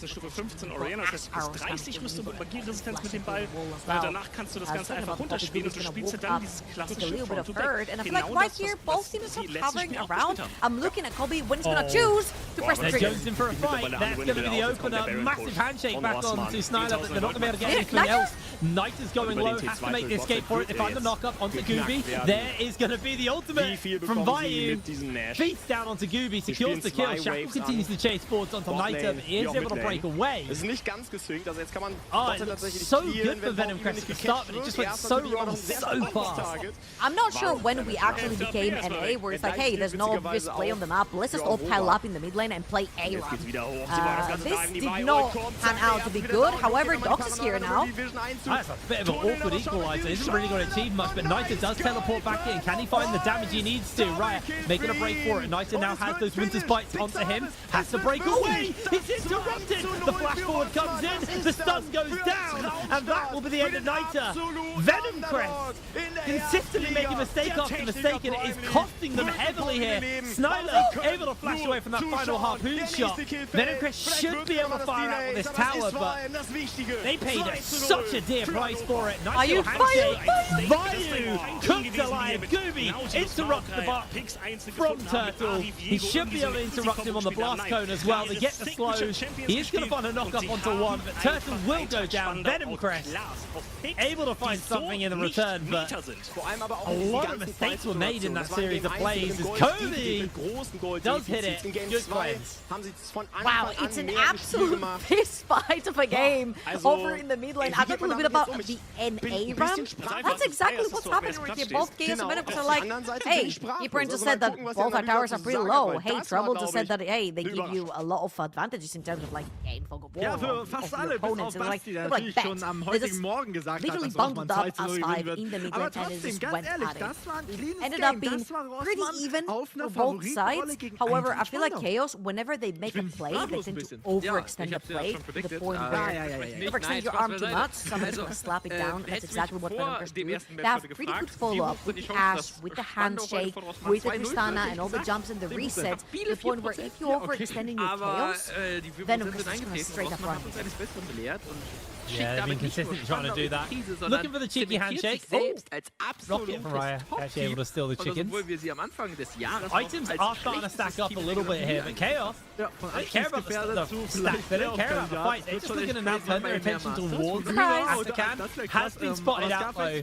They're gonna have to back off. Kobe just got his ultimate back, and it's actually a world where Venom Crest may be able to find them and go for the kills. Gooby's got the flanks. The arrow comes in. It actually makes the connection. They find the knockup. Shackle has to flash away. Vayu goes down. Shackle will survive, but Atakan probably going to be the prize. And now if you look very quickly on your mini-map, Shackle is super low HP, that's 35 seconds from the Cho'Gath, no teleport to get back onto the map, which means that Venom Crest have the timer to actually pressure out their lanes and set up for the next dragon in 10 seconds. That would be so point if they manage to secure that one for themselves, but most importantly, I feel like Venom Crest have been playing a lot around the vision that they create through the pockets of vision that they take away from Chaos. And right here, using the advantage, remember the 40 advantage they have over Chaos, gonna sneak away the third dragon for themselves. In der Situation Then I've got a pick up here for Venom Crest. It's getting ever so stronger. Every little play that Chaos seem to make, Venom Crest seem to make two little ones in response. It's slowly amounting to Venom Crest having a bit of a lead. The gold lead itself actually not that substantial, just 2,300 gold up. And honestly, all of that is actually currently on Naito. He's 2,600 gold up over Vayu. Gold's close, but it feels like control and tempo definitely in favor of Venom Crest. Yeah, because there's this no... Oh, hold on. Well, Wendell does have the ultimate. Can line it up. Gooby going low. They got that bailout available. And they did get a nice chunk onto Gooby, but ultimately nothing more really going to break out from that one. Shackle does chase forward once again, but it's hard with the volley. Constantly, consistently slowing you down. Chaos getting chunked out a little bit here. Kobe has got flash, so he'll be fine. That's exactly what I was talking about. They do not have tools to actually engage. They committed to the Brom super early on before they see R5 from the sort of Venom Crest. And not only do they choose a melee support, but a melee support without engage into a Renata Ashe. Now Kobe does have E, he does have R as well, and they're pulling the TP from Doxy. This is going to be another fist fight. It's going to be a big one as well. They have that ultimate available, sending two packing. Wendell doesn't even need to use the hostile takeover. The wraparound from Chaos is coming in. Vision control still there for Venom Crest. They are slowly losing that vision, as that's going to be the equalizer. Cutting onto a couple of members. Knockup doesn't quite hit. They find the knockup. Gooby going a little bit low. Shackle waiting for an opportunity to jump back in. Gooby incredibly low there. Knockup into knockup comes in. Venom Crest find themselves on that trampoline. Riot jumps forward. Another knockup comes in from Turtle, but there hasn't been enough to secure a kill. Naita is just getting beaten up by Baron. And that is going to be the handshake. Turtle goes down. Venom Crest secures himself the one. Chaos. Can they muscle their way forwards again? Oh, Vayu is gonna TP back. Remember the symbiotic souls that he has. He got the TP. Riot got to pressure that mid lane, and HP bars are not the healthiest in the sort of Venom Crest. This could be messy. Naita gets a couple of, gets Vayu sent back. 3-man knockup did come in from Vayu, but ultimately they're not going to be able to transition it, although now they're going to flash forward, finding the lockdown, and Wendell secures the kill. Atakan will be resetting any second now, though. As Venom Crest, they're wasting a lot of time on this one. It honestly looks like Riot's just going to go mid and try and take that tier 2. Man, that is so messy. Again, you see Chaos. They want to fight, but they've got nothing to stick. The second you overextend, Venom Crest again will run you down. That is a ferocious Atakan on the side of Venom Crest.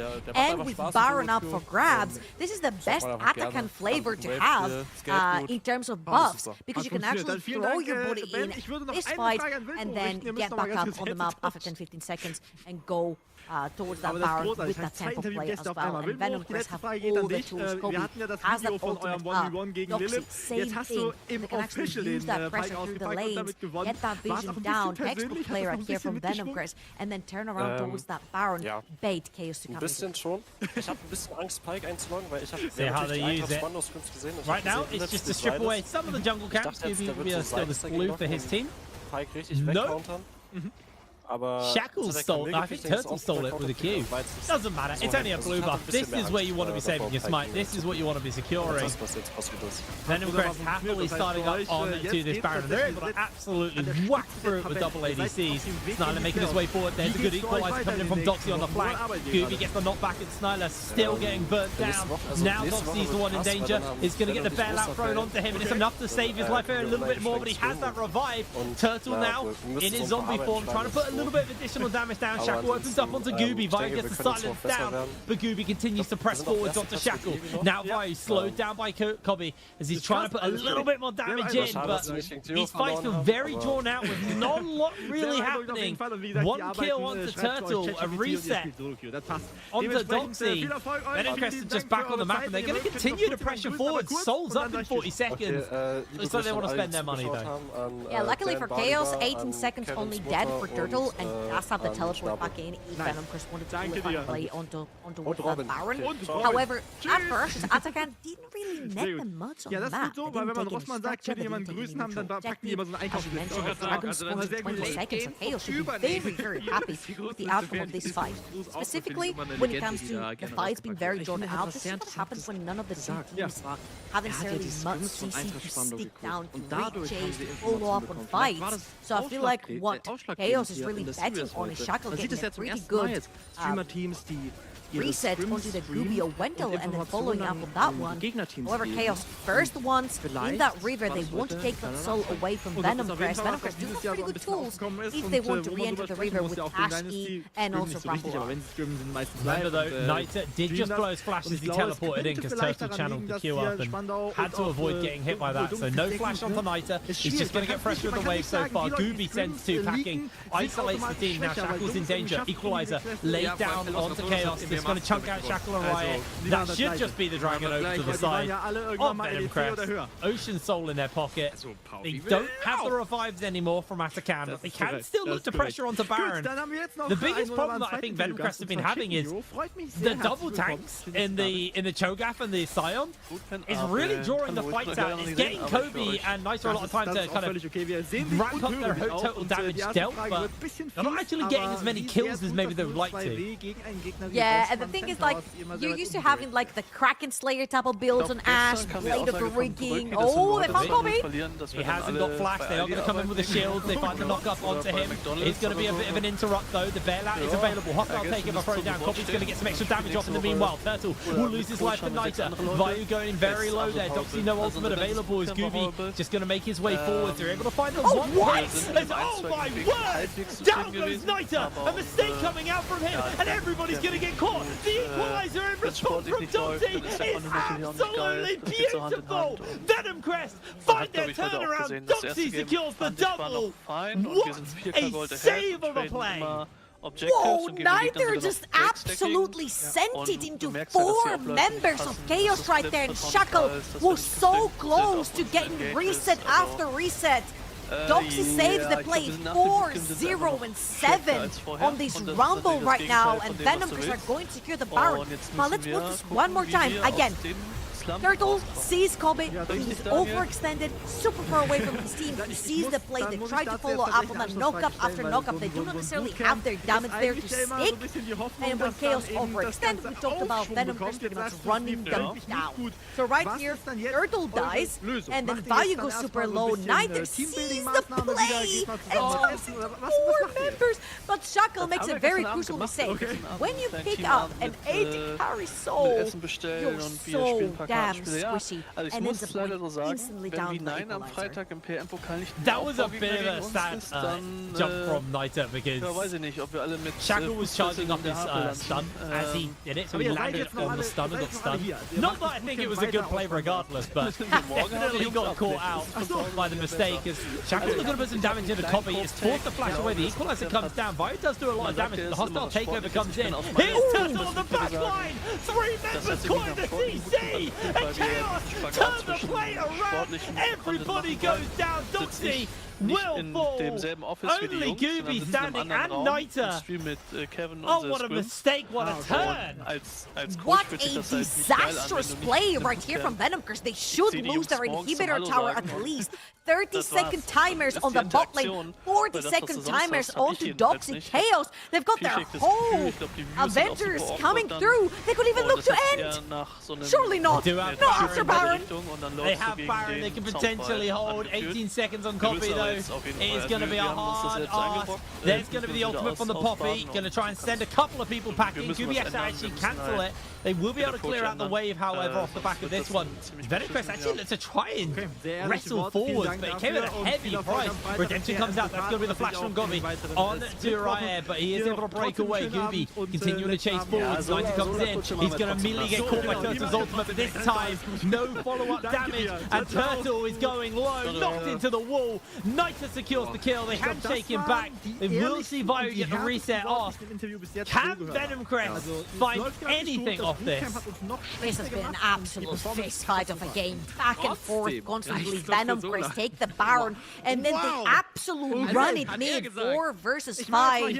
What a fantastic flank also by Turtle, but right here Venomcrest, they still do have that Baron. They have the Void Grubs in their inventory as well, and they're looking to pressure into the base. 2 members dead from Chaosilla, just about got up. Purchase his Knight's Vow. And Venomcrest, they have the tools. Kobe does have the R button ready. There's going to be the equalizer thrown down by Doxy. Not onto really much effect. They do get some damage onto Vayu though. Just chunking him half, but Venomcrest unable to translate it into anything else. They've got Elder in a minute. They're going to look to pressure onto this bot side tower. Just build up some wave pressure there and then turn towards that dragon. That is worst case scenario of what happened here from Venomcrest. You do manage to get a fantastic victory on that team fight. You grab the Baron, and the only thing you managed to secure for yourself a Turtle, another engage. Get a whole heap of damage on the Gooby. He was just on the trampoline, man. He couldn't play the game. That is heartbreaking. He will be up in time for Dragon, but like the odds of him getting to the pit in time, if Chaos start this on spawn, but they're continuing to chase forwards onto Kobe. Can they find him? Constantly getting slowed down by the Ash, but Kobe, he's going to have to flash something soon. Gets caught out for the second. There's going to be Turtle. Flash is coming out plenty. Venomcrest continue to retreat backwards. Oh my word. Venomcrest, this game has been so back and forth. What a fantastic game from Turtle so far. They asked him to sub in last minute. He was playing for Chaos in Winter Split. Didn't necessarily do great. And now subbing in here in a game where Chaos are constantly on the back foot. He's found a fantastic flank in that mid lane that stopped the Baron siege from Venomcrest. Constantly finding picks. Took double flash from Rumble and Ash in that chase. That is blasting through the wall himself. What an incredible game Turtle has been having on this Sion, and right here against Chaos. First ones in this river. Elder just about spawned, and Venomcrest are going to have to find a way to get in mid lane. Pushing through that wave straight into that river is their best bet. The last game was a very measured game from the side of Lost Returners, but this game has just been a bar fight. Constant action breaking out. They're looking to send one member pack. Got themselves a man advantage. Vayu going quite low here. Hostile takeover still hasn't been used. There it is from Wendell. Vayu goes very low. Gooby gets caught by the bear. Can they get him out in time? Yes! He's able to save his life. The smite stays alive. Turtle goes down. Elder gonna get fired onto. Riot and Snyler. Can they find the steal? The zombies taken away. Look at the base! The base! Wendell is gonna get into danger here. They're gonna continue to chase on to Gooby. Bailout will come through, and it's just gonna waste the time of Chaos. The base has been opened up, and Venomcrest have been able to find their opening, find their way into this game. 36 minutes on the clock. Venomcrest have bang! And Venomcrest quite literally bites back. I just want to remind everyone that Chaos was the team that took them out of their playoffs run over in winter by just completely destroying them 3-0. And I just want to take my hat off to Turtle, first and foremost, for a fantastic Sion game. I feel like he angles he was fine throughout the entire game were incredible. However, was this game the cleanest from both teams? Absolutely not. Was it entertaining? Absolutely yes, because there were fist fighting consistently. However, the lack of CC, the lack of engage on both sides just really showed when they literally kept ping-ponging back and forth and necessarily capitalized on those fights. Mit einer Fury Jungle nicht. Chaos, that game was their namesake. It was just pure chaos. It felt like anybody could have won at any moment. An incredibly tight game for both those teams. But then Impress finally put some venom in their fangs and take that victory. We are going to pass it over to the desk though to break that game down. Reset auf der Ult und dann nochmal rein. Ich finde es auch sehr spannend. I mean, just because Kindred-Bann höher als Nafiri werden, weil Kindred then like beat almost them, like 5 games to 4, and I know what comes out on top in that equation. Not clean, but a win is a win. A win is a win, boys. Sometimes a win is not a win. It's not, because there was a lot of chaos, and I'm not even making the fun. I agree with Hipfriend on this. It was so chaotic. This game was so chaotic, back and forth. But this also means like, okay, Venomcrest is looking like a good team if they can get their act together. But Chaos is relentless, and Turtle subbing in, just as Trouble highlighted, he was making a wonderful performance. So where should we start this? How do you believe the game went from beginning until everything started going bananas? Oh, where do you even start? Honestly, that's so hard to pinpoint at where to even start with breaking down this game, because it's so hard to look at it like in a retrospective. I think we can maybe start with Gooby, because he was a very big question mark for us before the game even started, with him role swapping from the AD carry to the jungle. It was the question of how is he going to fare in this completely new role with so much responsibility on his shoulders.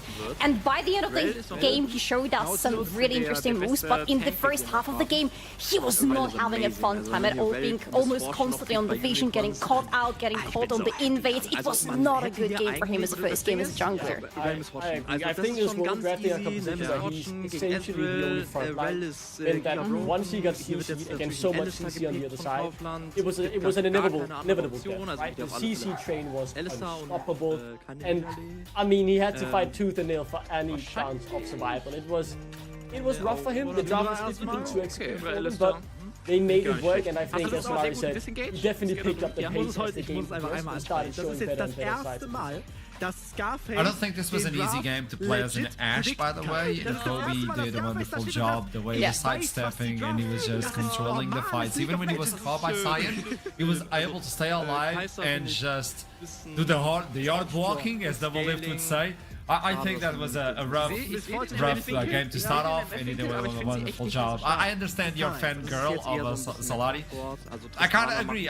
Kobe was doing Kobe. I enjoyed it. Yeah. You're doing good. That Aver on the mid lane, somewhere in the mid game, was just perfect. The way he was, as you said, sidestepping, the way he was just finding his footing in the game, because it is a hard game to play in the team fights, to pilot those team fights as an AD carry. That's why we saw Nairo dying from time to time, just because he jumps very unfortunately right into the enemies. Kobe did not make these mistakes. He knew much better where he's supposed to be at any given moment in the team fight, and that's probably something that just comes to you with experience. I very much agree on that. Larry, it is very much the fact that this is a chaotic team, a bit crazy sometimes, but Kobe throughout this split will be the rock who, makes him a bit more solid, who has the right positioning, makes the right call of saying we do not fight, because what we're watching here is a bit of that chaos unfold, right? A messy fight in the beginning, Nairo recalling, TPing back in, a bit too deep in the beginning of the start as well. But look at Kobe, able to get Chacal positioning, was carefully, perfectly executed from him, at the very least, throughout what was a very messy mid-game that at one point really swung into the favor of Venom, and then at one moment, we have the replay forward as well, 30 minutes into the game, we thought Turtle pulled the victory out of the bag. He was insane at that point, yes. Turtle, honestly, can I just say that this is a completely different Turtle from what we saw from him in the previous split, where he had, like, not the best games, let's put it this way, but I feel like him solo killing Burks on the top lane just shifted something in his brain, because today's Turtle was a completely different guy. Yeah. True, I agree 100%. Like, you told us solo boloing perks might have changed. It was this kind of event. I don't know if that's the idea. But at least he presented himself as a valuable player at the beginning of this one. I gotta say, Venom Crest was looking... I think this is the one where Kobe gets caught. Look at this. Sidestepping, this is not easy, and then you get caught and you believe it's like a chain of CC. But he somehow is capable of just kiting everything. Was ich sage ist, support from Vettel and It's pure kiting, honestly, which is not easy to do because you don't really have a lot of frontline or any frontline to rely on. Yeah, can we not? That's a bit of a Denmark special, right? Sometimes you get caught in the hype and jump a bit too far forward. Luckily, you will be a little bit too close to the sun. Yeah, he laid a nasty red carpet down. We didn't get to see the side I was thinking about, sadly, but the goal lead, you can see the swings, especially at that 30-minute mark. There's a big shift down. That was when Chaos almost won the game, but the tower defense was there. And Venom Crest, they outscaled, it felt like. They might have, needed a lot of time to cut through the HP bars for Chaos, but in the end, they were successful in doing so and very sneakily ending the game around that overtime.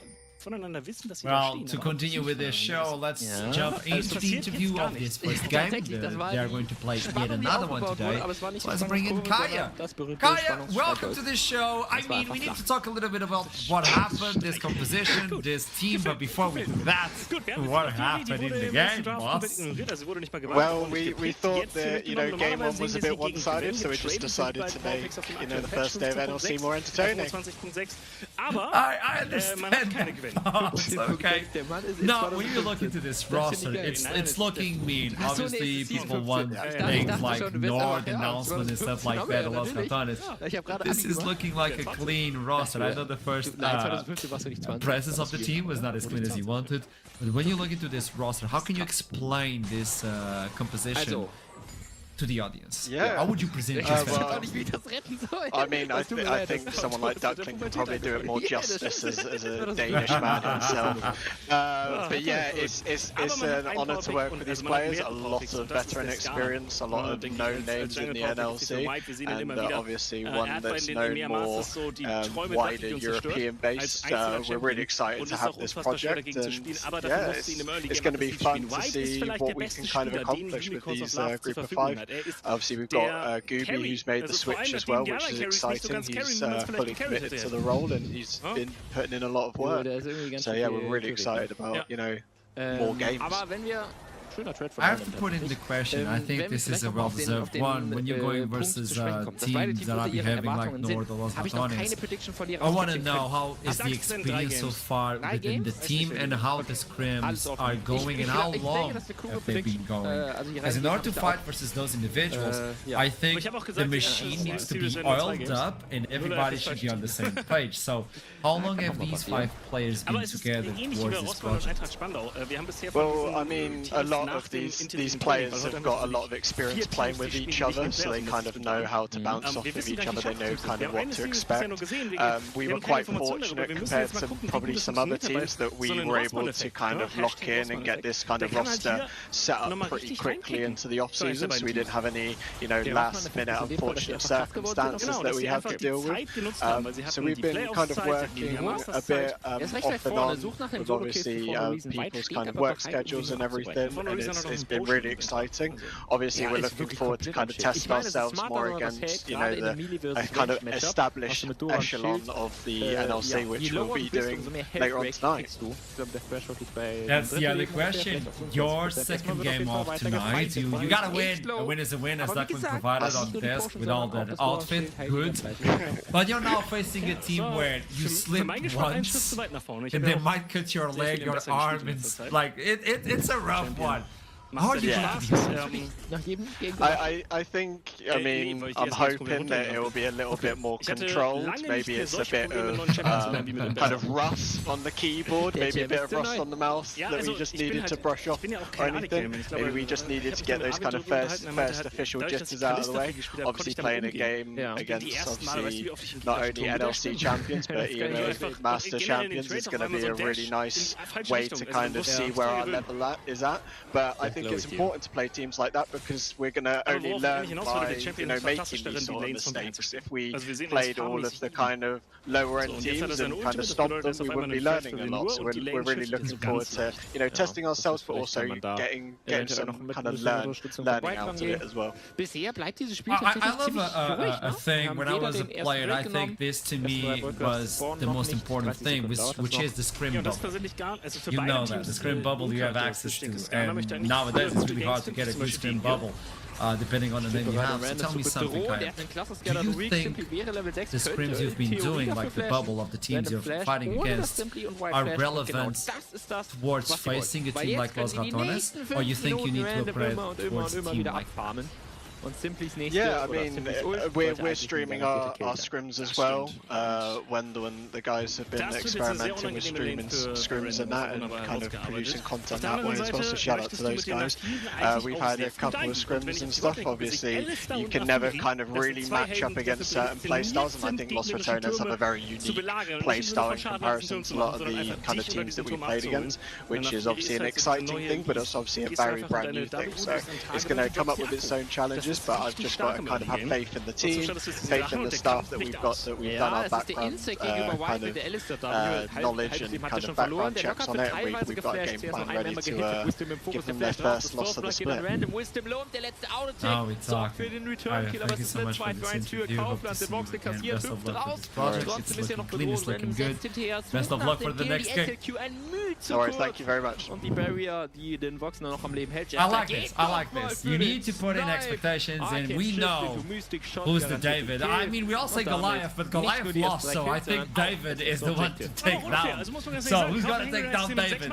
Doesn't matter now, because next game will be Verdant versus Rich Gang. The last team we haven't seen yet, versus the team that started off the stream versus Los Ratones, where they showed a glimpse of craziness or maybe genius. With that in mind, for both of you, Solari and Duckling, take a breathing, because we'll be right back after this short break. I'll see you soon. Guckt dir mal an, was der für Movement-Speed hat. Der kommt überhaupt nicht mehr weg. Und damit kann Jester sich eine Menge sehr wichtiger Kills sichern. Und das ist ein schöner Boost für Copenhagen Knights in einem Game State, wo der Skala eigentlich noch sehr stark sind. 2 Blockblocks, Conte White ist secure. Der dritte kann nicht mehr ganz genommen werden. Wir kommen aus dem Replay raus und es ist sofort das nächste Objective, welches angegangen wird. Also sind 2:1. Ich denke, das ist für beide Parteien fein. Beide Parteien haben sich auch dazu entschieden, das Game halt defensiver zu spielen, weil wir erinnern uns, erster Spieltag, Austin Force Will haben gegen Edi. Ja. Skana gegen Nafiri, Matchup Afroboy auf Nafiri, und wir hatten Danka eben auf dem Skana. Und da hatte Afroboy irgendwann 80 Farm mehr. Ja. Hermann dann invaded. Das ist halt auch eine Möglichkeit, diese Nafiri auszuspielen. Ja. Aber hier ist halt einfach jeder Fang für sich. Also wirklich ein sehr defensives Spiel, und ich denke, das hängt mit den Ergebnissen in letzter Zeit zusammen, dass du dir wirklich sagst, wir wollen eigentlich diese Risiken im Early Game nicht eingehen. Wir wollen kontrolliert auf unsere Power Spikes zuspielen. Wir wollen immer auch nur die Bilderbuch-Trades quasi nehmen. Auch zu sagen, wir diven nur, wenn wir 2 Leute mehr haben. Wir gehen nur all in, wenn wir Vision auf den und den haben. Und dadurch, dass die Risiken minimieren.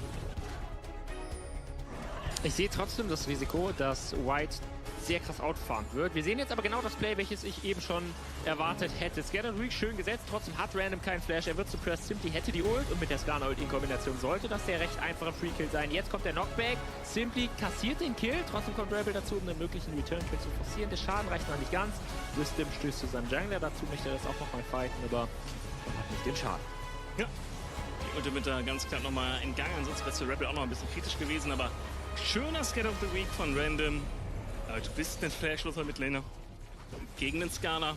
Das Spiel. Skana Asia vor allem. Ja, also er wird nur einmal sterben. Das ist, glaube ich, die positive Nachricht, weil der Flash in der nächsten Minute wieder abkommt und die Ultimates jetzt auf Cooldown sind. Also er konnte 3,5 Minuten defensiv spielen. Aber dann halt auch einmal auf einer Wave nicht mehr. Unangenehm für Random. Das Play hat sich angebahnt, aber schön gemacht. Das auch schön zu sehen, dass bei Unicorns diese Geschichten durchaus auch funktionieren. Haben wir auch sehr viel einstecken müssen. Auch zu Recht natürlich, aber diese Idee, die hat auf jeden Fall sehr schön gefruchtet. Ja, und für mich ist die größte Überraschung bei den Unicorns, wenn wir schon ein bisschen über das Erwartungsmanagement sprechen, darüber, was denn bei den Unicorns aus meiner Sicht schiefgelaufen ist, Simply. Ich habe das Gefühl, der Mann hat nicht mal annähernd das Feuer, was er im letzten Jahr uns präsentiert hat, als er noch bei Schalke in der Midlane gespielt hat. Er hat nicht mehr diese Kreativität, hat nicht mehr diese Cockiness und damit fehlt den Unicorns in der Mitte einfach ein starker Laner, der diese Advantage, also diese Vorteile kreiert. Ja. Das ist für mich so die fact-basierte Quick-Analyse, die ich jetzt hier mal raushaue. Ja. Deswegen ist es umso wichtiger, dass er sich hier den ersten Kill des Spiels schon gesichert hat. Ich denke, vor allem wird das krass durch den Kontrast, weil Unicorns traditionell ja, glaube ich, sogar immer koreanische Midlaner haben. Und die hatten ja prinzipiell gesprochen eher immer die Stärke, dass sie mechanisch sehr, sehr stark waren. Welcome back. It's going to be Verdant versus Rich Gang. We already know about Rich Gang and what they can provide. A little bit of craziness, a little bit of Velcos as well in the mid lane. And obviously the best champion in the league so far. It is Pantheon, who was first picked in this season, and nobody will take that away from me. I'm happy. But Verdant, though, we've talked about this team in the past, but we have no idea who they are in the present. Who can guide me through Verdant? And what can we expect? Salari, you take it! Declan, you shut up! Yes, let's go. So Verdant, we have 4 new players out of fight, right? They kept Obstinates as their support. They signed in 4 new guys. Davren, for example, the top lane, same case as Rich Gang here, a very young player, 18 years old only. We don't know anything about him. It's his first professional split. Is he the one you should be looking at there? Probably yes, but at the same time, not really, because there is one player on this team that I personally am pretty excited about. I wanted to look at the jungler. I wanted to look at Noodle. Great nickname, by the way. He has pretty good stats throughout his professional career. He's pretty good as a jungler, but the thing is, I'm not saying that that's something that's gonna happen, but I wanted to look at this replay and I wanted to look at the minimap, because this is the very beginning of his game. He's a jungler for a Vanir. Yes, thank you very much, production. Just look at the minimap. I didn't notice anything. Also, ja, hat es gut, wenn sie einen Catch bekommt, ist normal. It's just a casual flash over the Baron wall on level 2. This is 2022, isn't it? Why? Because he can. He just goes into the enemy jungle like that. And I'm not saying it's gonna happen, but if it happens, we're gonna get. I think we deserve. I am looking forward to sometimes, definitely committed to his play. He is a very good team player. I had a bit of a chat with the guy who now coaches my team, who's worked with him before, and most recently won the Aurora Cup in the NLC with him in 2024. And he is a very good team player, very good leader, definitely able to play around the game. I think they have a very safe roster. I think they have a solid roster. And I hope this will allow their top player to really shine and grow in his first rookie season, because he's surrounded by veterans. Yeah, when you look into this composition by Verdant, I'm like, this is a good composition. This is a wonderful roster. You were talking about top 4. I might say this could be one of those seasons for Verdant at least, but I'm gonna say it. I might be sued, but I'm gonna say it. We might have a Verdant moment. They always pull it off. Und es war ja so, dass man. I think Duckling, you were the one who put them as like your second team for the power ranking for nur der Trade. Zweite Void. Might have Venom curse after my game 5, but I do think on paper Verdant has the better team, but it was very tough on my heart to build against them. So let's head into the draft game. We're about to see what is going to unfold. We're going to have a rookie off in the top lane, the 16-year-old versus the 18-year-old, both having their first split in ERA once here. You know, the first pair is go that way as well. The Darius removing a little bit of that, hopefully removing the Fury as well, but for the top lane, I'm just looking at 2 guys who have showed themselves up a lot in the solo queue, have been exceptional there, have ended their solo queues with such high rank, but right now in professional team it's gonna be so different from just playing in solo queue. And we already saw a little bit from Rich Gang, we saw a little bit from every one of them, from their bot lane, from their top lane as well. Now that they're against each other, I want to see more from Rich Gang as well, as we've been talking about Verdant. What do Rich Gang have in stock when they're not playing versus Lost Opponents? They have Nafiri in stock in the bound, thank you very much, that's a much deserved one. Hey, Verdant are looking on Vados as before, like copying a little bit of Rich Gang as they did on the first game of the split. Duckling, what do you have in mind? Yeah, I was a bit surprised with the Fury Pain. Obviously very strong in the meta, but not something that's really had this cool, but the Varus is a very safe first game, right? Not giving too much away. Lass uns nochmal darüber sprechen. Du hast 5 Void Grubs, glaube ich, bei den Copenhagen Unites. We've seen you can exploit that, Vados. I know you can go poke, you can go attack speed, but one who has been left alone is the Maokai, and instantly they go with the Jhin.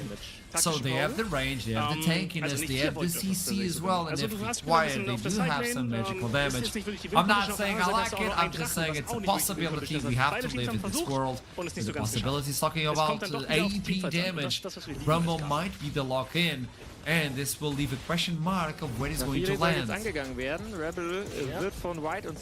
Would not be surprised if it lands in Clearen's hands on the top lane. Again, this is a player we don't really know much about, but those very new rookie players are always a big wild card. And Rumble is just such a no-brain champion to pick on the top lane these days just because of how strong he feels and how many team compositions he can play into, including, for example, having something like Pantheon for Noodle in the jungle. There you go, second one of the day. You are eating good, Arjen. I was maybe seeing if we would get the sense up or the glaube ich, dass wenn Wisdom auf Zack ist, und du hast gerade fantastisch ausgeführt, dass sehr schwer sein wird. Schöner Engage, Rebel wird hier fallen. Unicorns! Mit einem wichtigen Catch. White nimmt sich da ein bisschen Kohle, ehrlicherweise. Aber, glaube ich, ist es nicht. Es sei denn, sie können jetzt Okay, so yet again, Rich Gang are relying on long-range damage. So you have the Jace, you have the Jin, which they fall victims to on the one side of Game 1 versus Los Ratones. What are they pairing it? Because I got to see a Vel'Koz on Game 1 versus Emil Masters winners Los Ratones. If you don't do something crazy versus Verdant, I'm gonna be confused. I want to see your personality, Rich Gang. Because otherwise Verdant are going to pull out something crazy against that. I'm especially looking at Sangex, I'm looking at the mid lane for Verdant, what he's going to pull out. He has a very big champion pool, recently has been playing things like Annual the mid lane, for example, so you can expect something unconventional from him there. And on top of that, he's a good player by himself. Like, if you look at his stats, he almost never loses a laning phase. So that is the one that Rich Gang should really be scared about, and you can see it coming from the fans, with two of them, both of them actually dedicated to them. So Mike is being removed? I mean, really focusing center step, right? You're trying to hit his safe champions, you want him on something, right? You know he's not just gonna sit and scale up and be a consistent carry in those team fights. Burton sets aside on Noodle, who I'd say some influence on the Rel. Obviously, it's really hard to judge Rich Gang on that one performance. The Rel will be the badass. And the rest of Rich Gang wants to show something different here in Game 2, and I think this is where they really have to show their level, because no one expects anything against Alaf. Might be able to really make something happen. Would be really good to see some engage from Rich Gang at this point. Like, there is supports banned out, but things like Leona, for example, are still available for you with a non-committal ultimate, both from her and from Maokai, to work around and decide whether or not you want to engage onto the enemy or not. Maybe pair it up with something like Ari on the mid lane just to spice things up and make this peak potential really shine out with Jane, with Jace. I can see that happening. Talking about engage, let's follow it up with the Nautilus, Pantheon, Varus, Rumble. Like, if Verdant wants to go, they go. There's no way to stop them, even if you had like an Alistar where you can kind of engage but also disengage with that champion. That Leona is not going to be enough to stop this onslaught of engage capabilities coming in from Verdant. So all you need is extra damage, extra range, and defensiver Flash nochmal. Okay. No. I got it. I think regardless of what really happens here, they've got some very strong erreichen wollen. Dass White hier gerade für den Engage gegangen ist, hatte einzig und allein den Grund, dass wir kaufen ist, dass er abhalten wollte, mit dieser Wave auf die 1 zu stehen. Dadurch hat man es geschafft, das Ganze zu delayen, konnte sogar noch die Lane-Spike ein bisschen reduzieren und hat damit auch den Fall des T1-Turms abgewinnen können, die Kontrolle auf der Botzeit halten und kriegt damit jetzt selbst noch einen Turm. Mit dem gesetzten Smite ist das ein sehr positiver Play für die Unicorns gewesen. Will end up top lane and the Tristana as well. We're going really heavy on the AD for Rich Gang. Again, I've seen that already happening today, but they have another Tristana on the mid lane. They don't really want to skip on her. But that leaves the question open to Verdant. Can they build up into being tanky enough for Rich Gang to have troubles to cut through them? Because they don't really have a lot of front lane on their side either. Okay, final things before we jump into this third game of the day. First time watching Verdant, second time for Rich Gang. Go! Ich finde gerade gegen Tanks, also gegen White wirst du ja halt sehr schnell. Yes, I know. I'm saying Verdant. I like the draft. Ich meine, er baut eine Menge Leben auf mit I would have liked to see the Assyrians to have a bit more safe CTS, because now they are very much all in or all out in terms of the damage. But I do like it. I think that we'll see more from Rich Gang and they'll make this close game. Und I hate to say this, but I agree with Duckling. Yeah. We're about to jump into this third game, and you know what? Even though his friend complains about Trouble's background, this individual has more small toys than even Santa Claus himself. Take it away. Nein, das ist ein paar Monate her. Ah, okay. What small toys have I got? Früher Ding von Season 4 Are we talking Jason about Trouble or me? Das hat das gemacht und Okay, I can tell you. In a blue void. If you want, I'm gonna shout out Yamada right here. Oh. Because okay, when we were on our way back from the NLC finals, I was like, hey Yamada, there's this shop that I want to go to buy more of these guys, right? I was like, I don't know how to get there on my own. Dude, carried my suitcase throughout the entirety of London to get to Oxford Street, to get there, so we can get these guys. So, shout out to you, Yamada, you're the freaking real one. Let's get into the game. I got called out by Archer, by the way. I do actually have more small toys than you, because I have a lot of D&D models. But I paint them, it's a hobby. You just have nightmare dolls in your background. That's a hobby too, I'm a collector. A collector of nightmare dolls. Are you a witch? Zeitgleich. Is that what this is? You'll never know. You'll never know. Unicorns macht gerade richtig Meter. Always. Ich habe das Gefühl, man You merkt gotta be so ein nice to bisschen die me. Schwäche von den That's what I'm Körperhängen. gonna Dieser Call da zur Okay. Botlane zu laufen. Oh, you'll curse my bloodline. Anyway. Was machst du da? Otherwise you'll On to become the one of game. those little guys. So, My glasses that away. just people have insulted you, just get turned into those little guys. Not people that have insulted me, people that pick graves in my jungle. Kann ich verstehen, dass du da We don't stirbst. get, I haven't Aber dann heard from rotiert das Scoundrel in a gesamte Team while. runter, weil sie He's, denken, you sie know, können ever die since Leute abholen. Archer's taken over, Vergessen aber, dass Asien Turm stellen kann. Is that what happened with Scoundrel? Irgendwie Don't worry, don't worry. Ex-Scoundrel will pop up random, sehr weit once vorne, ohne every jegliche TFT Vision zu set haben, to wenn ask me to tell me that he sucks in TFT and ask me what to play, and then he just That literally sounds like Ken and TFT. Alrighty, here we are, onto the Rift. We haven't really talked much about the comps. Luckily, the Death did, and I also hate to admit with Duckling, I do think I prefer the comp. I will say though, he is right. Ripscan definitely not drafted themselves like a losing scenario this time around. I think they've given themselves a lot more tools. There's a bit more of an identity. And there was an identity of just hope in the last game, but that identity kind of just struggled heavily into what was drafted by Los Angeles. This time around, I feel like they've got a lot more that they can work with. Diverse, jumping forwards, and then eating the execute from Senka. Probably not the start that he's looking for. Und das passt ja auch so ein This is bisschen what zu you dem, wanted zu to dem talk about, großen right? Bild, Like was the wir jungle haben. mid Also, sie müssen nicht nur in diesem Game um Jazz Level spielen, sie müssen auch mit der neuen Personalie Jazz erstmal when it comes to 2 versus dazu 2, gekommen, you are jetzt aber stronger erstmal von than Reason, der Now, in when we look at the trotzdem sollte Virgin die Public versus Execution Virgin's nicht comp ausreichen, versus um Rich einen Gang's comp, Return zu I think they're forcieren. both Shutdown geht pretty an Rebel, balanced. man könnte das Ganze So, noch für den in Attacker game traden. number Das ist 1, der we had the Barrage, Jin Attacker versus nicht the ganz so Virus. stark. Actually, Jin can Wenn du contest damit the auch wave noch den versus Break Virus, kriegst, and you do wird have wiederum melee fein support für die and Unit. melee support, so I feel like Rich Gangs and Verdant's bot lanes hoch can go toe-to-toe. However, I will and forever give the advantage to poke Virus, especially with Comet as well. It becomes so annoying, especially when Leona steps up with the wave. Jace versus Rumble, pretty even matchup. Jace can actually push that one out through, and then Tristana versus Aurora. If Senkax pushes through, she can take a pretty advantageous trade. But the Tristana will always have that AD and the passive hold to the champion to pressure out the waves and extend just a little bit that Ich würde es lane anders play. framen. Ich So würde sagen, overall, Right stellt I sich think immer they're ins Gesicht both von pretty Random. very well balanced. If you Hast du will. diesen Gates, Attacke decent Den gates, willst du pretty ausnutzen, good sonst damage hat dir distribution das ganze throughout. Fokus gebracht aus deinen Verlusten. And I feel like Wisdom right fällt auch here schon it's wieder gonna auf be die the best Turmfalle rein. clicks Das ist doch- and the best into objective control. Will just Weil be das the game. scheint zu funktionieren, man kann Wisdom's Ult Yeah, I think so. It's going to come down to how they play it out, Aber how smart they are with this, and rumkommen tut er nicht. that really then kind of depends on the junglers, how the junglers handle the objectives and their lane assignments and how they work. So have to keep our eyes on both Noodle and Renewal. Haven't seen any bonkers stuff from Noodle yet. We highlighted it back when the Rift was green. He's on blue side, man. He's on blue side. He has to be on red side, you know? He has to start red buff. However, saying that, Well, that's like Renewal. Renewal was very active in the Los Attackers game. Yeah, this might be a little bit hard. Tyron turns on the flight, on the flames, and Tyron gets himself caught out. He is mannerless right now, getting run down. Meanwhile, in the bot lane, there's action breaking out. Oh my god! Fishing Anari, and Renewal's going down. 4 minutes on the clock, and Vern have the featest strength for kills. Diverse almost gets killed and has to flash away as well. Vern just exploded.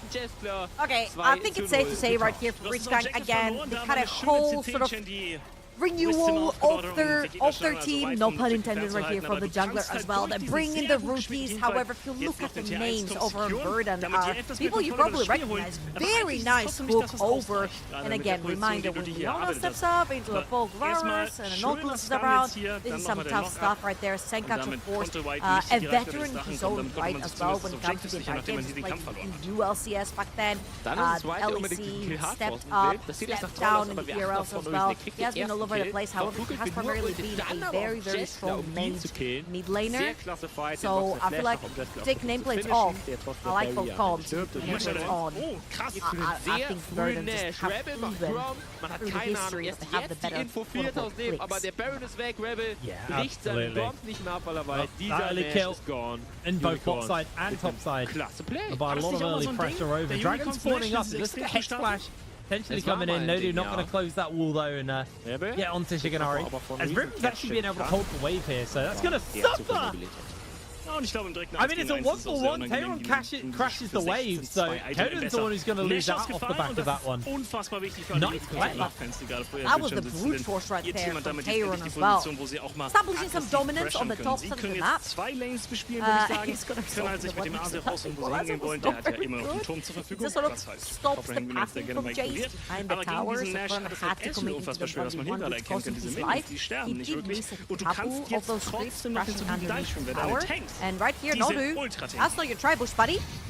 Yeah, he's got a fair amount of HP, but his W does shield him up from that one. We are going to see Renewal and Noodle handshake grubs for Dragons. Renewal's actually pretty good at securing these grubs in the game versus Loftus. Recognized that they were more focused on Dragons as a game plan than they are on the grubs, so ultimately, once again, able to do that, although Tayron is being a total menace, constantly looking to apply pressure onto him, and the grubs slowed down heavily.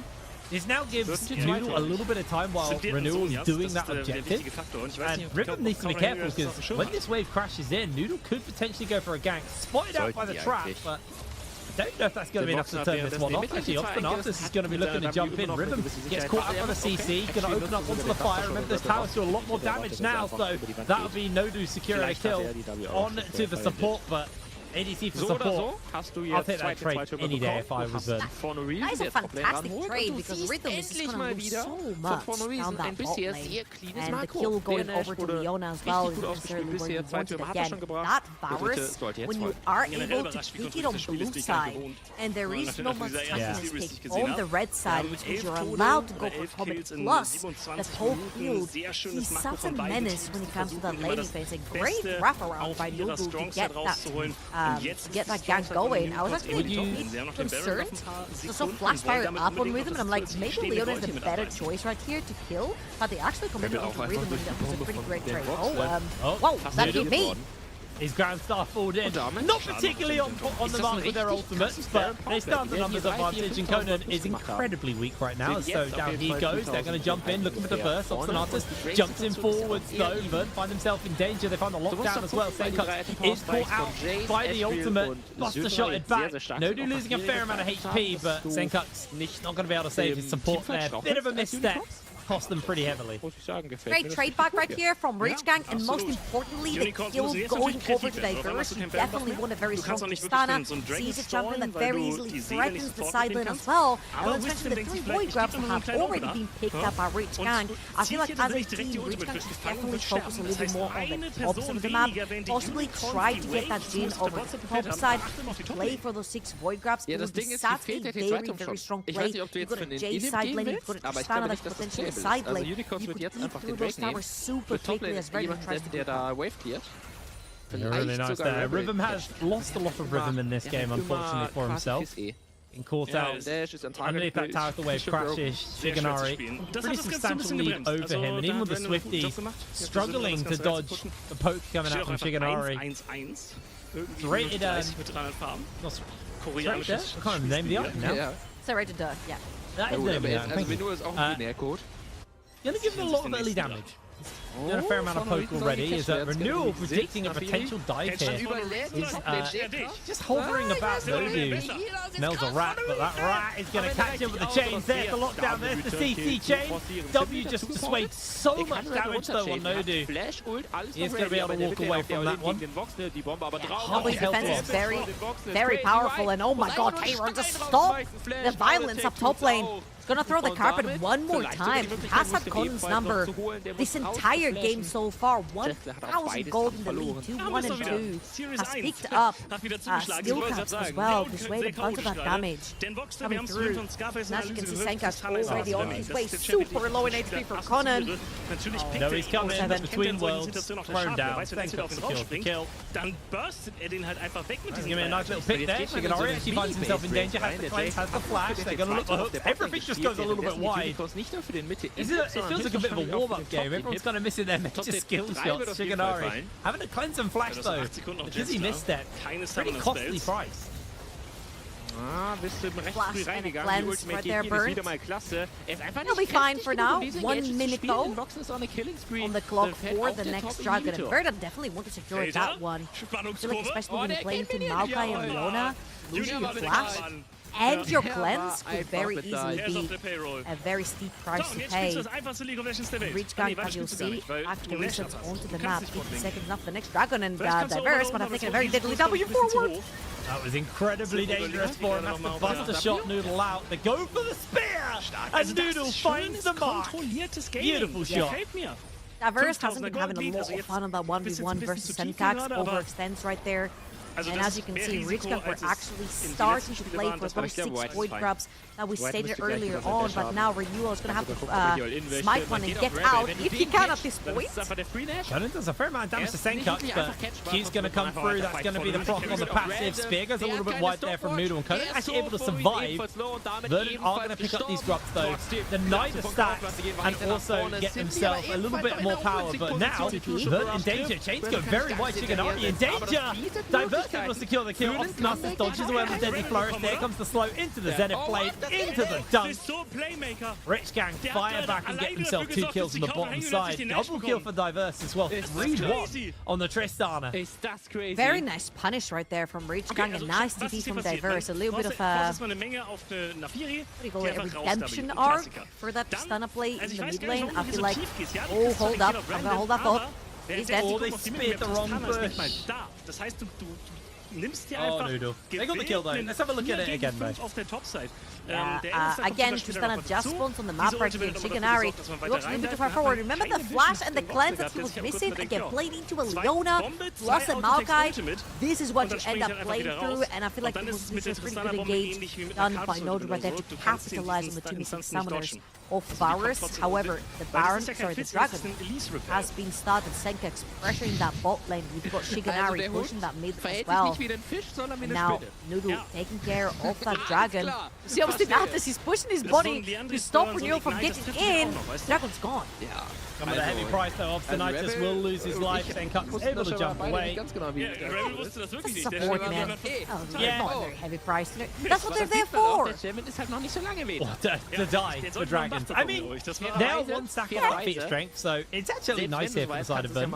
Riven's going to open up to try and get onto this tower, take a plate or 2. He's got 4 grubs, so he's going to do a fair amount of damage, but Senkax is thrown down the between worlds. Continues to chase in, chains to come up to land. There's going to be the good slow. Lots of damage onto Nodu, but once again, that W on the Leona, really, really solid at just turning off the burst on the side of Verdant. I'd have to say Senkax is all over the freaking map. Now Curtain has to open. That's for Rhythm to clear. However, Diverse again.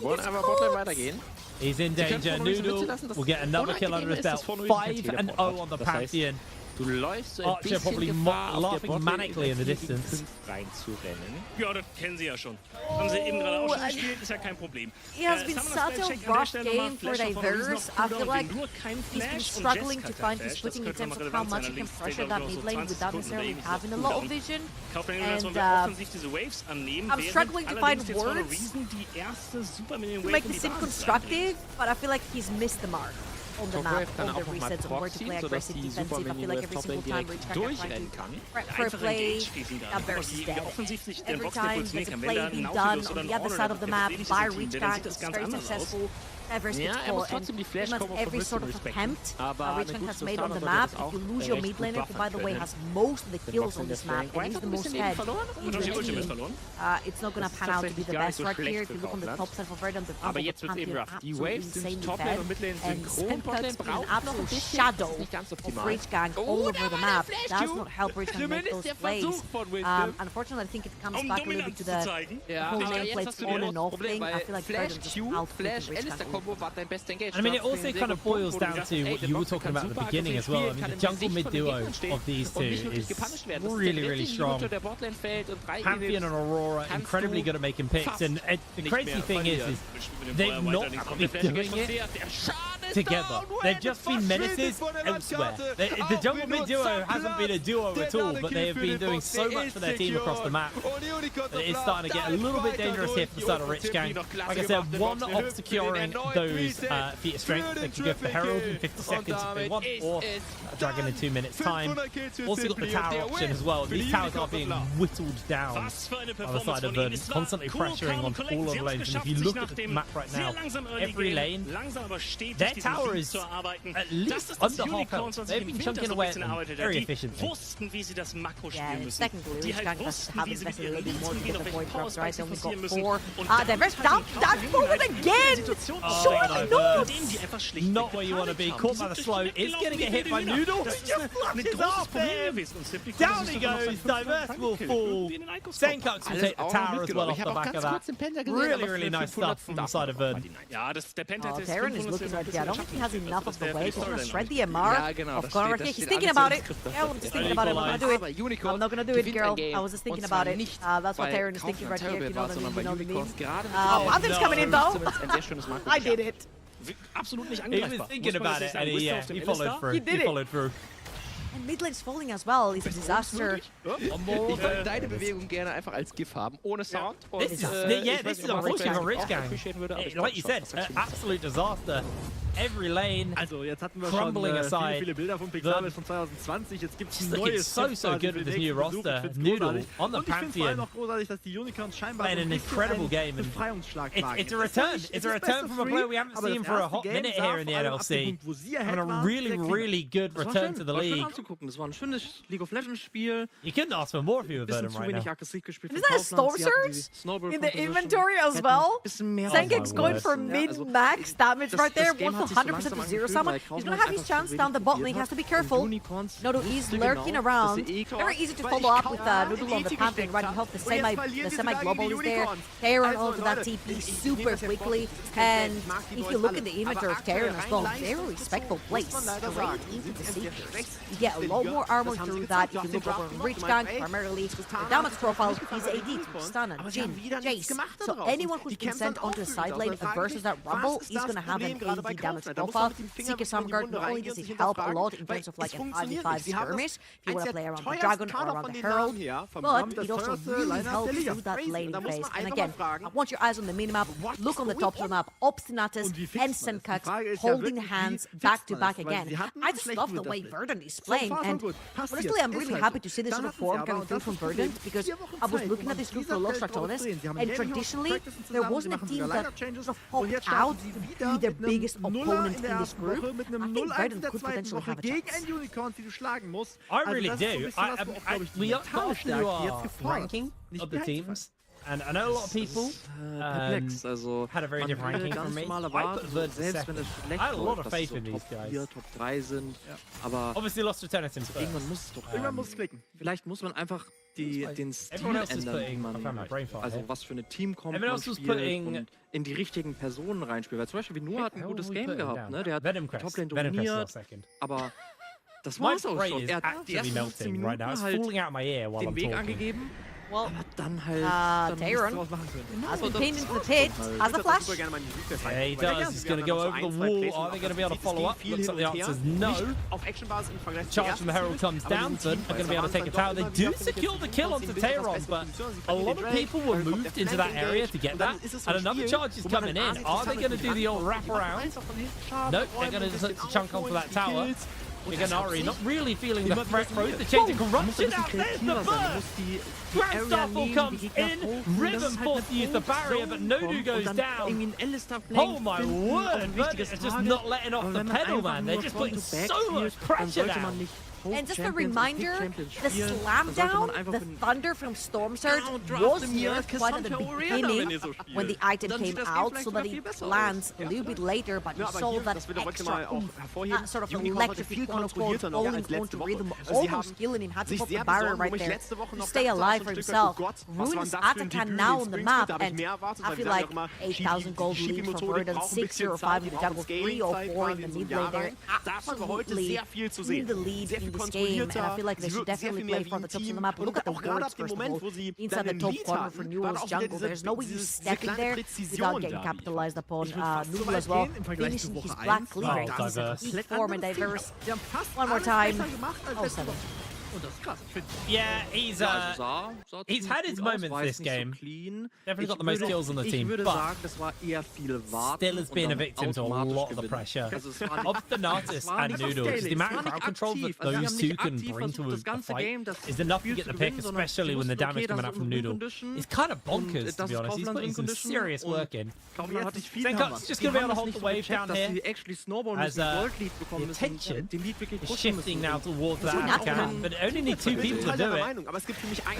Conan's going to really gotta go toe-to-toe with Zenkuk. That damage is absolutely brutal. Zenkuk should be able to clear the wave. He actually might just go for the assassination here. It's going to force the teleport out. In comes the rest of the team, and that is going to be Tayron looking for the equalizer, cooking Conan alive. Nodu, suddenly Jaceless, is going down. That'll be another kill given over. Let's see who gets it. It's going to be Zenkuk this time around. Riven going low. Good route down onto Shiganari though, because Rhythm is heavily chunked. Atakan secure. Meanwhile, Noodle was left all of his lonesome to take down the Atakan. He's going to secure it, get that XP up for the rest of the team, and now you suddenly have 2 levels up between mid lane, 2 levels up between top and jungle, and Zenkuk's got a little bit more knowledgeable, having 6 pages in his brand new book, Medjai's completed, and I feel like it speaks of the confidence that Zenkuk has walked into this game with. Diverse hasn't necessarily been the matchup that we expected to see versus Zenkuk's, and confidence, the experience are definitely showing. Medjai is now secured, and I'm expecting Verdant to close this one out very quickly. I think this is going to be down to Verdant making a misstep. If they're going to have any chance of losing this game, they've got such a substantial lead right now. I mean, like you said, you've already talked about the mid lane items. Almost getting to that third item to Shiganari as well. Noodle, 2 items in, and 3 levels up onto Renewal just means that Renewal not really going to do much versus him here. Black Cleaver slowly chipping away that HP. Chains of Corruption do make the connection here. Good flash from Renewal to avoid getting caught out. As in comes the Grand Starfall just to reposition, and that is Rhythm interrupted mid-ultimate, and Noodle is just 1 versus 2. Rhythm is going to go down. Noodle finds himself the kill. Can they get the next one onto him? Hook coming in from Obstinatus. Renewal will fall. Noodle secures the double kill. The support will come back as Obstinatus misses the hook onto Nodu. Surfs up probe. Nodu goes back to base, and Verdant will take another tower. Wow, it actually felt like Verdant threw so much at Rich Gang and nothing really stick. So Rich Gang felt like they had the opportunity to pull the ultimate down from Verdant to potentially get a pick, grab a shutdown, start a comeback. It wasn't the case. He got straight into the backline, shut down the Jin. And the rest is history. Verdant very, very strong in this particular game. 12,000 gold in the lead. They're going to secure themselves a mountain soul as well. So if it wasn't easy to kill them before, it's not necessarily going to be now. And you've got levels difference, which gives up a lot of HP towards Verdant as an advantage. Armor, base stats overall. But yeah, let's watch this one more time. You'll see that's a lot that's been thrown. Chain of Corruption. You'll see that also Rumble ult is gonna go through. Suddenly Noodle sends it straight into the backline, doesn't actually care. While Senkax has diverse one more time. This is just they're so much stronger, they're a bunch of levels up, they've got more items, and they're just sending it every single fight. Noodles just so crisp on this Pantheon, playing really efficiently. Doing so much work. Now got the third item, the Death Dance finished up for him. And then, being shadowed by Renewal, we'll be looking for this tower. The problem is you're looking for the tower and you probably will get it because no one's going to come defend it. This is giving so much time out of Verdant to secure himself vision down by the Baron, and you can see there's a massive amount of control within the jungle. That tower's lovely and it's a nice little pick up there for Conan, but this Baron, as soon as it spawns, I expect Verdant just to immediately collapse on it. Yeah, I mean, I don't necessarily see how Blitzcrank can actually... Ich find's geil. Team Orange Gaming haut einen Fiebertraum nach dem anderen raus und ich liebe es. Ich muss sagen, so cringy immer die Videos sind, ich müsste eigentlich bei Talk anfangen. Also wirklich, es ist genau meine Art. Wenn jemand Unterstützung braucht, ne, ruft mich an, Freunde. Ich bin euer Mann. There is just one jungle item on the smoke and it's just 58 stacks on the hard skill, and Obstinatus is looking for an opening. Noodles on the back line, and in comes Zenka. Immediate deletion of River. Diverse, left alone. Noodles flashes over the wall and sends him packing as Zenka will secure the kill of the auto attack. Just Wing over that wall, chasing now onto Conan. I don't think Conan's really under any major threat right now, but his base down well is Verdant. You said clinical. This has been just so crisp from the side of Verdant. Inhibitor goes down. They've got the death timers for a couple of members coming up, but I don't think Baron was necessary. Verdant being able to take down tower number 1. Tower number 2 shall be quick to follow as well off the back of that one, as the Nexus has been left bare. Nodu caught out, a little bit of damage padding coming in from the side of Verdant, but that was an unbelievably clean game. Noodle, what a return to NLC. Absolutely. These are the players as well, and so many old and new names coming through, like Noodle was playing back in Vanir in 2022, and Senkax was playing the NLC a bunch of times back and forth. However, the one thing I'm so damn excited about is the Verdant versus Los Ratones match. They both played Rich Gang, the exact same team. They both dispatched for them super quickly, super cleanly. They both had really clean games versus them. And I think finally I see a real contender. The big question is, can Verdant take Los Ratones down? I don't think we're going to find out today, but this is a very exciting question in the back of my mind. If you were to use Rich Gang as a benchmark, there was 1 minute between Verdant and Los Ratones winning. Los Ratones did it in 24, Verdant did it in 25. Regardless, an incredibly clean game coming out from Verdant. We're going to pass it over to the Death though to break this one down. So Archer, there wasn't a single Verdant moment. This is clean. This is it's a new page. I'm enjoying this. This team is looking sick. Okay, obviously, Pantheon, yada yada, Noodle. You brought it up, Solari. You talked to me about Noodle. Might as well talk a little bit about him. Let's close Noodle up. Yeah. I expected things from Noodle. I gotta say, I didn't expect him to show up that massively in this game. I feel like if you look at Noodle both in this game, in this team, and just historically, what allows him to be such a good and aggressive jungler is a very strong mid laner who he knows he can rely on. And I feel like this is going to be such an important point for this team going on, because Noodle and Senkax, they have very good synergy, not in sense that, you know, they are at the same place all at the same time. They move around the map with the same goal in mind. You can see Senkax moving around a lot, he was on the bot time all the time, and that proactiveness from him, and him just being such a safe and reliable mid laner, allows Noodle to go completely crazy on the map. But honestly, kind of expecting that to happen, I didn't expect that Noodle is going to be that good in this game. Yeah, Noodle really took over when the fight started. They were so far ahead at this point, but regardless of what Rich Gang did, Noodle had 5,000 answers. He did have a bit of an easy game with his team, also just winning every single lane. We'll get more into that later, but once this Pantheon snowballed, he knew how to keep that snowball rolling, should I say, and he did that phenomenally. He didn't die a single time on the Pantheon, he got like 11, 12 kills in the final fight, which we'll also see later. He takes no damage. Let's take it back to the beginning, because this all went wrong very quickly here. In the lane, while Noodle was just taking care of his jungle, the whole map capitulated as pretty much every single lane to the side of Vert and found a solo. Also ich kenne ja Sheepy und Sheepy geht immer It's actually insane. Like, it's probably easy to be a good jungler when all of your lanes are the winning ones, but we gotta look at the top lane because these are the two dark horses on the top lane. We have one is 18 years old, another one is 16 years old. Ivern had such a good game on this Rumble. This Jace was just not allowed to leave on the top lane. Yeah, it is interesting. Yeah, tell me that. That highlight really showcased this spirit, right? The top lane is turning around the play that Hurricane is trying to make. In the bot lane, they find a 2v2 solo kill, and I had a look in the menu as well. In the mid lane, Senkox was this close to solo killing too. So within just that 1 minute, that one extra phase, the whole momentum of the game was already decided to be heavily in Verton's favor. And they managed to take just these kills and snowball it beautifully too.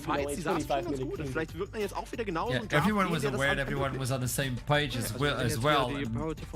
When you look into a team that brings in a new roster, whether or not they played well together in the past, you need to understand how they're clicking. How's the synergy? And I do believe this team has a really good synergy, where we wrap up with another one, apparently, just to wrap up this one. I think this is kind of the final, because Pantheon walks in like, I 1v3, doesn't matter, I have full items, I don't care. He's 3 levels ahead of the enemy jungler, he's 2 items ahead of the enemy jungler. This is the point of time in the game where Verdant are simply allowed to do whatever they want, and that's exactly what they do. They just jump into the enemy backline and end the game. Oh my god. Oh my, the damage as well from the side of Rich Game. The damage is tickling the HP bars of Verdant. The goal lead kept growing, it was insurmountable very quickly.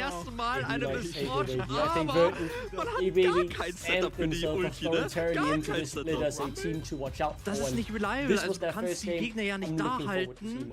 Well, we have another one coming up, and I know everybody's starting to tune in to watch that one. But before we do it, I want to talk with someone we didn't get to talk a lot about on these replays. Shiganari is waiting for us, and we toss it to the interview. Welcome to the show. Congratulations, that was so clean. Did you feel the same? Like, that was such a clean game from you guys. Yeah, I mean, it was kind of chill to play this game. Okay, I'm gonna make you a question. Imagine I'm a new viewer tuning into the NLC and I see you. I'm like, okay, who are you? Tell me, who are you, Shiganari? That's a good question. That's actually a hard question to I mean, just a random idea that been wandering through ERLs, you know, and end up in NLC. So, and NLC is kind of a tough one, isn't it? When you look into all these nameplates. But it looks like your team is oiled. Like, the synergy is there. How long has this team been scrimming? Can you tell me? Well, you wanna guess? First, you wanna guess? Oof, I have 2 answers for that one. Either like a month or 2 days. Neither of them. 4 games. Not even 5. So, can it count as a 1 day? I guess bei Kaufland kann man für einen Raum gehen. Ich meine, okay, boss, this is looking rough. I'm gonna make you this question. I made this question in the past for the teams, and I'm going to do it to you. Obviously, this is a rough one. Imagine you and I, like, we're going out, and I see a friend of yours, which is your team, Verdant, and I need you to introduce me, that team, as a person. What would you say that person looks like? Verdant. What sort of person is Verdant nowadays? Let's say like creative. Because, let's say in the draft meeting and stuff, so much players actually like have ideas, right, about certain champs. So it's like all over the place a bit. So it's like creative, you know. Okay. What is your main goal in this split? Because you have a lot of experience. Your name goes around the ILs just as I mean, you know, finals in Copenhagen Arena sounds a bit juicy, you know, in front of the live crowd, LAN event. What could be better for a pro player than to attend the LAN? So, good start. That would look clean. Anything you would like to do putting Seed in stage? Because Aber ich finde, sie next, haben zumindest nochmal was next dazu bekommen. Wednesday, Also you're Aurora gonna be Flank playing gefällt versus mir. LR. Galio hat zumindest nochmal diesen Follow-up-Taunt oder kann vom What should Himmel we kommen, expect? wenn der Wukong drin ist. Aber sehr viel Blood Verantwortung buff, liegt für mich probably. wirklich auf White, dass der I den mean, ersten I Sieg nicht expect at least blood Wird buff. jetzt wirklich eine Blanc mit Fighting, a lot of fighting. Das wäre Yeah, Bold. it will be a Das good ist noch schlimmer. Yeah. If you had to tell me one aspect, this is the final question, one aspect where your team right now could Wie willst du denn den surprise aufhalten, LR, dass er what einfach would in it deine be? Backline geht und seine Kombo da reinhaut? Top. Okay, aber I das think ist auch top. so ein Pick, den musst I du irgendwie think Dayron vorbereiten. is Den like, kannst du nicht einfach mal he didn't so play a picken. single game, right? Ja, also If I'm not mistaken, he's like full rookie. I think he will surprise everyone. Toplane hat man den I think schon he's öfter legit gesehen, good. tatsächlich in den höheren Ligen. Also, aber Wladimir Mitte, I das got, letzte I Mal, got als ich den some gesehen habe. really Jahre good her. answers. Also vielleicht Shiganari, it hat was a Random pleasure den to der meet you. Solo-Queue gespielt, Congratulations den on this gespielt, game. vielleicht hat er ihn Thank von you. früher noch prepped. I really enjoyed this. I hope to see you again. That was a lovely conversation, boss. Hat er an den ganzen Draft was geändert für euch? ya. War der jetzt der X-Faktor?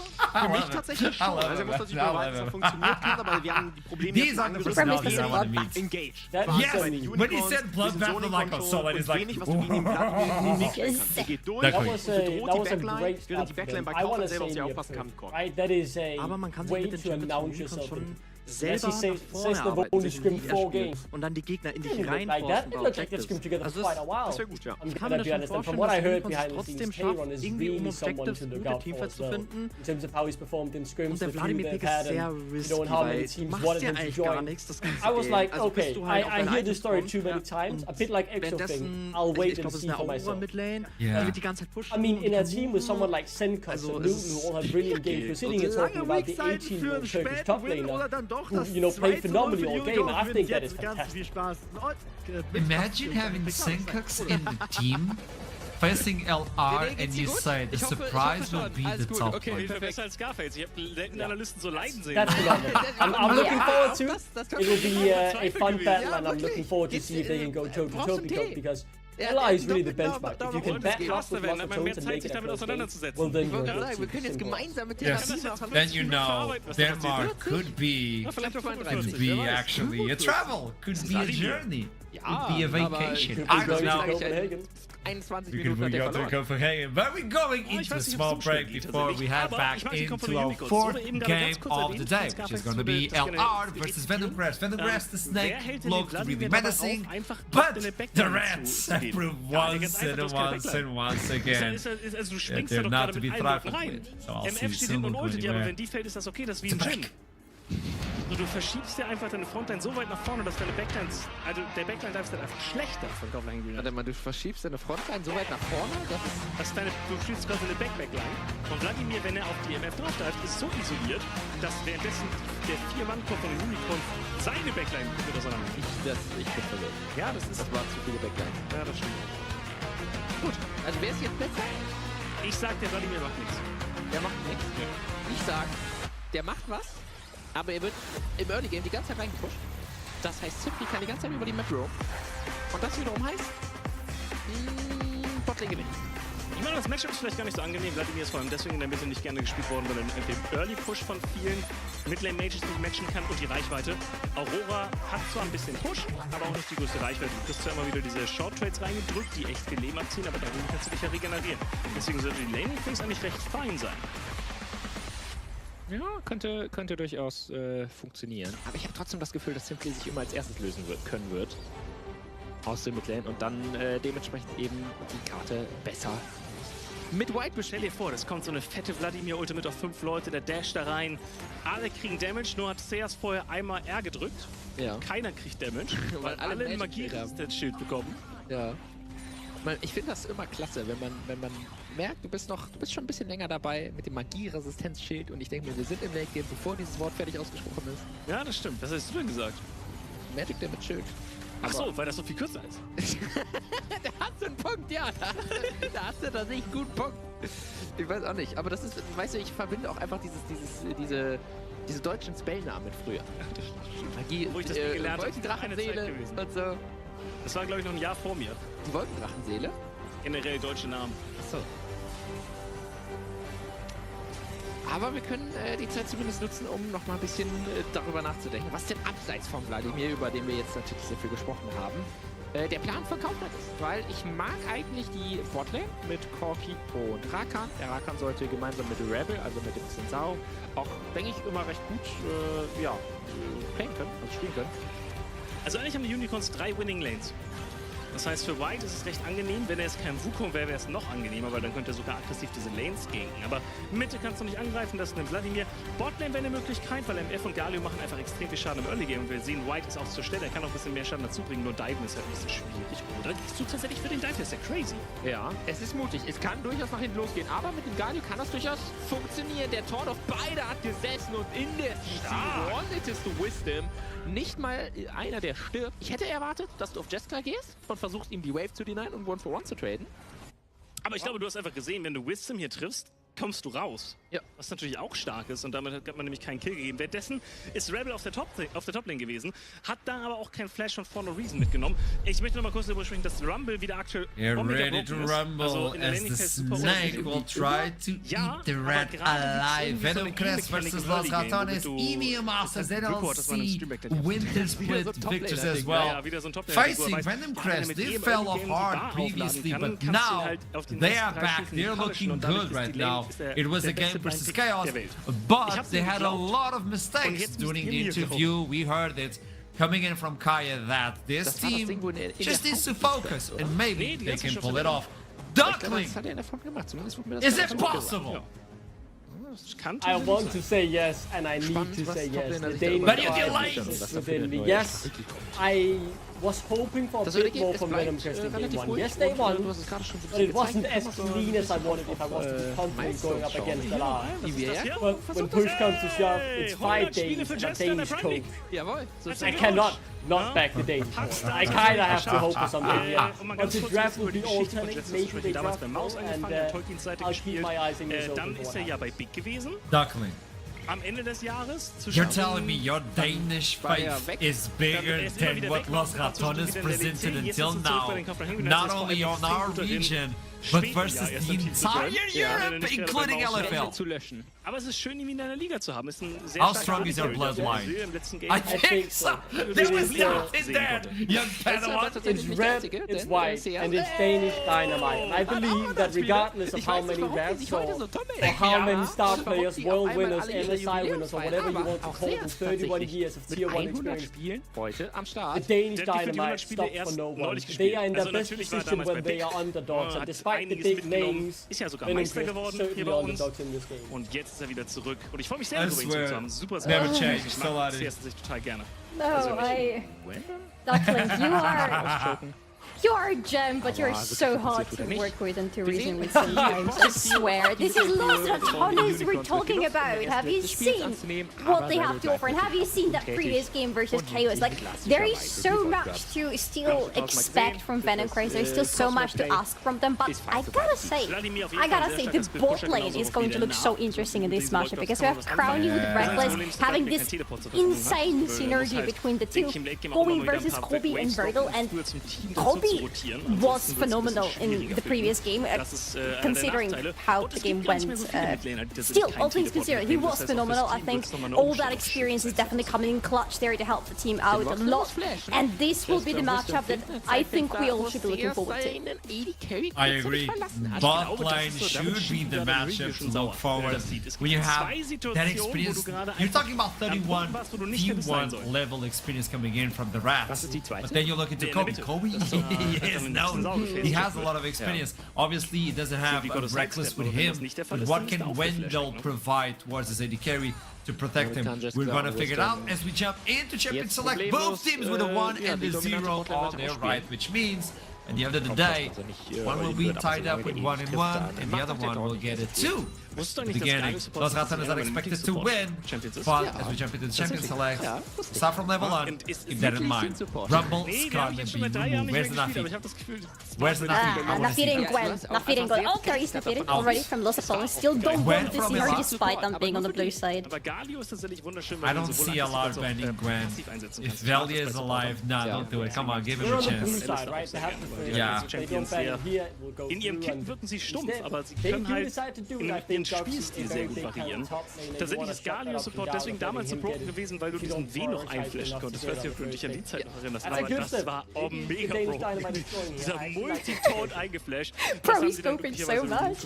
What man? He's saying they're looking good. Let me live in my delusion. Ist so ein bisschen wie Okay, what we're committing to. Yeah. You know what? That's admirable, actually. Please don't change that, Clink. Never Also, mind. du kannst nicht direkt Don't give him a shield. weil sobald Gragas Flash... Why are we giving him a shield? I said this in the first game. He's so unbeatable on it. But Nida is one of the most creative mid laners. Das gesamte Team stehen geblieben ist und ihn angegriffen hat. Guten alten Zeiten, als League of Legends noch Broken Mount anwendet. Apropos Anwendung, am besten Outgesandt sind nicht anfällig, ich wollte gerade sagen. Apropos Anwendung, das ist Champions Team. You know what I like you the most is your knowledge of the weirdest things in League of Legends and history, Rise. Even though you were terrible on the game show of Wants to be a Challenger, which was about history, man, I love your wiki. There's a wiki inside of your brain, which is lovely. Now, putting Yone versus Nemesis is not an easy task, especially when he's playing this Azir. He's clean with it. Maokai to follow it through, and now Velia is aware of what he's going to play against, so... Is this game one, like, mirror? Almost. I mean, some things just work for lots of times, and why would you want to change them? I'm looking at Venom Crest, though. This Yone is a very dangerous pick for Nitro at the moment, because if you're pulling Yone versus Azir in the laning phase, you really want to help your jungler helping out as much as possible. And Maokai definitely should be an easier pick for Gobi to pilot compared to his Poppy in game number 1.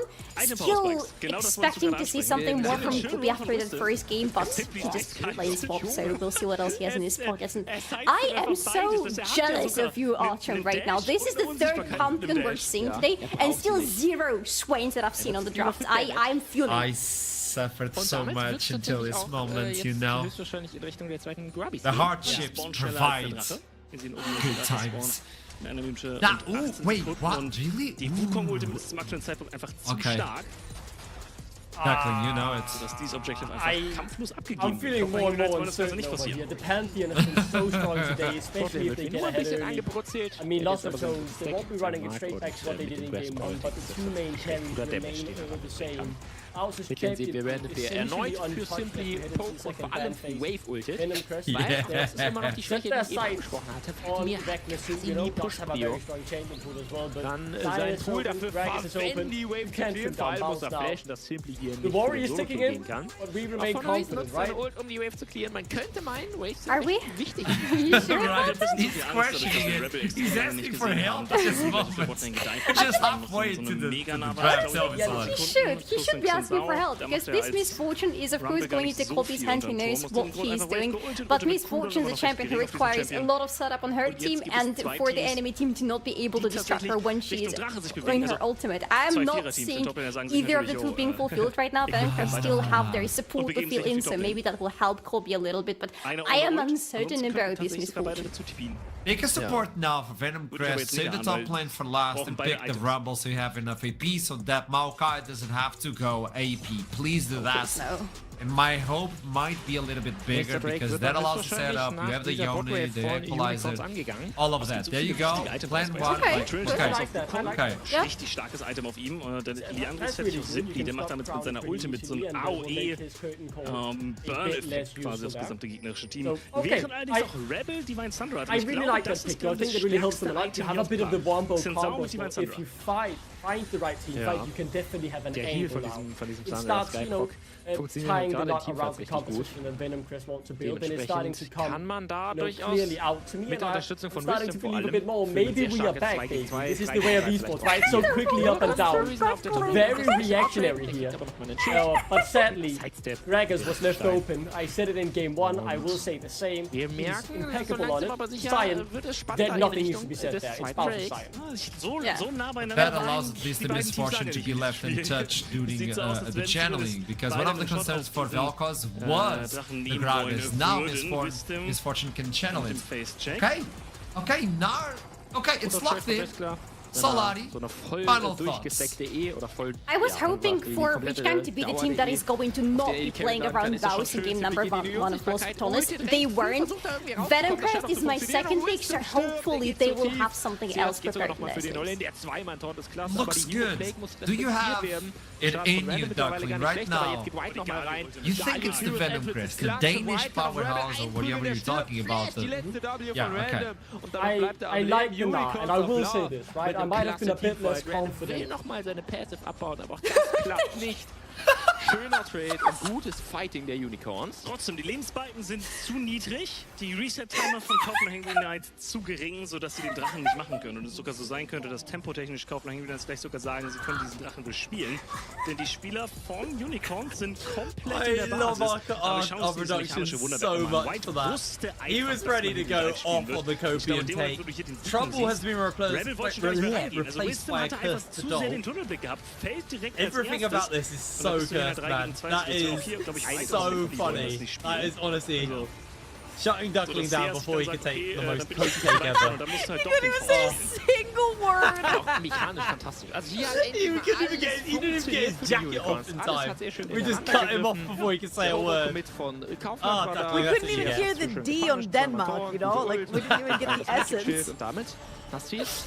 I'll give you the short form version of what Duckling was going to say. Yada yada yada, Denmark, yada yada yada, Copian. And we are into game.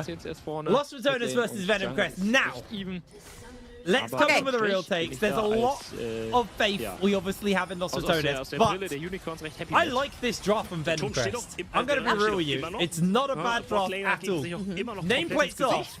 I'm quite excited. Alright, things that scare me when you play versus Lost Returners versus things that actually look pretty good. Number one, Baus on Sire. You kind of gave the guy who made his name on this champ his champ. Number one. Number two, Nemesis on Azir. Very damn scary. I think he's so confident on the champ. And I talked a little bit about Indiana's about the ego of Nemesis in a very good way, as he's like probably one of like the best laners we have in NLC, and a lot of people agree. And the LEC as well. He's very, very strong in terms of lane phase. However, that bot lane for Venom Crest is so damn strong. Misfortune, an AD check the Jhin, and you also have Leona into Rakan. It's a straight up counter pick. If in the Rakan, you get to trade really hard with the Misfortune. So the top side belongs to Lost Returners for sure for me. But the bot side has a lot of room to play around. Yes, absolutely. See how the junglers kind of play this one out. Again, we've got a lot of Pantheon today. Pantheon in every game so far, Trouble. It's been a major pick for the junglers today. And honestly, even in the loss, it looked pretty good. Like, Pantheon's been incredibly solid today. Velia, you know, one of our better junglers in the league. Piloting a very, very aggressive champion. Now, I did say this in game number one. Pantheon does nosedive. If snowballed, great. It's a bit like LeBlanc in that sense. Well, like, if you get ahead on one of those champions, you can 1v9 a game.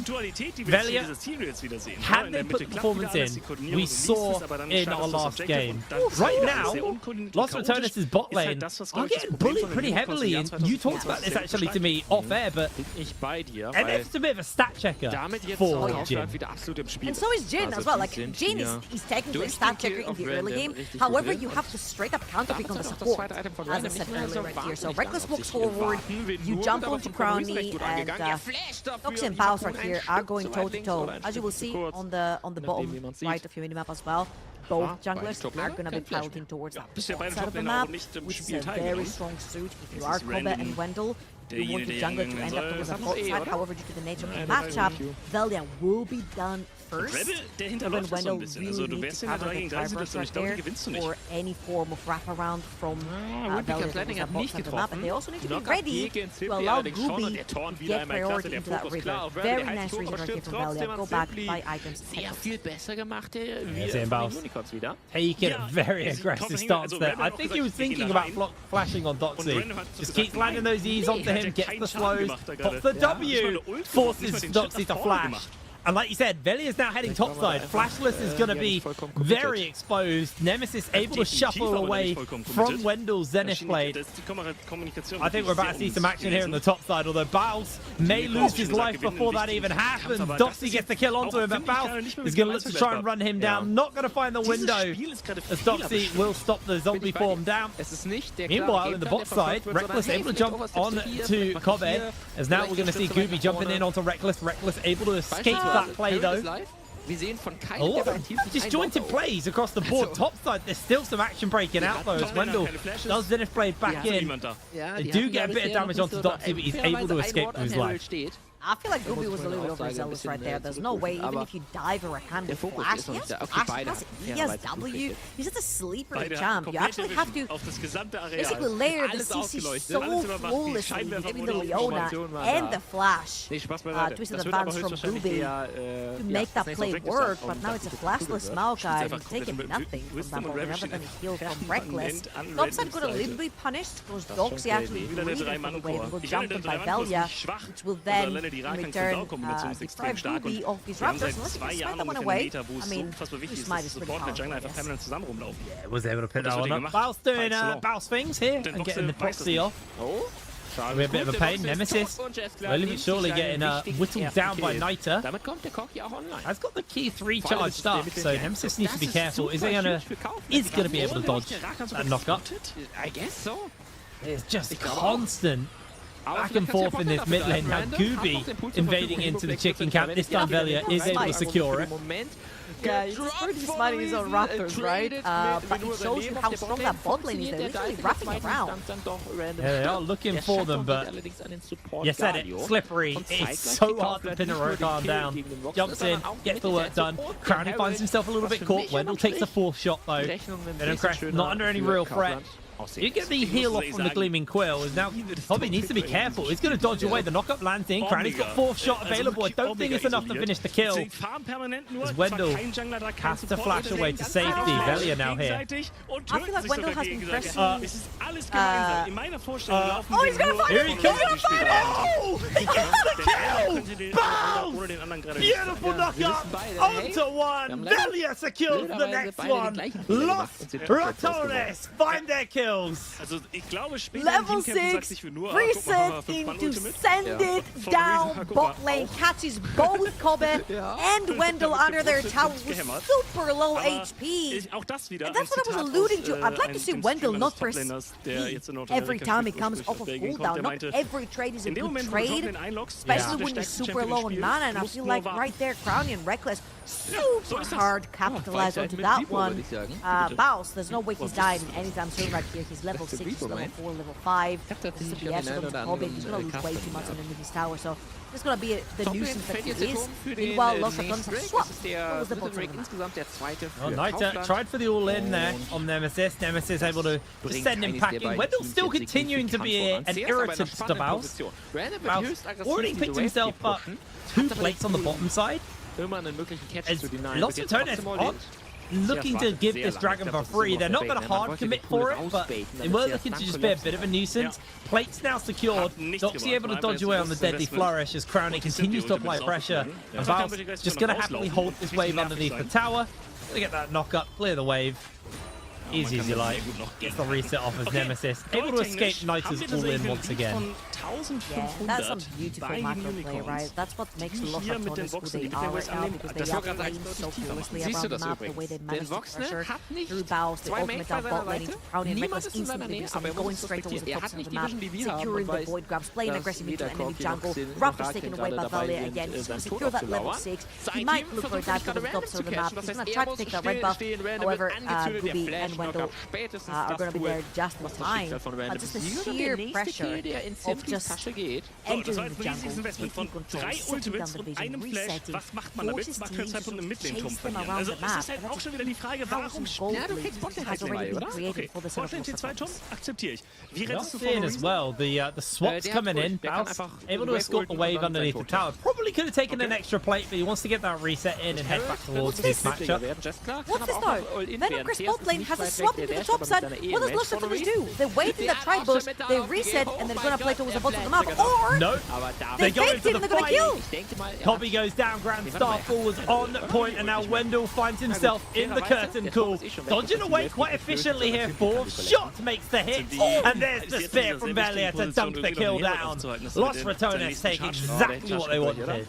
Oh, that was so well played. They were resetting in the dry brush, but when they saw Kobe and Wendell overextend, they decided to stay to punish for the double kill instead. 2 kills onto Velia right now. 2-0, 600 gold up.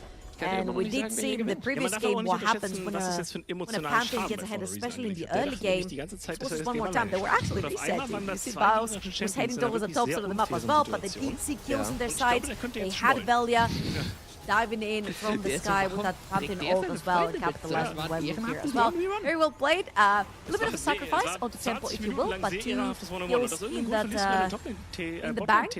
I'm pretty sure it's going to be worth it.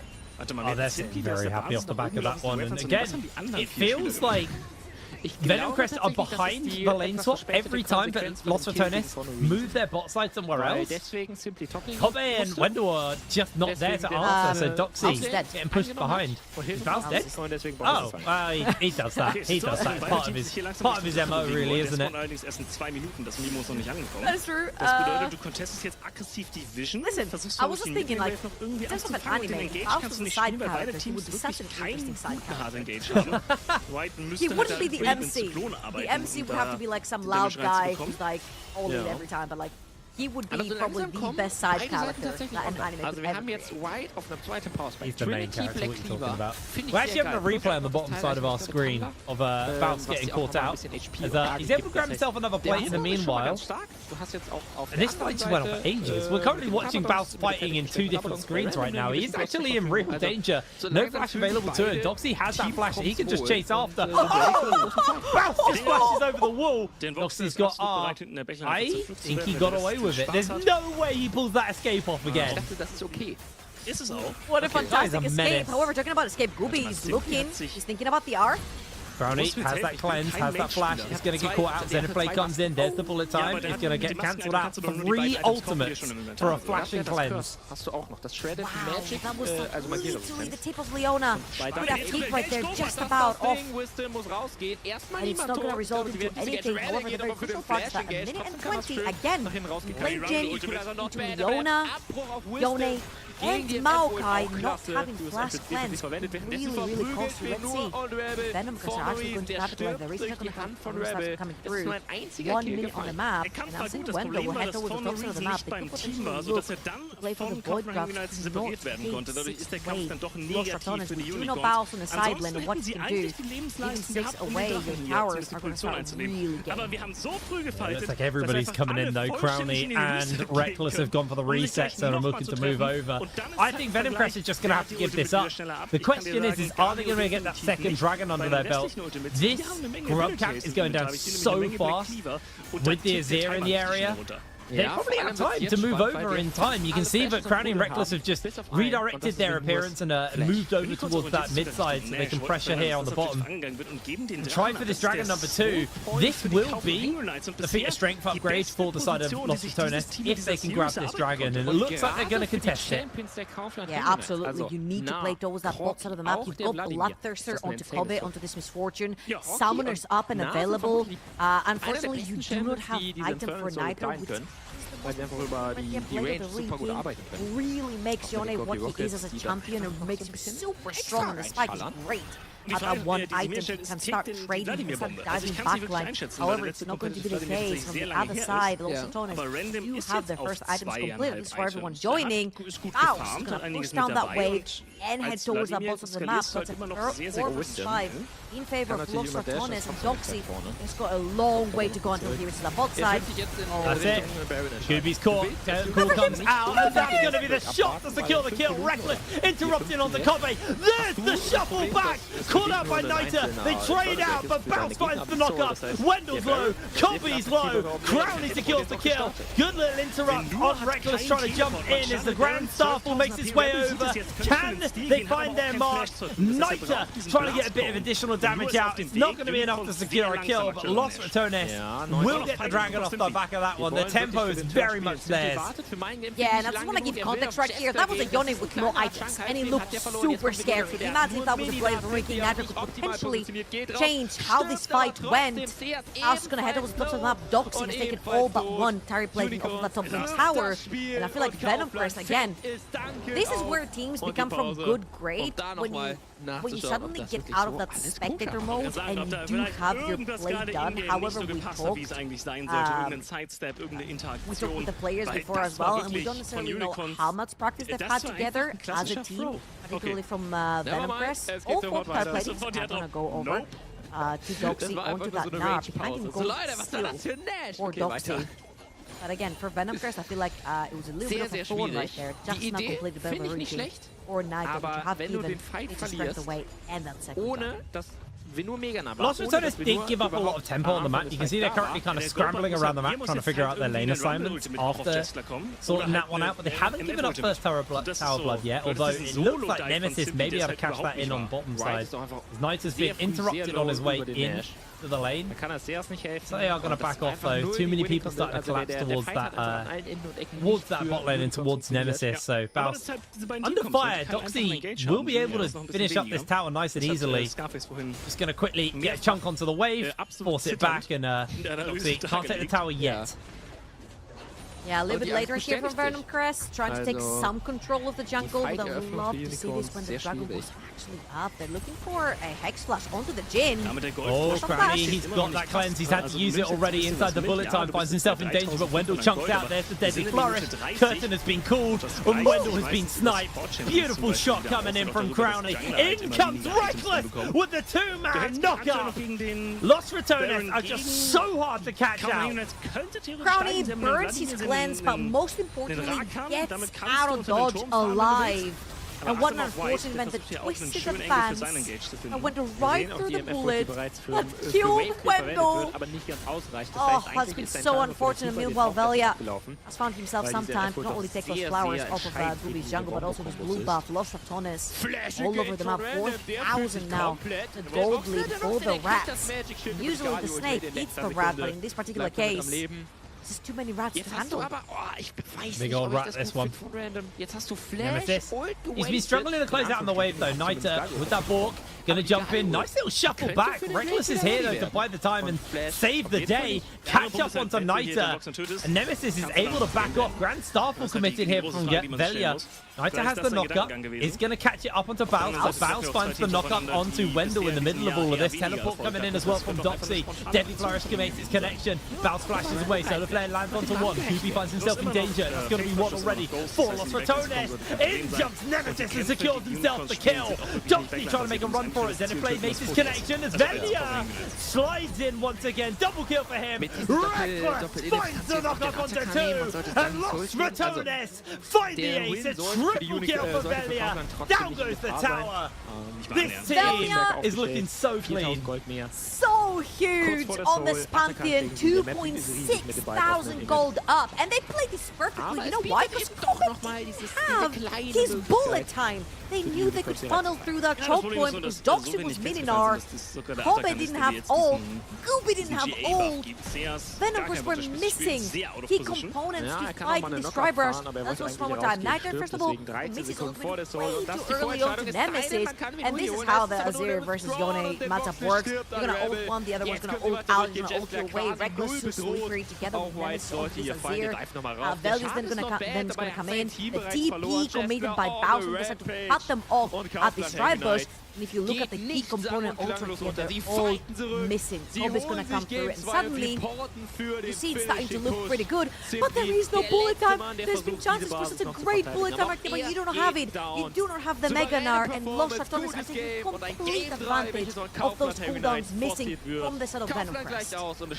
What a knockup as well. Reckless has been so clean. As now we are looking at Reckless being chased out with the quickness. You almost ditched it.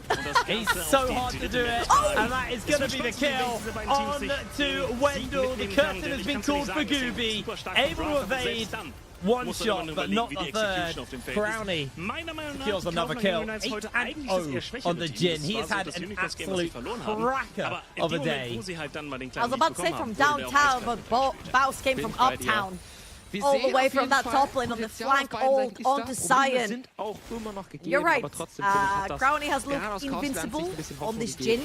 And even though their laning phase early on didn't look the best, however, Doxy, 1 second, caught here. Nice little knockback, but immediately gets himself caught out. Beautiful deadly flourish. Nemesis secures the kill. Baus has got a bit of danger here. Or is it Nita who's in danger? Chunked out. Baus looking for the kill, but Wendell makes his way over. CC layered. Kill secured. Baus chases onto Nita, although Nita has the knock up. They find himself a little bit of extra CC. That's just going to clear the wave. Wendell stopping him from getting the cannon. Titanic Hydra right there helps clear out the wave. Double tap as well.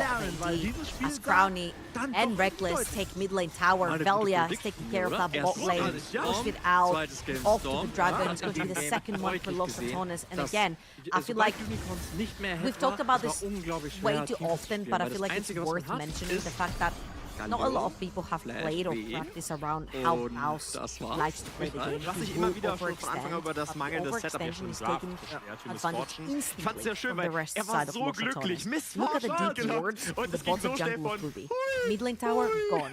Mid lane wave, pushed. Top lane wave, pushed. Everything else on the map belongs to Los Ratones. When you see one or more members committed on killing Baus. And Baus is playing those sort of champions that are so slippery that can actually earn so much time for your team to make plays across the ring. And that's exactly what he does here with Sion. Although, I will say, that's not the Sion I'm used to, man. He changed.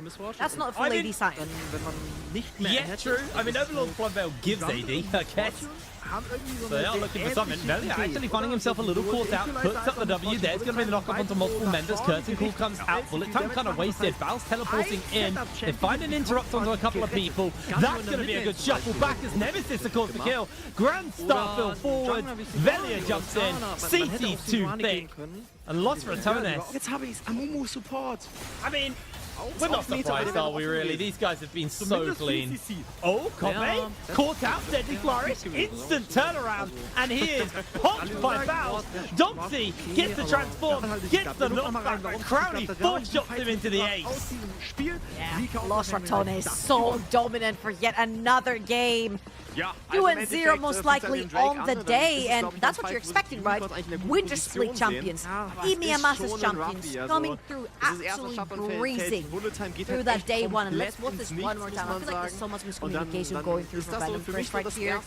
Billy doesn't have his ultimate available, but on the side of Wendell does. That bullet time went into the absolute void as well. There wasn't any CC to stick down. And then when the Maokai ult came in, Azir was also on the flank at that time. Veldy is going to flank around. Nobody has to flash out. It's just like there's not much coordination to try and pin one member down, and everyone from Venom First commits onto that. Of course, huge influx in gold in Los Ratones' pockets has a lot to do with that, because they're just sending it every time another entire item up. That has a lot to do with it. However, if you won't commit onto one play, come back into the game, you have to commit onto one champion and actually send it to try and get those shots. wurde auch ständig bedroht. Also sobald die Ulti gerückt hat, kam Rakan, kam Tinsau, irgendwas konnte man auch nicht aufhalten. An absurd amount of gold for a game that's only 21 minutes in. Baron hasn't even spawned, and they have no towers outside of their base.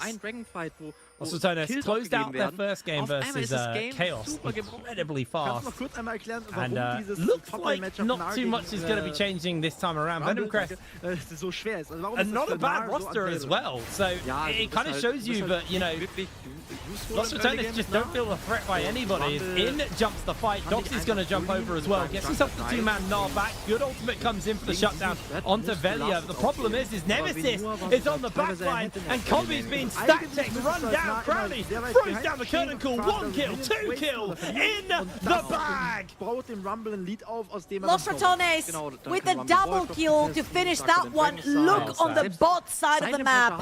Baus has a wave. He can push down the that inhibitor tower. Another wave crashing into that mid lane. Meanwhile, Reckless and Nemesis are keeping Doxy busy. This is going to be a triple wave push coming through from Los Ratones, and that's exactly what needs to be studied. The triple wave push into the play when you're ahead to solidify your victory. And Baus right here is going to join his team. Reckless and Crowny are not too far behind. They're going to look to take that second inhibitor. However, Venom Crest just spawned. Baus.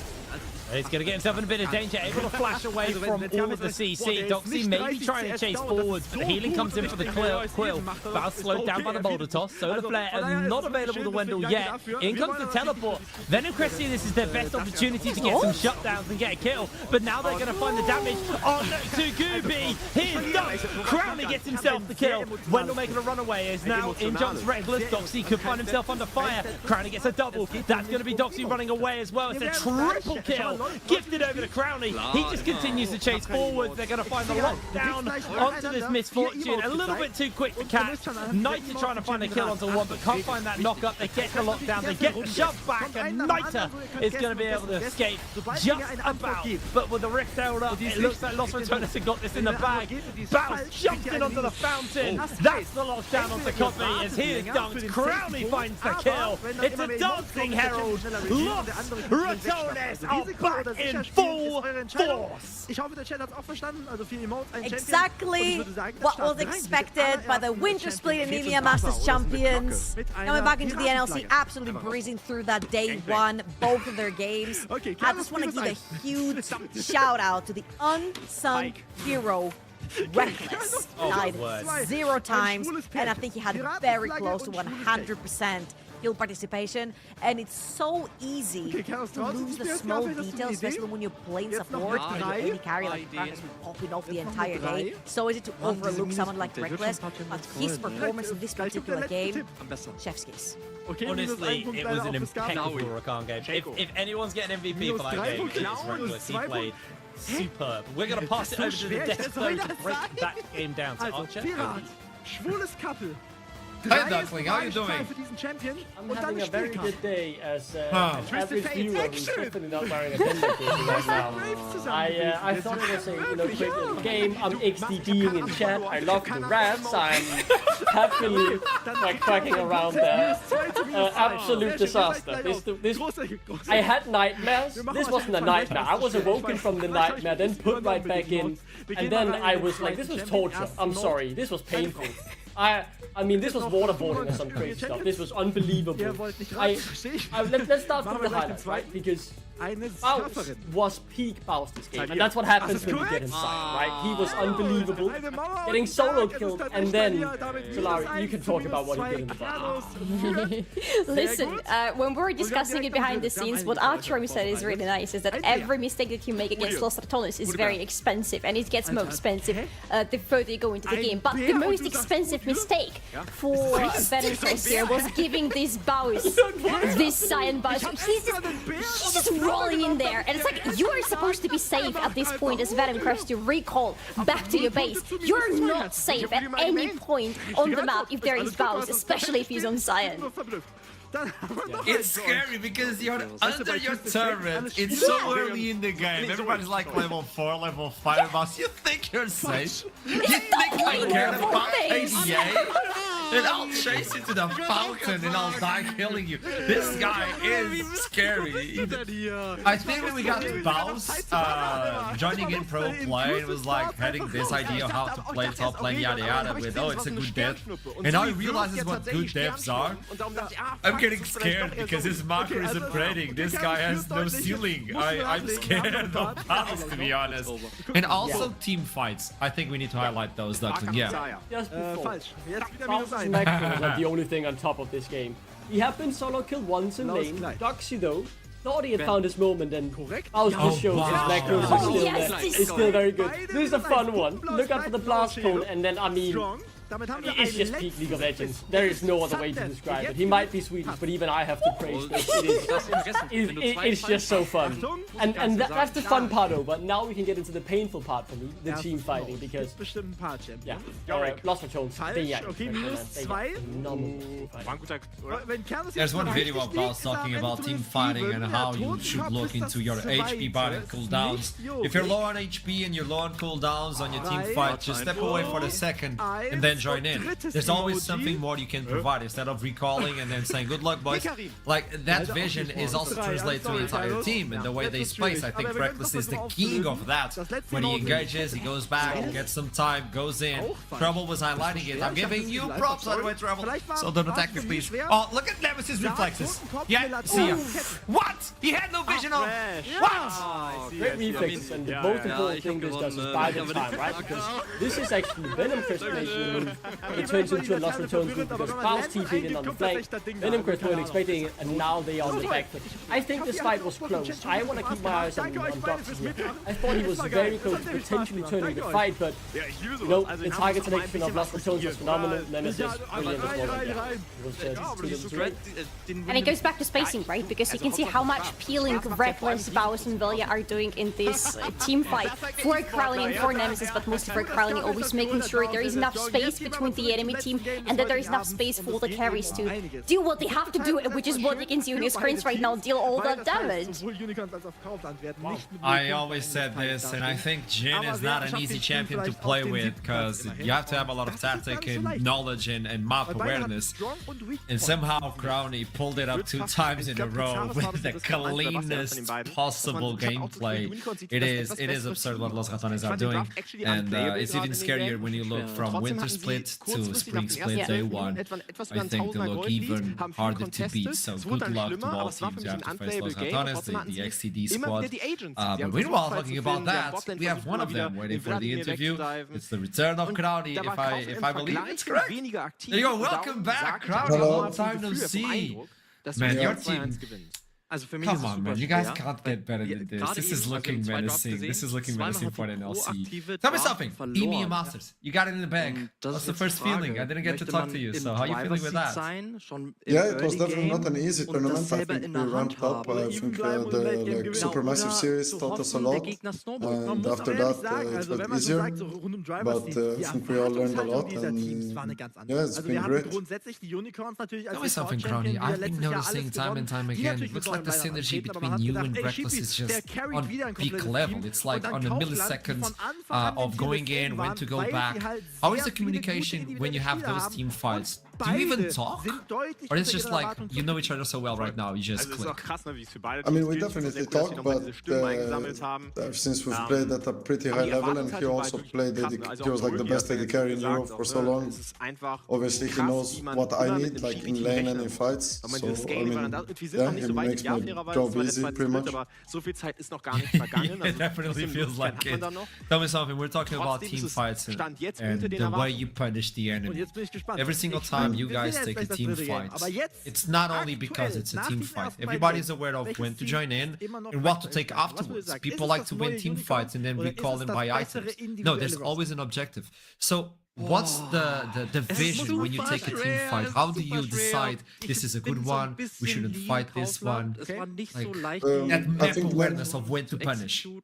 I think Nemesis and Reckless do a very good job at tracking enemy sums, so we are aware who has flash and who doesn't, so we can see when people are overstepping, and like on the bot fight we had a good Baus TP as well, or we knew they don't have flash when Baus ulted them bot lane, like we knew Leona has no flash.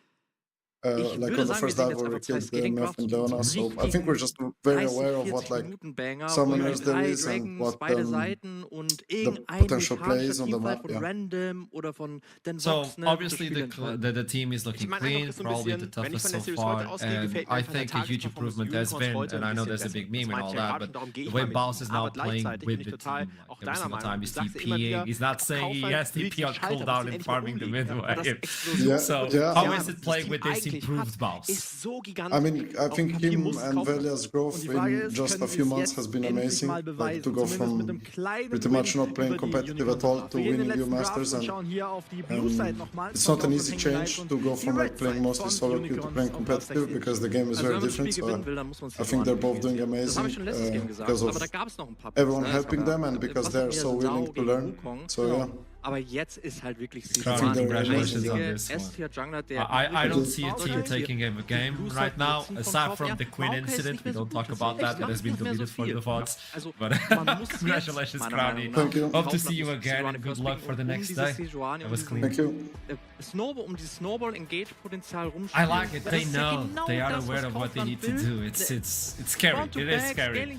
I think Los Ratones are like here and everybody's just climbing to get to where they are, but as soon as you get to that level, they're already above. They're not stopping. Yeah, that's the thing about them though. They have been good from the very beginning, but they have been improving so much. Like those little things that you saw them having in the previous split, they're completely gone in this one. They're so much clearer, and that is scary because how much further can they go?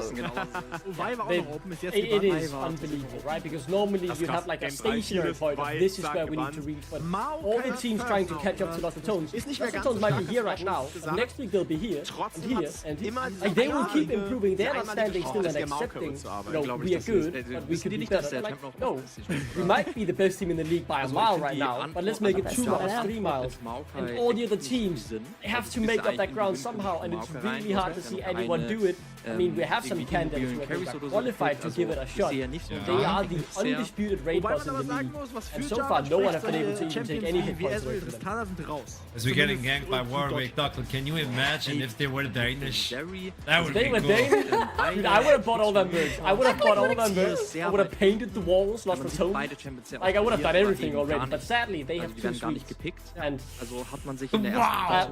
I'm sorry, I love Lost Ratones. I'll make that very clear. I'm a big XDD myself. The pride they have bought on the region is, you know, out of this world. But if they had a Dane or 2, my hype would have been 10 times more. It is what it is, but it's also time for the last game of the day of Group A on day 1. Keep in mind this is seeding stage, so it's a best of 1 to get the seeding towards playoffs. Yeah, that's the way we roll, by the way. To talk about that, let's roll into a small break before we head on Verdant versus Chaos. Don't go anywhere, I'll see you soon. Die Ari noch oben drauf, das heißt, du hast einen hervorragenden Backline-Dive, du hast eine hervorragende Mobility. Die gefällt der Draft und Kaufland bisher so gut, wirklich. Das Einzige, was fehlt noch im Kaufland, ist ging an den Lockdown für Zeri. Also, Genua muss hier irgendwas spielen, was Zeri reliable sezieren kann. Oder Wisdom vielleicht mit einer Leona oder so? Stimmt, die sind auch noch offen, aber die muss man halt raus. Ja, also man hat tatsächlich nicht so viele Optionen. Heißer Spiel, dann möchte man meistens den Media-Support haben. Ah, okay. Aber du hast ja schon Maokai, ne, wenigstens. Ja, genau. Aber ich glaube, also ich denke mal, wir rechnen jetzt trotzdem mit einem Nautilus-Leona-Band oder mit einem davon, damit die Unicorns selber mit einem der beiden Picks gehen können. Fairerweise, ich sehe Zeri irgendwie fast immer auch mit einer Lulu zusammenspielen, aber Enchanter sind halt selten. Also man kann, glaube ich, auch Melee Support spielen, aber meistens sieht man eine Zeri Lulu oder sogar eine Yumi. Oh ja, zum Glück noch nicht in der Prime League aufgetaucht in diesem Jahr. Das kann sich aber natürlich ändern. Der Champ ist viable. Auch Milio vielleicht noch eine Option. Jetzt gucken wir auf den ersten Band. Das ist Nautilus, wie wir prediktet haben. So Nautilus, die Leona werden jetzt vielleicht Bands, die beide bei den Unicorns fallen. Ich habe gerade einen komplett wilden Gedanken, der mir eigentlich nicht gefällt, aber ich muss ihn mal mit euch teilen. Voraus. Es ist ja immer noch ein starker Engage und Backline-Dive, den Kaufmann. Ja, Raum ist auch noch offen. Ja. Hier gibt es eine Welt, wo man sagt, ey, wir ballern da jetzt, wir haben den Victor, Front to Back, Zeri wartet ein bisschen, wir ballern den Braum rein und wir spielen nicht auf dem ersten eigenen Engage, sondern wir lassen uns Engage, überfahren euch dann. Also meinst du der Braum für welches? Für Unicorns, ja. Also das finde ich ein guter Call. Braum ist tatsächlich noch offen in der Series und in dieser Liga ist anscheinend Braum ein super starker Pick. Also vielleicht nimmt man den jetzt hier sogar raus, wenn man auf der Seite von offen ist. Und Leona ist tatsächlich noch offen, also man hat einen Melee-Support hier für Kaufland noch available. Vielleicht, ich glaube, sie haben selber für die Leona. Das wirkt für mich so, wenn du Nautilus bannst und Poppy und nicht die Leona, so ein bisschen, als würden sie auf R4 jetzt gerne selber die Leona nehmen. Ist so ein bisschen mein Eindruck. Aber dann würde man doch eher Leona bannen und dann Nautilus nehmen. Ach, vielleicht. Ja, aber ich meine, das ist vielleicht auch Präferenz. Ich glaube, das ist schon eine ziemliche Leona-Legende. Leona bannen. Auf der Seite. Lulu auch. Also ich glaube, sie hatten nichts raus jetzt. Ja. Ich denke mal, sie hatten eine ähnliche Idee, dass sie nicht das Risiko haben wollen, wir wollen nicht gegen die Leona spielen. Darum nehmen sie die jetzt selber raus. Was jetzt aber Tür und Tor vielleicht für den Braum öffnen. Ja, ich glaube auch. Also Braum ist High Prio jetzt vielleicht trotzdem der Milio nochmal eine Option. Und ansonsten... Also Braum ist nice, weil, also Braum... Und nein. Macht Sears das auch? Er pickt auch Pike! Der zweite heute! Zeri, Pike, haben wir das nicht schon einen Tag Spannung gesehen oder so damals? Ja, aber ich sehe zu viele Pikes hier aktuell bei uns in der Liga. Ich krieg Albträume. Also man braucht auf alle Fälle irgendwie so ein AD Damage Share oder Toplane, irgendwas, was C mitbringt. Also es kann wieder die... ist nur Hammer. Wurde blockt oder nicht? Nein. Ja, ich hab das blockt. Blitzcrank wäre das Game 3, ne? Da kommt ganz Cheesefix. Der wird gelockt. Blitzcrank ist da. Was kann man alles hooken? Naja. Ja, Zeri, Victor. Ja, fast alles eigentlich. Javan will es nicht hooken, oder? Dann steht er plötzlich in dir drin. Ja, mit dem Silence, dann der Hook. Okay. Dann der Maokai, Hello Sharp von everyone, Ari. welcome back to the last game of the day. It's going to be Verdant versus Chaos, where I present you Hype and Bloodbath. Am besten has been the word of the day. Verdant versus Chaos, let's go! Match 5 of day 1, play day 1. Spring split seating stage. Verdant looked so good. I never thought I would say this and clean with no mistakes on the first game versus Rich Gang, but Chaos have to fight again. In Newsflash, it's going to be Zoiden in the mid lane and Vibe on the top lane on this one. Duckling, you were telling me like a lot of news in the Wikipedia that goes on your brain with it's. I think it's like Denmark knowledge and then NLC knowledge. Danish knowledge, NLC knowledge. It's like a flip between. So bring the knowledge. Come on, come on. Yeah, I think the main thing we want to highlight here, right, is the mid lane matchup. Two seasoned veterans going up against each other. I know Solari is excited to talk about this as well, so I'll take the Danish counterparts. Simcuts having been around for ages. Team Dignitas EU, if anyone remembers them qualifying into the EU CS. Then rebranded Splice, made it to the finals, then got into Worlds as well. Got knocked out by TSM, disappointing, we don't talk about that.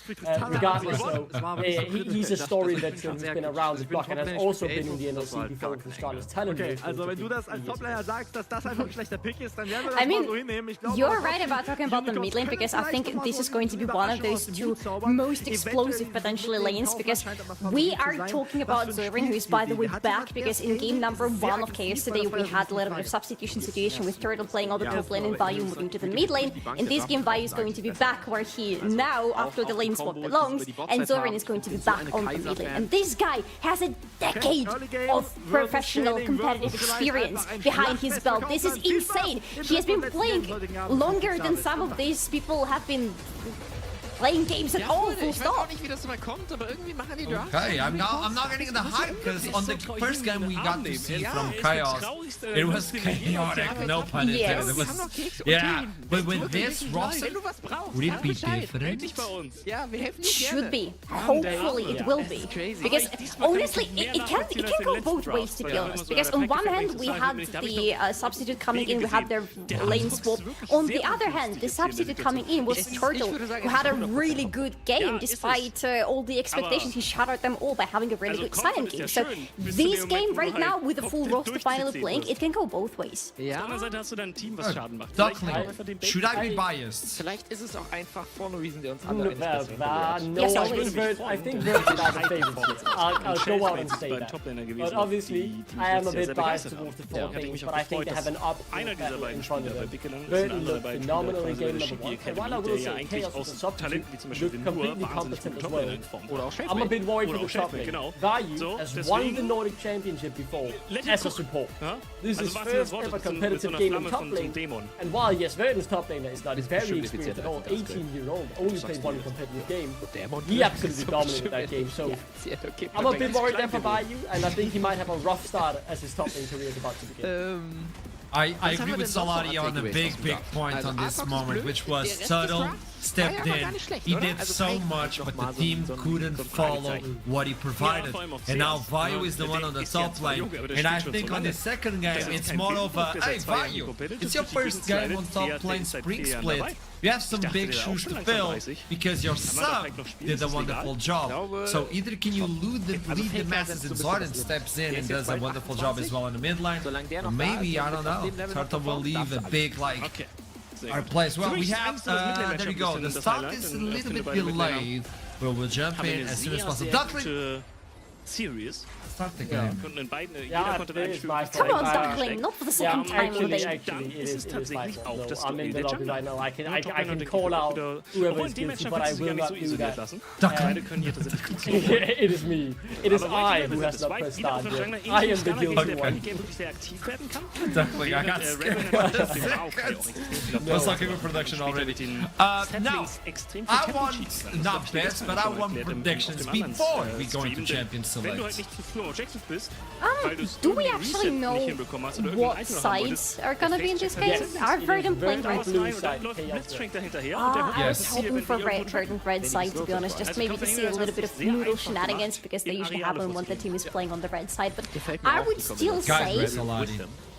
still say that Noodle is going to be the one to look at. The problem with Verdant is there are so many good people to be looking at, especially after this game number 1 when pretty much everybody stepped up. But I think Noodle, with how much he's being allowed by the rest of the team, he needs to be the talking point. Probably his Pantheon is not going to be allowed in this game if Chaos have watched the previous one. But I don't think it was the question of the champion. I think it's the question of the player, and he has stepped up so much. I agree. So you telling me that the lane to watch is the jungle? Yeah. There you go, Duckling. Before we head on, quick word, come on. I like Verdant. I think they win 10 touches. Very good. Is that enough? Let's get into the draft now. I think it is. GP being removed right now. No, you have to take notice of the Gwen, of the Nafiri and all that. But also the Pantheon is up, and Verdant being blue side, that could be yet another pick. I do want to highlight yet another jungle now that we're focusing so much on Noodle, right? It's not the Nafari, it's not the Gwen, it's not the Pantheon. It is the very bad Teemo again. Unbelievable. Another Teemo ban today. It's the Diego jungle from Noodle. He is a very good player, and Kael played in game number 1, so you can deny that away from him as well. I am very perplexed by this Teemo ban. Chaos now, both their games have had Teemo banned against them. It rings a bell, but I would need to check my notes to tell you what it's ringing the bell for, so I will come back to the Tailplicker teamer maybe, if I can find what was happening. Nico, ich brauche eine Prediction. Ja. Erster Drake, 12 Sekunden. As we're being removed now, Chaos, do you take away the Pantheon? So far it has been a big priority on the day for every single team. You need that.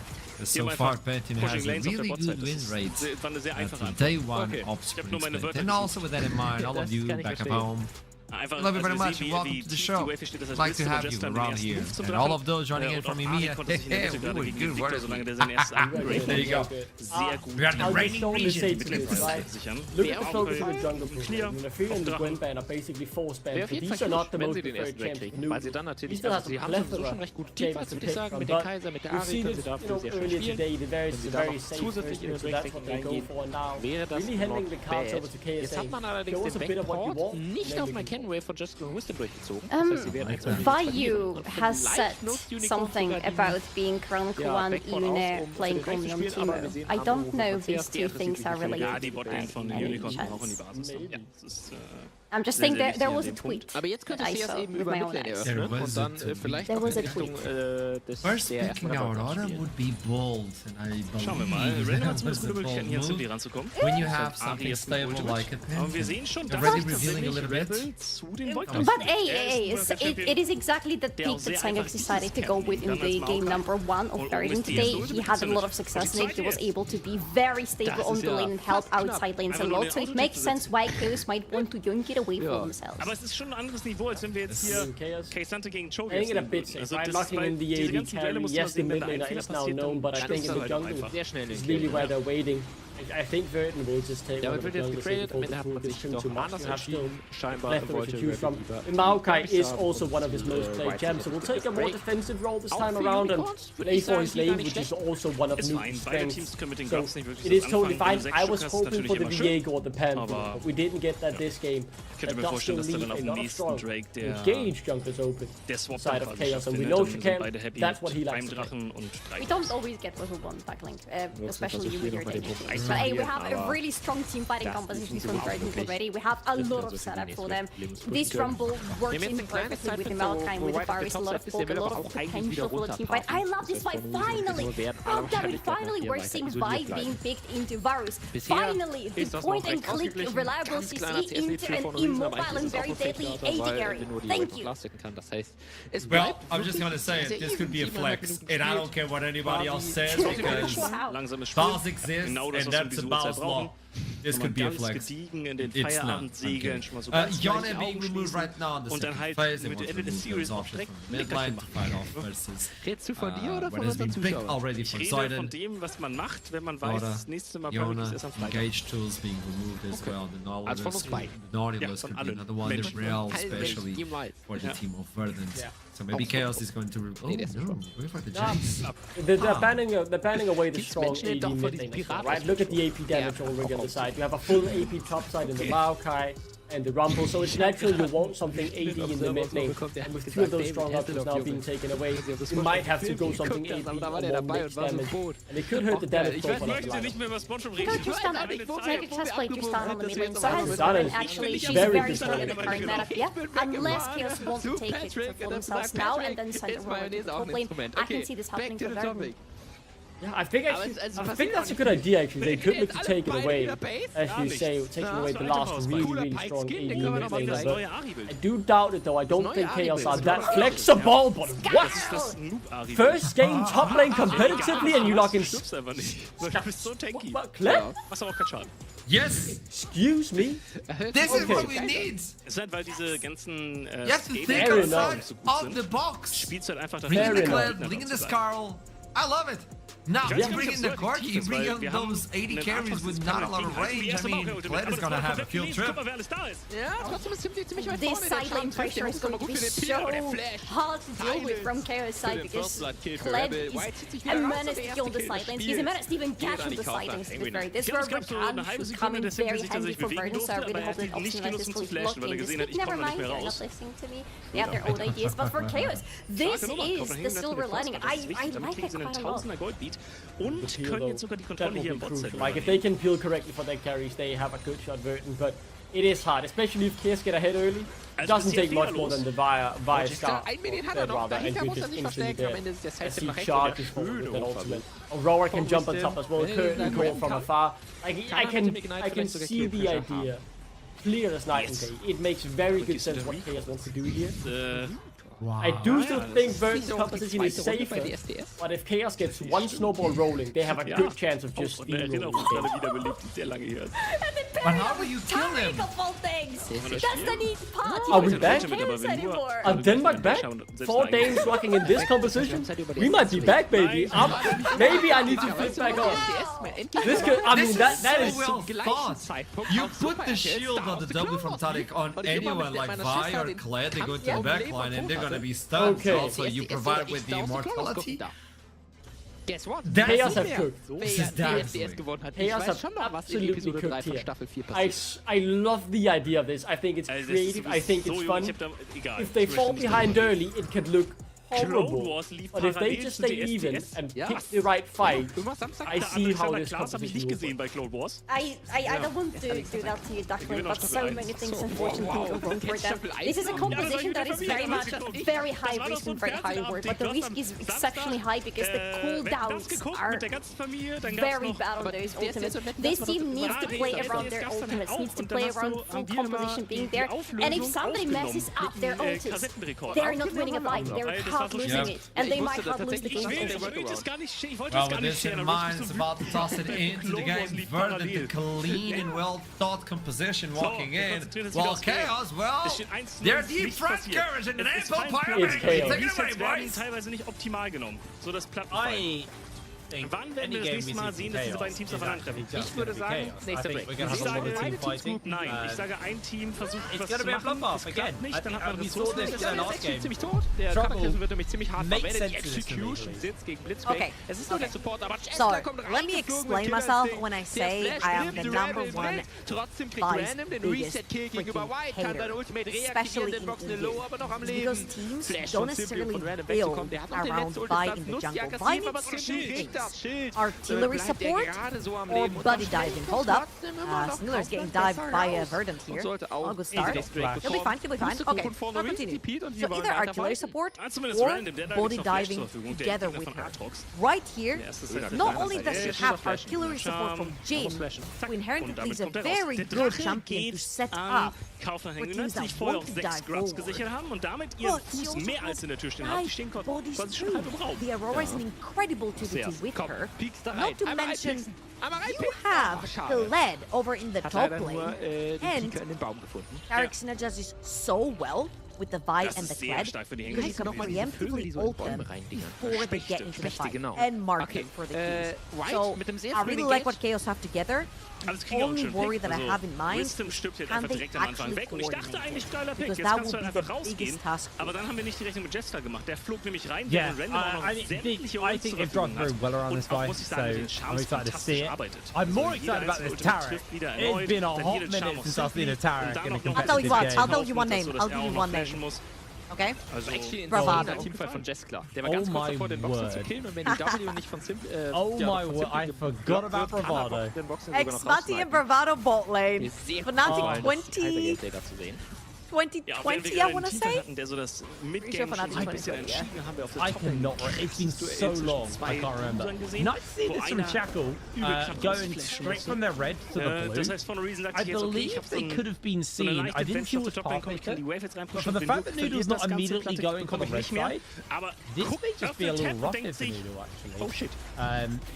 Yeah, I didn't see exactly what happened on the pathing. Was vor allem auch 1 CS-Unterschied. So, I think what's happening right here, I feel like Shackle actually tried to evade the gank with the top side because Vi is scary.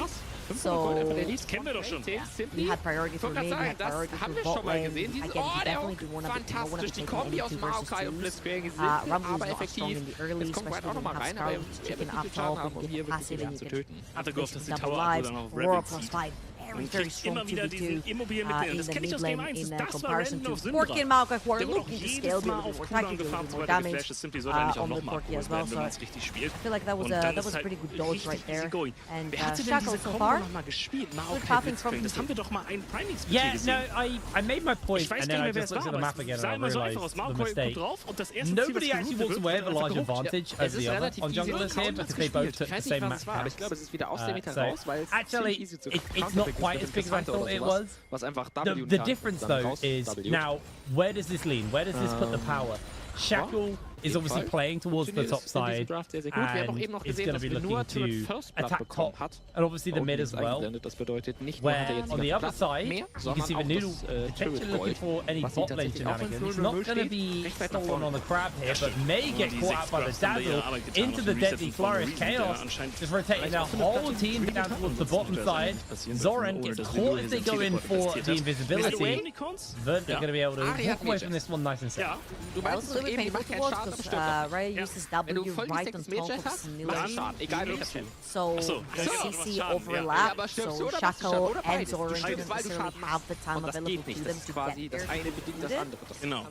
So that's going to be it. I feel like Vi could have had a lot more advantages than she did have in this early game, and she can definitely go back to her jungle. She has Wolves and Sprugs over the top side as well, and the reasons are starting to come through. However, again, the biggest task and the biggest ask for Chaos is, can they coordinate well enough? Because this is a very coordinating heavy position. Is able to break away. They find the knock up onto Obstinatus. 4th shot comes in. Right, a little bit off the damage right now, so just gonna get some damage off. Oh, please reset, please reset, please reset. I saw Shackle press B 4 times in this tri-bush and he's still behind. Now Maokai gets to dictate the pace of the map. He can even invade Krugs if he wants to. He's so wide down the bot lane, so he instantly goes top. Take the cracks, take them away. There'll be the TP coming through for value, so Noodle is not gonna overextend right there with the Maokai. Instead, gonna go back to his jungle and Shackle is going to be completely unpunished for spending so much on bot lane without necessarily getting anything back. Sollte genügend sein, Simply rauszuboxen aus der Situation. Aber they're going to get a nice little shove in to start it off here. Du kriegst jetzt auch noch die Major Stacks auf They're actually going to lose too much. They are potentially looking for a play. Snyder has no flash available. Is just going to try and get that dazzle off to Shiganari. Not going to get much more. The flash comes out from Shiganari. Took away from Obstinatus to safety. They're going to lose a little bit of the wave underneath the tower. Senkuks trying to be a nuisance, but Zoran actually eating quite a lot of damage in response. They have got himself the honey fruit though. Senkuks is going to be able to get away, but in comes the Kled with the charge. Senkuks gets himself caught out, has to flash away. They land themselves the bear trap on the ropes to pull him back, and that's his first blood for Vayu. They find the lockdown underneath the tower. Shackle losing a lot of HP, but Noodle can't finish it up. Obstinatus making his way over. Hook comes in from the flash. Vayu going to eat a fair amount of damage off the back of that. Good equalizer will cook Shackle alive. And Vayu finds himself caught out. He's about to get the remount though. Enough for him to jump back onto that one. Now turns onto Obstinatus. He's going to catch him off with the bear trap on the rope. But in comes the rest of backup and Vayu. I don't think you're going to be able to survive this one, mate.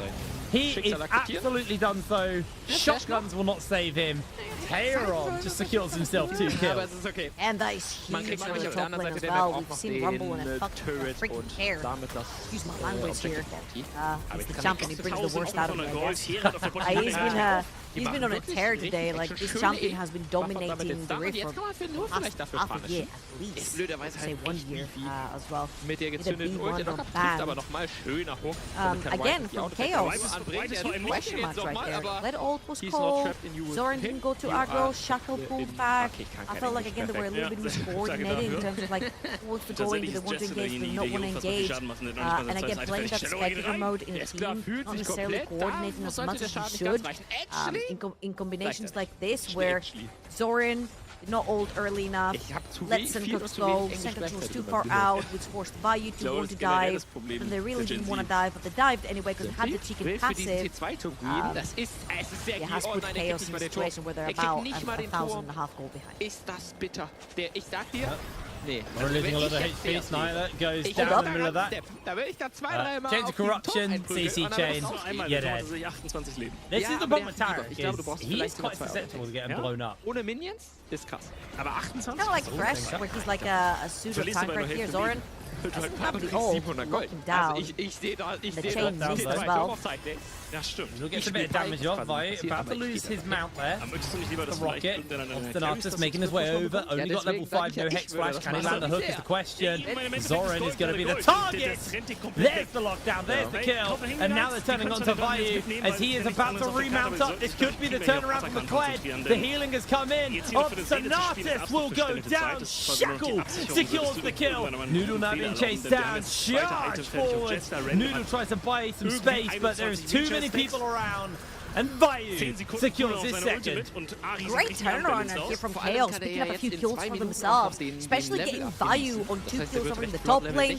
Taeron secured 2 for himself. However, nothing goes unpunished in this game, and 3 tower platings are going to sip over to the side of Verdun, and I really want to see how much the gold difference is. Not necessarily much right now over on the top lane, 400 gold, all the tower platings that went down, and the 2 kills over to Rumble.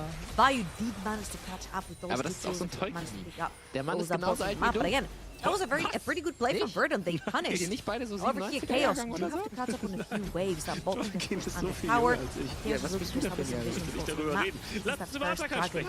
Denn der fällt jetzt. Es ist ein Buff, mit dem man hier arbeiten pressure kann. right now, but Noodle is also making his way over, just securing his red buff, and it's like nobody's quite willing to pull the trigger on any of the objectives right now. Instead, essentially setting up for a gank to secure himself the numbers game. And interesting to see, because Grog's obviously not spawned up yet, so you can't just trade objectives like we've seen quite a lot today. Chaos are going to start this. We could have an objective fight very early in this game. Senkuks making his way over. Obstinatus hasn't got 6 yet though. There's going to be the ultimate from Noodle, looking for the lockdown. Shackle opening up onto Senkuks. Senkuks has put a lot of distance between him and everyone, as Zoran is taken down by the arcane smash. Senkuks just able to solo Shackle in the middle of it as the depth charge lands onto Snilla. They're taken out. Senkups gets a double kill. And Vernon just punching forwards with the advantage. They'll get this dragon in. They've got a minute to kind of catch their breath and then turn their attention towards Herald. Verdun, that was very clean. They just walked in and picked them up one by one. Chaos. They only have one job to do, and that one job is press their go forward buttons at the same time. If one of them fails, the whole team falls apart. That's exactly what happened right here. The second Verdun split them apart. This was not Chaos' fight to fight right there. They overextended, they overcommitted, and they ended up getting one by one. And top lane, Port Tayron has been pretty smooth sailing so far, because it's been pressuring the waves back and forth into fight. They've been really managing it incredibly well. Oldly already starting to grow to a pretty obscene amount, actually, considering we are just over the 11-minute mark. 19,000 gold to 17,000 gold. First items already starting to come in. Double Leandries on Noodle and Tayron. That's going to speed up. But firstly, Noodle's clear.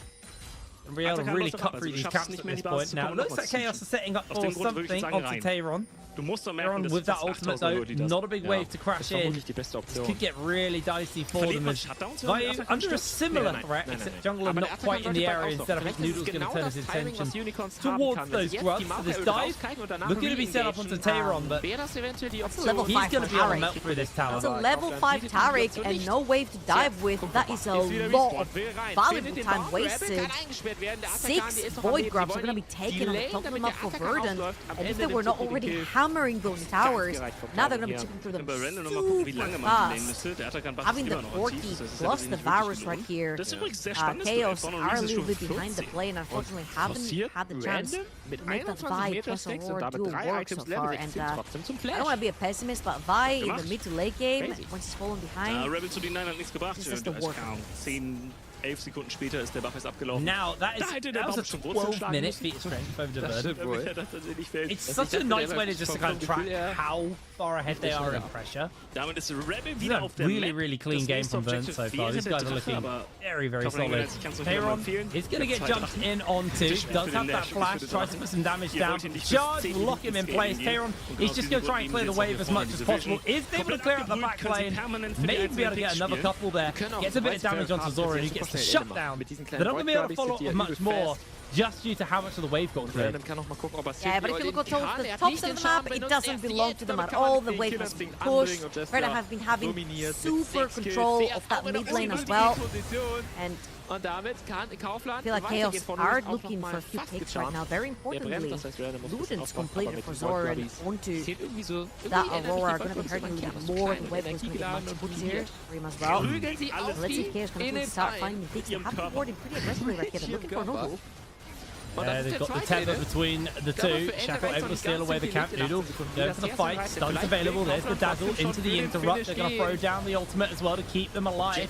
Shackle got that survivability to work with, but what an ultimate from Noodle means that it's completely shut down. Burning to the Leandries is Siganari then will secure the kill. Still next up on the menu. Verdun, they just didn't even look scared about that play. Just able to push through. Oh, I feel so bad because these are the Vi plays that make me not want to see Vi ever again. Vi tried to clear the wave right here, but there's 3 members from Verdun and a Gromp, and it's not going to be for this world much longer. Doesn't even get to remount. It's going to go down to the other one's 303. Shiganari on this Varus now, and Verdun have showed a really strong face throughout the entire day. Which makes it that much more exciting looking forward to the Verdun versus lots of controversial matchup. Shiganari said, didn't have time to practice much, but by the time the two of them played, they would have probably had some time. Senkups, far forward. Senkups is definitely caught here. They're trying to Hex Flash over, coming for the save. Senkups is still alive. Shiganari putting some serious damage down. Teleport's coming in. Senkups flashes over the wall. Tayron comes in, and that equalizer was absolutely beautiful. Sniller burning down to the Leandries. They are able to get the shot. Senkups is taken down, but Shiganari will revenge him, taking him out. Sniller little low. And here comes the charge onto Shiganari. Tehran looking for Zoran, will be able to cook him. Now Shiganari just trying to get to his team in time to flashes over the wall. Surprise! There's a Taric waiting in the wings. Shades of corruption. They find the lockdown. They've got the passive stacks on. And in comes a big old cube from Shiganari. Any moment now, Vayu is going to lose so much HP. Able to actually dodge some of that with the dismount, but Verdant, they're going for it. That's the kill. This is looking one-sided trouble. And straight into that replay we go. Suncox. A little bit cocky right there, walking a little bit too far up, if you will. However, he does get bailed out from his team. Shiganari already and Obstinatus on his service. Noodle gets absolutely obliterated with only Leanders. He's given it to Maokai. Obstinatus gonna die to the last shot right there. And Rhea, I think he does the best possible scenario, right? This is what the Jin does in this composition. You set up from super far away and you try to snipe away people. Kills that Corki in the meantime as well. So very well played right there. However, Shiganari finds a virus. Finds a Taric for himself. A little bit of a present, a +1 if you will, as they're looking for a Sniller again. I'm gonna find the Q from either Maokai or the Nautilus. Beste Blitzcrank game ever. Will be indeed. They did look for it though. Rift Herald's up though, and I'm gonna try and contest this. Although I say that, they don't have Senkux with no teleport, so they may just give up this objective and instead turn their attention towards this mid lane tower, knowing that they don't need the Herald to push it through. I mean, Senkux is just getting free gold. That's a lot of gold, by the way. And meanwhile, Chaos incredibly slow to finish this Herald up. It's coming at the cost of 2 towers. Absolutely heartbreaking for them. Senkux able to clear out the tower. Has got himself a little caught out here. Eating those shots. Down he goes. In comes the rest of Verdant. Let's see if they can save the day. Now Tehran going to be looking to get dove onto, but Tehran, everything committed. He's taken out. Equalizes the wave. I don't know how much of the wave he gets. I mean, at the end of the day, it's a 2-for-1 in favor of Chaos. So a few picks right here, and they get to pop that Rift Herald. Could potentially look to take double power. As you're looking on the other side of Verdant, he's going to start potentially that dragon. Seeing Ludu around the area, so definitely going to be the dragon. But spawns have come through from Shiganari and Obstinatus, so they're going to be defending that one. Senkux back on the map as well. Shiganari's going to head towards the mid side of the map, where Riot is pushing with Snilla. That was a pretty good pick for them. They do manage to get that neutral objective as well as 2 kills. Very importantly, kills going forward with Sim Crowning doing wonders with the Jin. However, he was getting fed super early into the game, and this is not necessarily a composition that's going to survive too long for the Jin to make plays. Shiganari. Well, I think that might just be Vayu going down. He charges away. In comes the Nature's Grasp just to lock them down. Vayu actually able to break away from that one. And there's the kill. Obstinatus with the dredge line. Throwing down the depth charge as well. Into the arrows. Shiganari secures the kill. And Chaos can do nothing but watch as their towers will slowly but surely crumble to the siege. Verdant are just too far ahead right now. Yeah, 6 Void Grubs as well from the side of Verdant.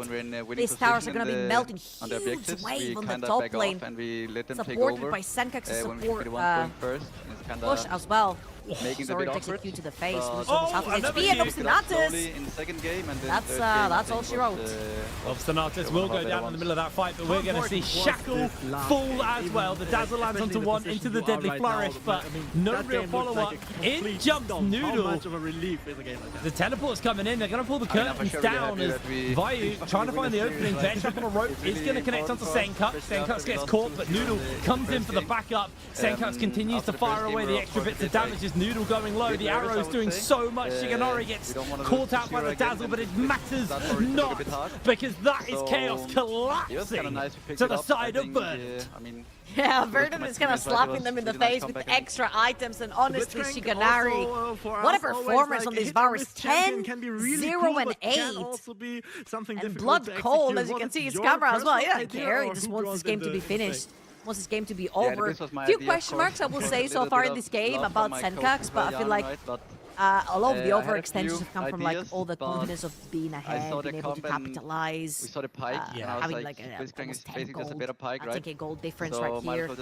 These are things that obviously you're going to have to go back and board review potentially, because you cannot make these mistakes versus Los Atones. You'll give them one kill, they'll take your entire map. I feel like these games are sort of leading up to it, as I feel like this game is as good as gone for Chaos. Unfortunately, right here, haven't been able to secure themselves so far, and this doesn't look like it's going to be the case either, as they have pretty much two waves that are really pushing towards them. Sniller is gonna get stuck, he's gonna get killed. Working together, and he's just popped. We couldn't even switch between us, he was just dead. There's almost, these kills are almost so efficient, but now Senkup's flashing away from the Deadly Flourish, puts a whole heap of damage in Araya. I think he that is one fed Corki. He's had two tier 2 towers. They're 700 gold each. He's had so much gold from towers this game. Oh yeah, another thing in the Atakan as well. They want to take as much as possible from the map. I think it's going to be the ruinous one. Extra XP for everybody, as if Verdun needed this. That is now an 8,000 gold lead and brewing on the side of Verdun. And I think he's a really great player. I'm just trying to wrap my head around this because I feel like Chaos didn't really have a chance, especially also with that victory right now. There's a bright future ahead of Kaufland. So many of their clicks were just not coordinated enough to make the CC stick matter. I feel like we've been talking all day about landing CC, layering it properly, and I feel like it really matters, especially when you play a team that wants to go all in. If you cannot coordinate properly and one link is not connected to another, the chain is just going to fall apart. Unfortunately, it has been the case for Chaos. They have showed a lot of good stuff so far, so possibly with practice, more things are going to happen. Maybe Fox and others ace checks here? Yeah, I don't know if that's going to be enough. They throw the dazzle down. They are going to get the ultimate off as well. That equalizer is melting everyone in Chaos. The time of the ult is over, and Tarek offers nothing. Verdun getting the absolute rundown of the century. Zorin will fall. A double kill for the Rumble, a double kill for the Varus, and only Riot will remain. The biggest problem that Chaos have is NLC splits are fairly short if you're a bottom team. Unfortunately, you don't get much time in the league. We go straight into playoffs incredibly quick. And they're going to have some serious work ahead of them to make a lot of growth in a very small period of time. Well, this will be a very quick season for Chaos again. Yeah, well, what's been some quick series though for Verdun is this one and the previous one they played. A very clearly good day for the debut of Verdun, bringing new players into the roster. I'm not wrong, only Natos remaining from the previous one in winter, and usually when teams restructure so much in a composition of players, it's just so difficult to sort of find things that click together, and Verdun so far have been showing up and showing off. And right here, Chaos tried to press the bugs all together, and it was the right idea taken. You should be able to burn through that Nautilus. Oh my god, this Bumble absolutely destroyed them. It's just a matter of everyone is under leveled on the side of Chaos. Whether they press the buttons or not, they just die instantly. This fight is a non-factor at this point, and there's a 12-0-11 Varus on the other side of the goes up. So let's just get items diff right now and levels diff. Take the flower! They don't need it. Just take the flower, man. You're under level. Take it. Oh, actually, they really do need it. They do need it, yeah. They really need it, but I don't think it's going to matter. Verdun probably setting up for their final siege here. They've got waves pushing on multiple fronts. This tower will not belong to the world. All inhibitors down. Me, I would need my Vi to pull back in base. SOS. Yeah, they're still doing Dragon. They've only just finished the Dragon up.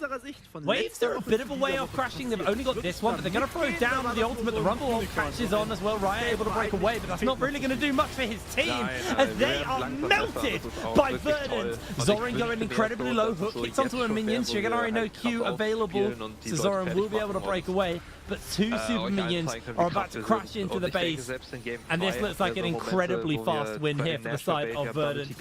I don't think Chaos have got enough in the tank to keep themselves going in this one.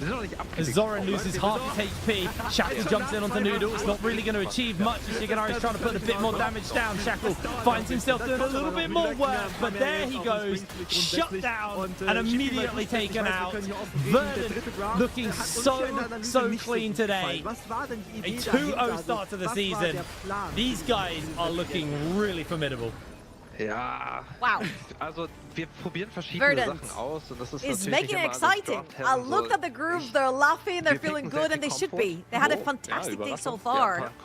I was looking at the group and I was kind of scratching my head. I was like, hey, this is the Los Ratones group. There's usually at least like one team that will make it hard for them, and I just couldn't necessarily point towards that team because I felt like a lot of teams completely restructured, Verdant being one of them. And I just didn't know if the synergy was going to be there, if the coach was going to be there, if the player performance was going to be there. Clearly there is for Verdant.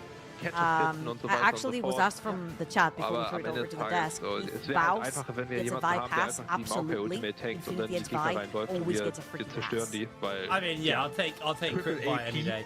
Anyway, we're going to pass it over the desk to round that game and the day out. So over to you guys.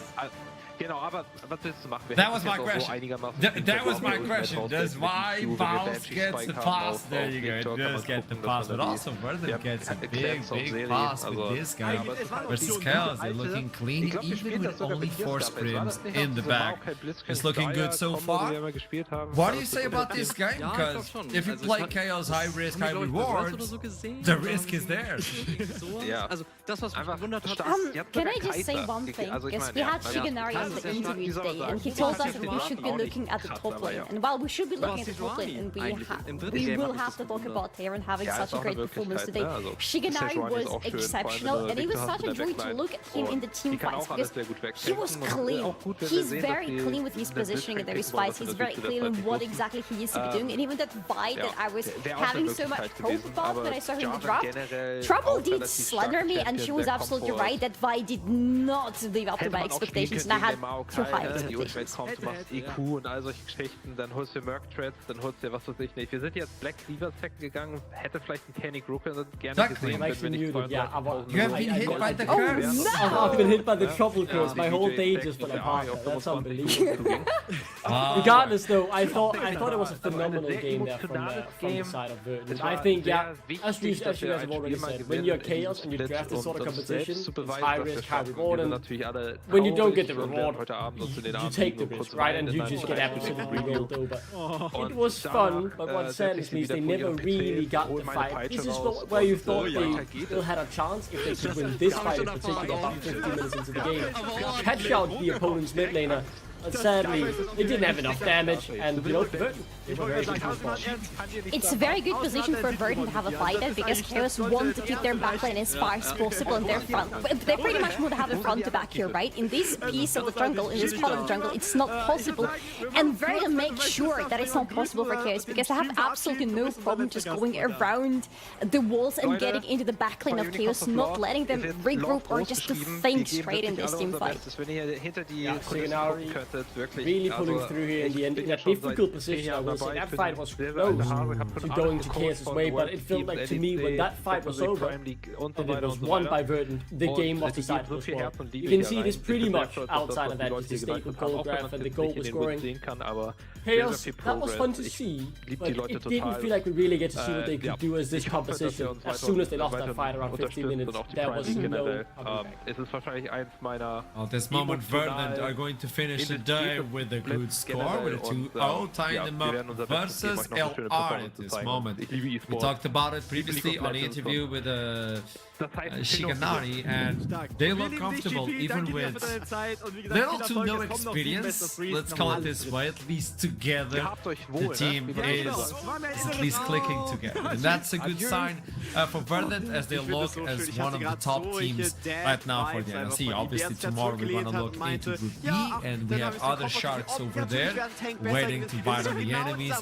But for today, LR and Verdant, at least in my opinion, have been the ones sticking out. And obviously, LR were supposed to do though. Verdant, I was like question marking them. I'm really happy with the result they provided, even with so little experience together. That's my biggest takeaway from today. That they were able to do this with only 4 games of scrims. Just very shortly before we head over to Senka and talk with him about it. I do think the fact that they showed this level today with so few scrims, it shows the floor of this team is very high. And that's what really excites me, because they looked very confident and very dominant in both games. And if they've only had 4 scrim games together, imagine what a few weeks together will do. I think there is a real potential in this team, and I think their side should be set on Copenhagen, and I'm excited to see what they can do. Oh, okay, we're getting some leaks right now. Let's start with Senkex to begin this one. There's an interview with him. Welcome to the show! That's a good start. Welcome to this one. Thank you. Hey, Senkex. 4 scrims before you start with the team on competitive? Boss. It's chill, no? Some chill. It's really chill, isn't it? And how are you feeling with the team so far? I'm quite happy actually. I feel like even yesterday I was, when we had our first scrim, I was quite pleasantly surprised. I mean, I knew it was like good players, right? But I think actually it just, I mean, the like natural synergy, like it just flows a bit better, you know, than some of the other teams I've been on lately. So yeah, it's quite nice. What has been the biggest surprise on this long road of scrims for the Verdant? What has been your biggest surprise within this roster? Early season it's way too early to say, man. I don't know. I think my top laner is probably like the one where I didn't know much about it, but he's actually been performing really well, and he's a super nice guy, so I'm looking forward to some more scrims with him as well. But I think in general everyone has just been, like, everyone seems to want to win, right? Which is like the most important thing, I feel like. I like that, because that leads me to another one. Group play, you're facing, you know, the sharks. It's the rats, not the most menacing animal, but let's be honest. Like, how do you defeat that team? Are you looking to like defeat them on groups, or you're like, hey, whatever it goes on group play, we don't care, maybe on playoffs? Yeah, I mean, we have to be realistic, like it doesn't matter too much. Obviously I would love to beat everyone right now, but to be honest, it's about playoffs, right? Right now it's just one game at a time. I mean, today was a good day, so it's looking good. So how has been the shot calling? Are you the one taking control of that with all your experience? No, not really. Like, I think it's a bit of everyone. Like, I think Noel is doing a really good job too. Like, he really knows what he wants to do, and that's like a good skill to have as a jungler, since you dictate most of like the early game at least. So yeah, it's a nice thing that not having to sit on everything. Like doing a lot of comms is sometimes a bit draining, but yeah, it's been nice so far. So tell me something, this is more personal one. What is your big objective joining NLC? Obviously there's a lot of attention, EMEA Masters winners. What's your big objective? I mean, I want to get into Copenhagen first of all. That's the big one. And I mean, it would be a bit greedy, I guess, right now to say win it all when Lost Performance is here, but I think it's possible. We'll have to wait and see. I mean, a man of your experience, when you say that out loud, I have to trust it. I have to trust it, boss. Thank you so much. Pleasure to meet you and good luck. At least 4 more before next week, okay? At least 4 more sprints, you guys. Alright, only 4. Only 4, at least 4. You got I'll see you soon, man. Pleasure. See ya. There you go, they're looking clean. You know what I got from that interview though? He said, when we scrimmed yesterday. So the 4 scrims were yesterday, by the way. That's a good way to get ready to the split. That is a insane turnaround, right? Absolutely incredible. What I really like to touch upon there, one of the motivations, I think with so many, and I know this will be more Denmark-centric talk, but I think it is a real point, especially for the Danes. It is very rare that we have big lands in Denmark. We've had one, ELCS Final Spring 2018. Only 3 Danes managed to attend. Someone like Senkex, who was playing in the ELCS at that time, definitely must have been, you know, wanting that experience.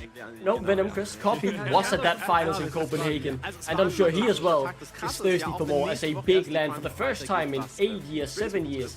Is about to return to Denmark. I think all of these Danish players, they have that extra bit of motivation to go and represent their country in their capital. Can't believe I'm saying this, but I've been to Denmark a lot of times with another project, the Royal Arena, and the reality is the crowds and the venues are filled with Danish chants and their love of the country.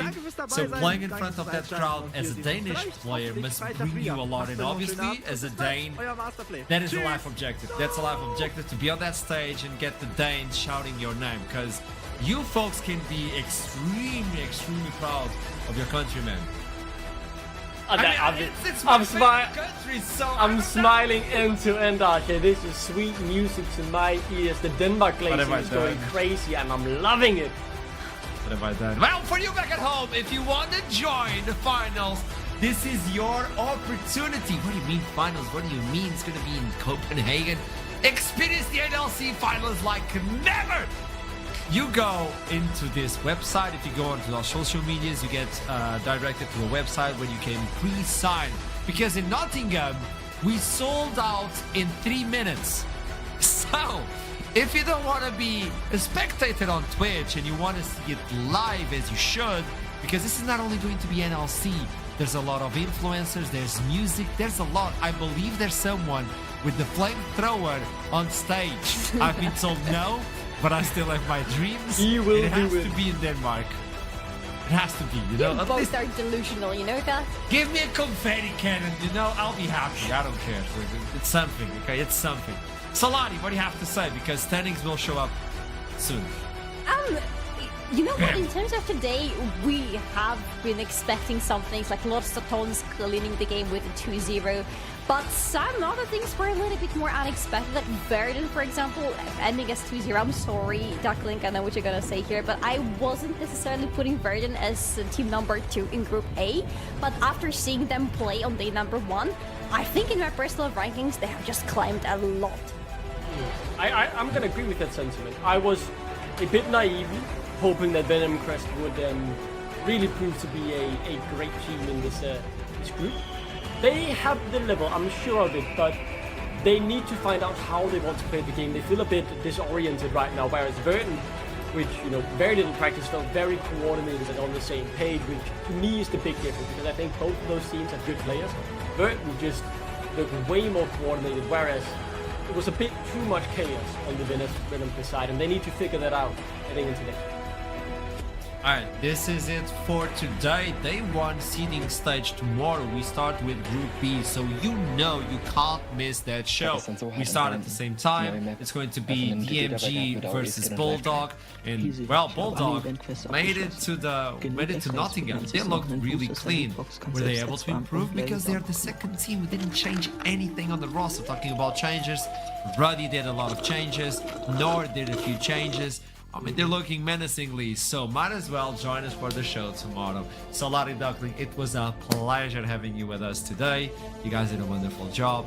Producers, you also did a wonderful job. Everybody in the production of this show. And you back at home, you did a wonderful job. Because without you, it's not even fun, okay? Spam the chat. Oh no. Make the people who are taking care of the chat a living hell. Like, just spam it with all the XDD and all those emotes. I know, Duckley, you do that sort of work, so I'm trying to make your life a little bit more difficult. Like you always Until we meet do. again, we love you very much. Keep climbing. I'll see you soon.